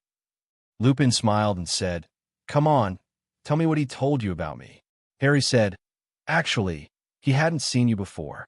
During a meeting of the student union, the two of us happened to sit together and started chatting, and then we talked about you. Charlotte said, 'You're a raging little dog,' saying, 'How can the puppy come to the black magic class? If you don't keep watch at home, why come here to make trouble?'" Speaking of this, Professor Lupin's face darkened suddenly, and the smile on his face disappeared, and the corners of his mouth twitched from time to time. It was obvious that Professor Lupin was angry. Harry quickly helped to explain, "Mr. Charlotte, I didn't mean to speak ill of you at all. Don't you know him well? He was just joking with you. Besides, I didn't know you at that time, and I met you later. It hasn't been very long. Why did he say you?" Professor Lupin shook his head. He felt very dissatisfied and disappointed. He felt that he had lost trust in Mr. Charlotte. Although he pretended not to care on the surface, he was already full of doubts about Jinloa in his heart. Professor Lupin has been very anxious in his heart. He really thinks that he is a werewolf. Isn't it only people above the professor level of Hogwarts who know? Why does everyone seem to know now? He wondered if Charlotte had realized who she was. He suddenly remembered Charlotte's expression when she left just now, and felt even more uneasy. He thought the expression on Charlotte's face just now had something to say. The story turned to Mr. Charlotte, who had written an application.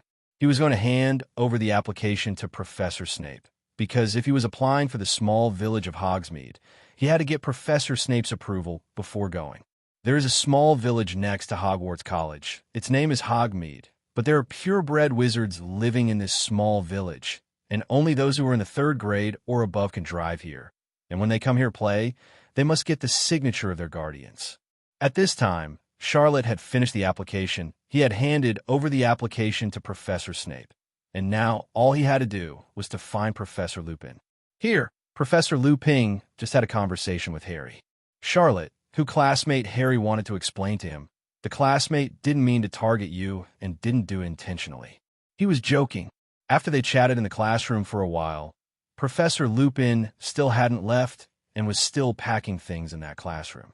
Charlotte knocked on the door and said, "Mr. Lupin, are you in there?" Professor Lupin heard the knock on the door and said, "Come in." Charlotte opened the door very politely and closed the door politely, walked into the classroom and closed the door politely. Professor Lupin pretended not to care. He lay lazily on the chair and did not look at Charlotte. Instead, he lowered his head and said softly, "What's the matter with you today? Didn't we already have you talked?" Student Charlotte didn't get angry because of Professor Lupin's words. Instead, he smiled and said that I said more. "So what do you think is the reason why I came to you today? I think you should be able to guess." Professor Lupin said that you must not have come here to study. Is there anything a student as smart as you can't learn? You are so energetic now that you should not have a problem with studying. You may come to ask me about studying thing. So I believe that you came to me today. It is definitely not for study. You have other plans. If you have something to say, don't beat around the bush with me. It's really boring. The mental power that Professor Lupin mentioned here, that is Charlotte's spirit, actually refers to Charlotte's willpower, which can be tenacious and unyielding to always come to Professor Lupin to show that he has always been very tenacious, strong, and firm. This made Professor Lupin think of a character in the Ministry of Magic. His willpower is extremely strong. Her name is Olo.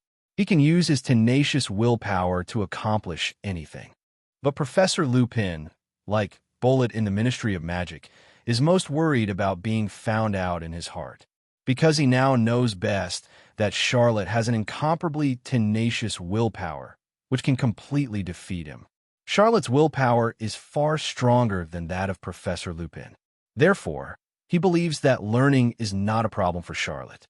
For a person with strong willpower, learning is simply a matter of no effort. Charlotte also noticed what Professor Lupin was thinking. But student Charlotte didn't show the slightest surprised expression. He was just very calm, smiled calmly, and looked at Professor Lupin and said, "It seems that Professor Lupin is also a very careful person in daily life, and his thoughts are more meticulous. You may have guessed what I asked you.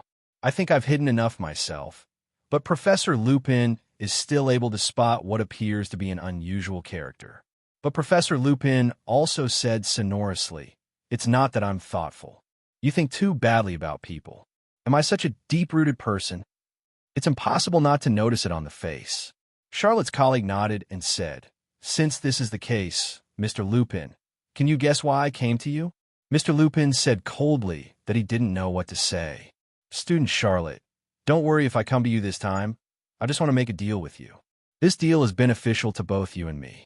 If it succeeds, we won't kill two birds with one stone." Professor Lupin, showing a puzzled look, "What did you say that you dare to come to me to make a deal? Do you know who you are? You are a student, and I'm a professor. Why did you come here, and I want to make a deal with me?" Charlotte said, "I can help you with a medicine solution." Professor Lupin became very flustered at this time, but he still pretended to be very serious on the surface, saying that you want to help me look good with a liquid medicine. "What liquid medicine? What are you talking about? I don't understand at all."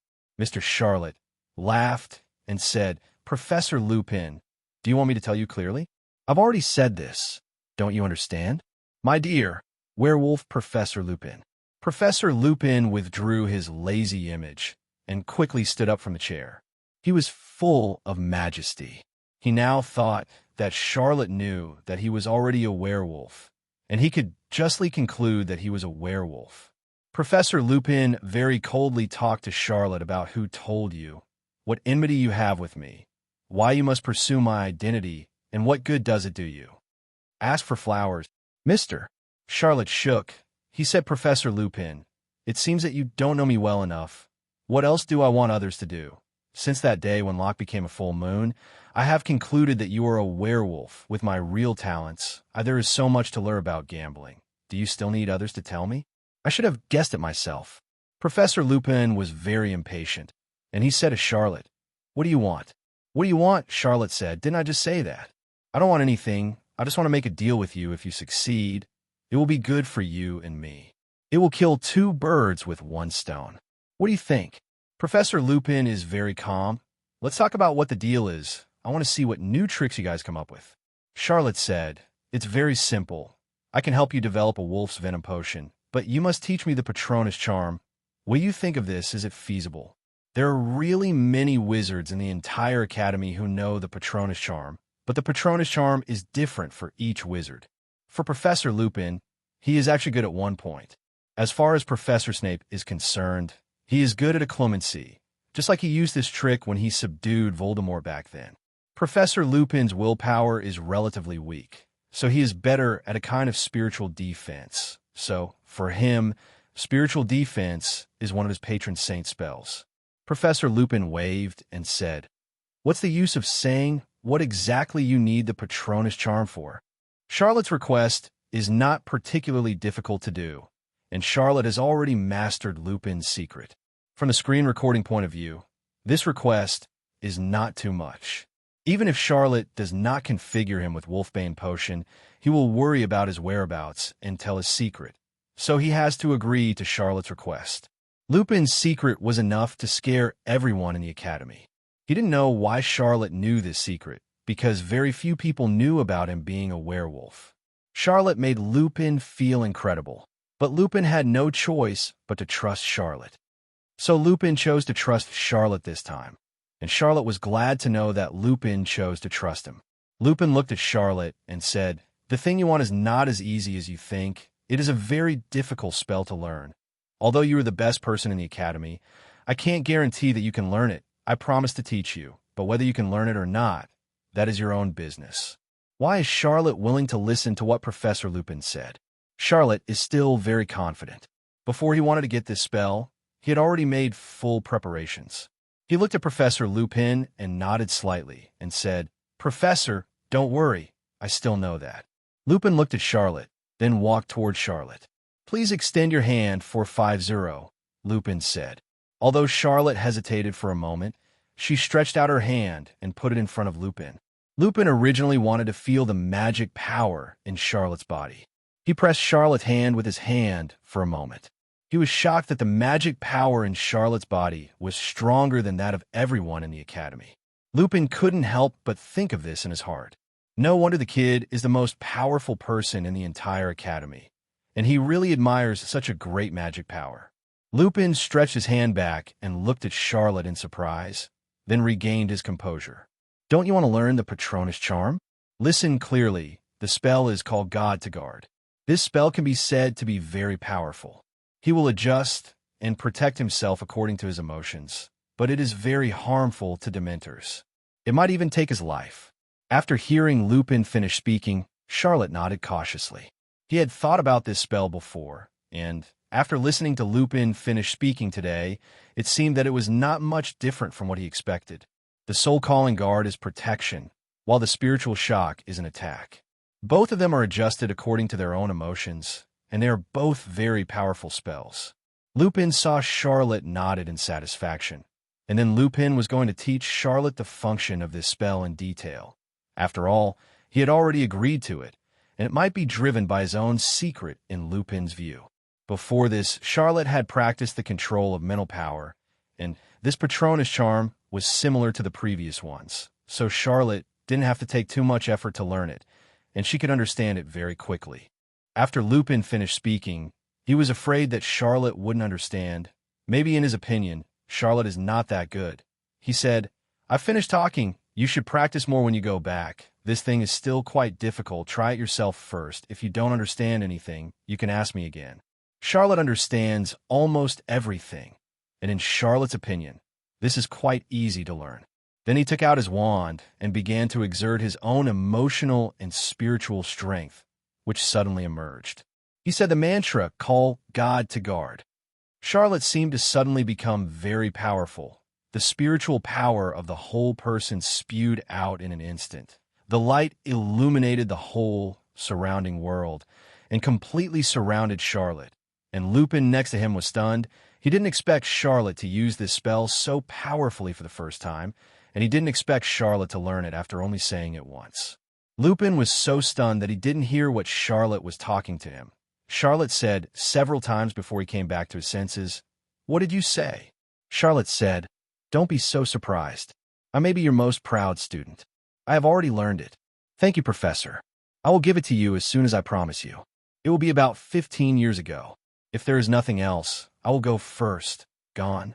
Lupin was stunned, looking at Charlotte's leaving back, thinking, can this still be the case? Charlotte left contentedly. Since Professor Lupin had already done what he promised to teach him, he should start preparing for what he promised Professor Lupin to prepare wolf poison. Charlotte wants to go to the library to check the information.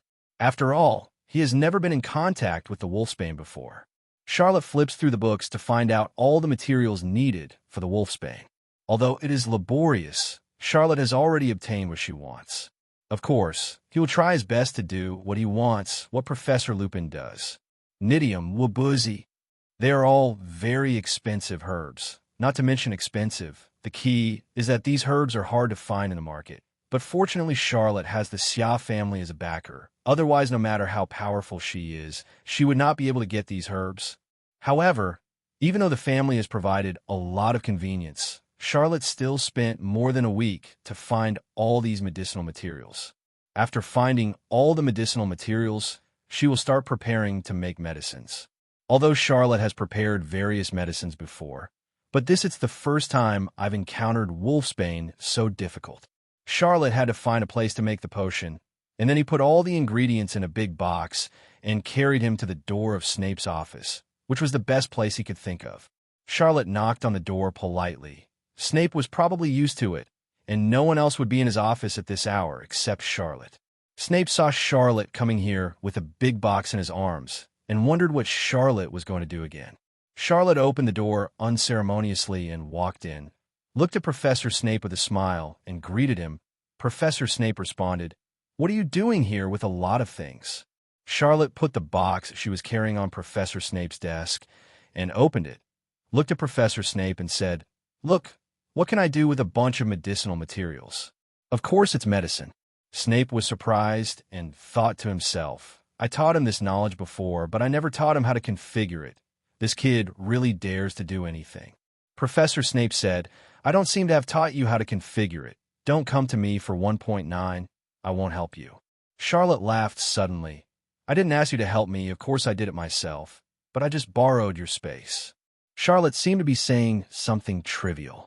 However, on his face, there was a considerable degree of self-confidence, and he looked confident. Snape was even more surprised. This kid was really bold. "Do you think that the little knowledge I taught you could be prepared for anything?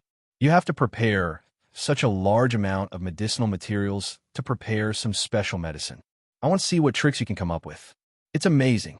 The medicines are completely different from the ones you prepared before. You think about these things too naively. You treat my office as something, take your things and leave here immediately." Charlotte disagreed. "Professor, of course I have confidence in what I do by myself, and you don't need to intervene at all. And you promised me before that I can occupy your office at any time. Don't forget, I won't leave. I want done my research here. It's the safest place after all." Charlotte acted confidently, as if this place was his own. Snape was stunned, thinking that he had promised this kid that he could be in my office before, but he hadn't been here for a long time and forgot about it. Seeing that Charlotte had already started to take out the things in the box one by one, he took out the things in the box and put them on the table and arranged them in the same way, and started to operate in a decent manner. Professor Snape looked at Charlotte. He seemed to be quite decent. He stared at every medicinal material that Charlotte brought out. As a professor, he naturally knew the medicinal materials. He looked at the medicinal materials that Charlotte brought out and seemed to feel that something was wrong. Charlotte's these medicinal materials are all expensive medicinal materials, which are hard to find in the market, and these common medicines are not needed. So what exactly does Charlotte want to mix? Especially as Charlotte kept bringing out new potions. Those strange and colorful potions made Snape frown, because these potions made him feel familiar. All of Charlotte's medicines were connected together in Professor Snape's head, which seemed to be Wolf's poison potion. Professor Snape immediately became strict and reprimanded, "Charlotte, stop! What the hell are you doing?" Naturally, Charlotte knew how much Professor Snape knew about medicine. so she definitely couldn't hide it from him. So she might as well tell him the truth and tell him directly. He hooked the corner of his mouth slightly, showing a smile. Professor Snape, you don't even know this. You are a well-known expert in pharmacy. There is something between me and Professor Lupin. I promised him to configure it for him. 17. Charlotte doesn't give Professor Snape any face at all. You're not a pharmacy expert. Don't you even know this? Professor Snape's expression changed. Lupin, why did he ask you to configure this for her? Do you know anything? Professor Snape is very curious now. Why Charlotte knows everything. Not everyone knows the secret that Lupin is a werewolf, and only people above the professor level knew this secret in the academy. So how could Charlotte know? And what's going on between him and Lupin? Dumbledore had already asked Professor Snape to help configure the Wolfsbane potion. So why did Lupin ask Charlotte to help him configure it? Although Snape didn't like Lupin and even hated it a bit, he still wanted to know about it. Charlotte lowered her head and was busy preparing the Wolfsbane potion. Of course, she didn't have time to listen to Professor Snape's nonsense. She just said lightly, "It's good to know some things in your heart." Naturally, Professor Snape was not satisfied with Charlotte's answer if the doubts in his mind had not been resolved. Charlotte's action is very fast. He has already mixed all the medicinal ingredients together, and then it needs to be processed, but Charlotte only learned a little bit about the proportion of potions from Professor Snape. Configuring such advanced potions, for Charlotte, it is still very difficult. Professor Snape was even more afraid of Charlotte's nonsense, and said in a warning tone, "Charlotte, don't think that you can do anything after learning a little. It's not as easy as you think. This Wolfbane potion is very, very difficult. It's not even recorded in the book. I can't handle it very well. It is difficult. Not to mention you. Configuring this thing requires very advanced experience and knowledge, and it is impossible for you to do it without any experience." Charlotte didn't pay much attention to what Professor Snape said as he continued to manipulate his material. Professor Snape went on to say, "The treatment of medicinal materials is very important. All medicinal materials have to go through special treatment to bring out the medicinal effect of the medicinal materials before processing. Your method is wrong and will waste a lot of things. Don't I think you can make it after reading the method in the book? The book is all about the simple ratio. It is not so easy to really make it. Just give up." Charlotte glanced at Professor Snape indifferently and continued to ponder over the things in her hands. He found that Professor Snape was quite talkative, not like the one he knew before, but he didn't touch his talkative point. "Professor Snape, I beg you not to interrupt my thoughts so much. If it doesn't work, it's all your fault." Professor Snape thought to himself, "I seem to have never said so many words before," and then quietly watched Charlotte operate. It's not that Snape doesn't believe in Charlotte. It's just that his boss entrusted him with the job, but Charlotte's meddling has nothing to do with him. Professor Snape shook his head helplessly. Besides, Charlotte has never had any experience before. Even the preparation of simple potions was done with his own help. And now Professor Snape had to concoct such an unprecedentedly difficult potion by himself. It was really inconceivable, so he talked more. Although Professor Snape stopped talking about 027, he still wanted Charlotte to seek his own help.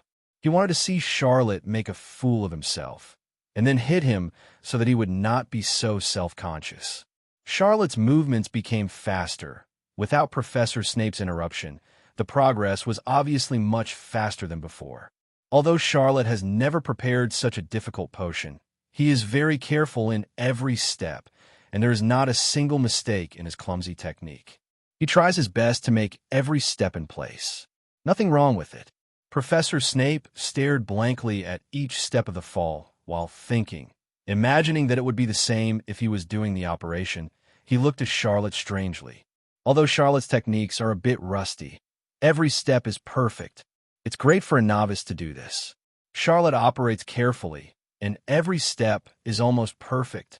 He wants to ensure the medicinal properties of the medicinal materials and not waste anything. Professor Snape watched Charlotte's every move, which he had never thought of before, but there seemed to be no major problems with each step. Professor Snape fell into deep thinking. Why a novice could think of so many things that he couldn't think of. Charlotte had almost prepared everything in his hands, and he also took a break to think about what else he hadn't done. It took Snape a while to wake up, and he asked, very puzzled, "Charlotte, I've never taught you the methods you do, and you're able to handle these things by yourself. You are really a strict teacher who makes a good student. You are a capable person, and I am optimistic about you." Charlotte said unhurriedly, "Professor, I am joking with you. If I say that I will know these things from my mother's womb, would you believe me?" "Ha ha!" The professor laughed and got angry and said, "Charlotte, you've turned bad, and you'll even tease the teacher. Do you think I believe it?" Charlotte's face turned serious again, and she said, "Teacher, whether you believe it or not, everything I said is true." Because Charlotte knows that he has such skills, although he said that he acquired such skills after that incident. But it is not convenient for him to tell the professor about these things, so he used the things he was born to give himself to fight. There is nothing wrong with using a cover. But Professor Snape was actually a bit paranoid. What he thought was that Charlotte must have gone out to study with a teacher again. He had found a more powerful teacher. It was just that he didn't want to tell him, but Snape thought about it again. It seemed that there were no such masters in the wizarding world, so he was even more curious. Where did Charlotte learn this knowledge? Snape was puzzled there, and Charlotte didn't stay too long at this time, continuing to start his next material processing.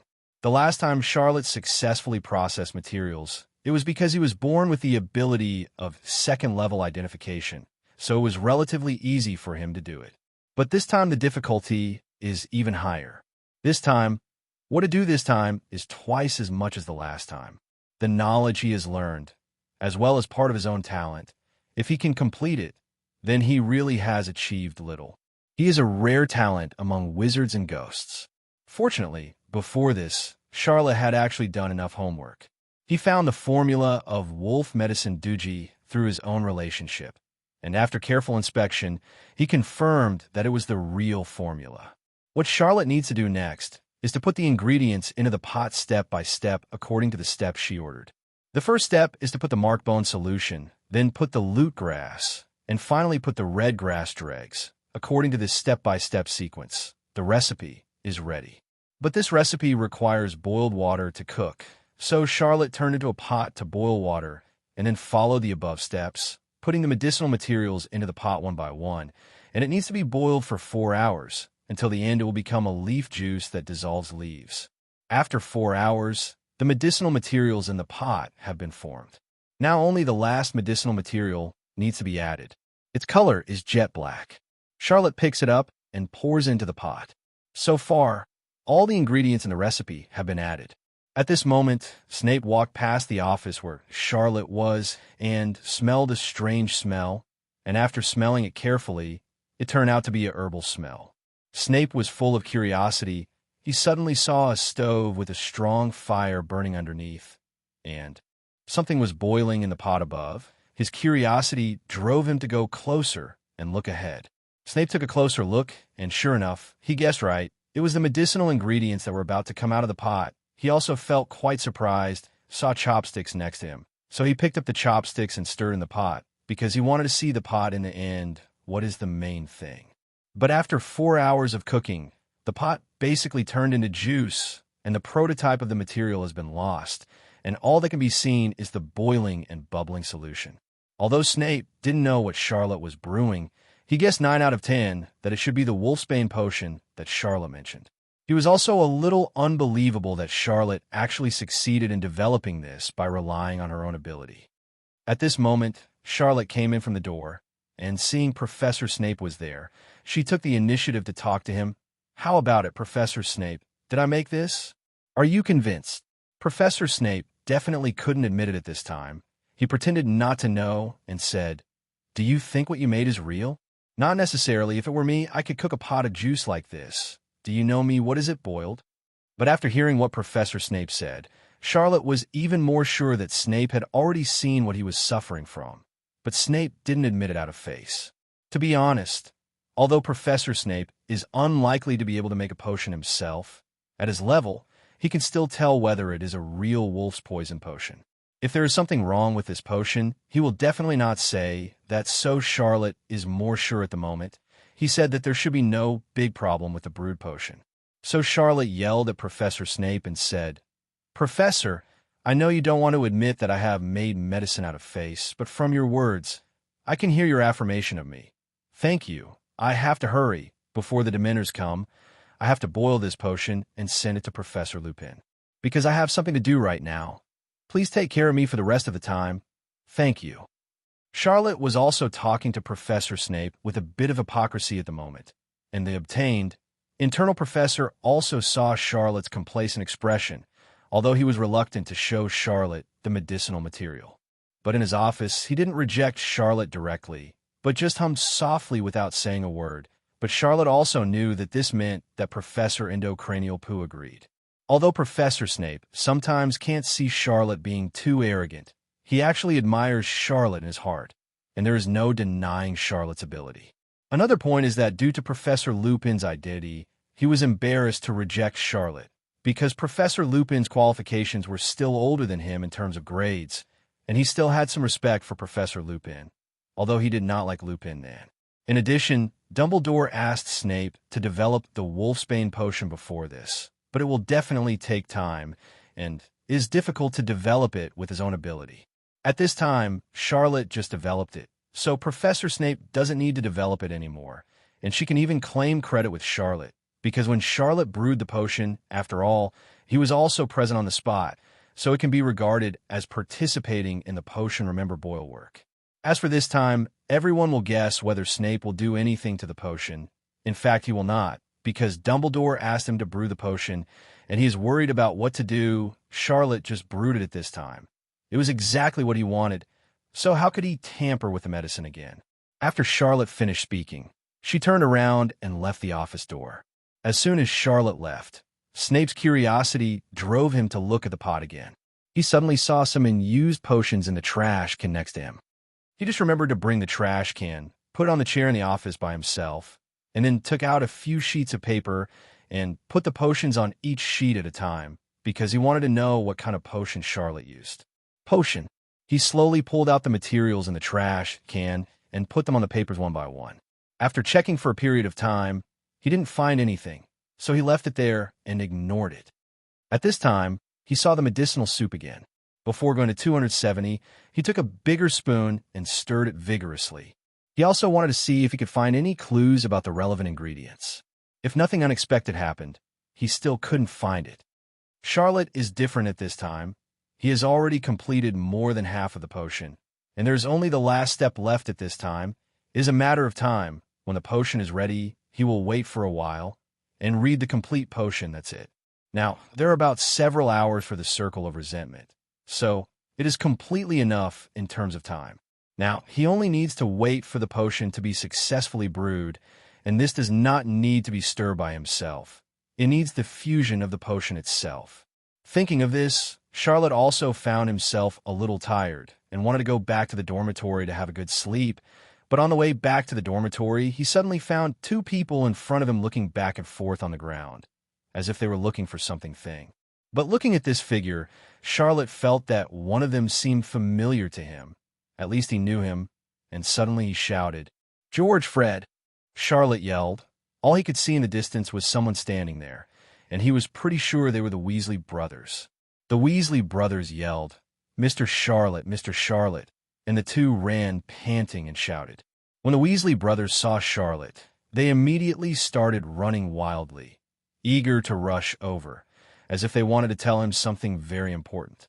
I don't know if it's a good thing or a bad thing, but their appearance seems to be a bad thing. Charlotte looked at the flustered expressions of the two of them. Charlotte thought that the Weasley brothers, the two of them, had done something shameful, so they flustered their expressions and were very nervous. He really asked what's wrong? Why does it look so flustered? Could it be something shady? Among them, a brother. Her name is George. George quickly said, "Mr. Charlotte, you listen to me, we have a very important information, and it is also a very important thing." He was panting as he spoke, his whole face turned red. In addition, a brother hastily added that, "Yes, Mr. Charlotte, what we will talk about tomorrow is really a very important thing for you." Charlotte frowned and saw that his nerves became very flustered. He looked around with his eyes and found a corner that was suitable for talking with people. He said to the two brothers, "Let's go there together." Carrying out this information report, after finishing speaking, he pointed to that place with his finger, and then the three of them passed there together. The reason why Charlotte, BGFC, did this is because now for Hogwarts College, most students and professors are not reading or studying in the library or eating in the restaurant, so they have no other activities in the school at any time. So I chose this place because this place is relatively hidden. No one will see what they're talking about here. And Charlotte and these two brothers are now next to Professor Snape's office. No one will pass by the students and will not come to this place, so it is relatively safe for them. When the three of them arrived at their destination, Charlotte asked, "Let's talk about it. Tell me what it is that made you so flustered." After speaking, Brother George took out a map from his wizard robe. This map is white in appearance, like a piece of foreign leather, after he opened it. He opened the map stealthily, only to see that there were patches in the map and nothing was left blank. But for someone as smart and extremely smart as Charlotte, he could tell at a glance that there was something strange about this map that might be a marauder's map, but he didn't point it out. George and the man took this map and said to Charlotte, "You know what? Do you know what I want to tell you?" Charlotte pretends not to understand, shakes her head to show that she is very puzzled. Filch immediately added that this map is the marauder's map, which we found in a drawer of Filch's desk. We feel very mysterious. George became mysterious again, and he said, "This is a map of Hogwarts College. On this map, you can see where the students and professors of the entire college have been. Clearly understand where they are." Charlotte smiled and said indifferently, "Could you two become the people who know Hogwarts best because of this map?" The two brothers nodded. They didn't show any, because they told Mr. Charlotte that we originally wanted us to give this map to Harry, but you asked us to do things for you before, so the two of us decided to give you this map now, because at Hogwarts you are also a relatively rare figure in the academy. Because the two of us know that it is you who need our help to do things. It must be indispensable, this Marauder's map, and this map happens to be in our hands. It should be more convenient for you. We thought there was a big problem with this map before, but we didn't expect it to be intact. Hello, everyone. As we wrap up this video, I want to share a quick note. I have a Patreon account. If you'd like to support me and enjoy on-demand audiobooks, you can become a Patreon member. Alternatively, you can check out my Google Drive link, which has 500+ novel audiobooks available through my Ko-fi or Patreon shop. I appreciate your support.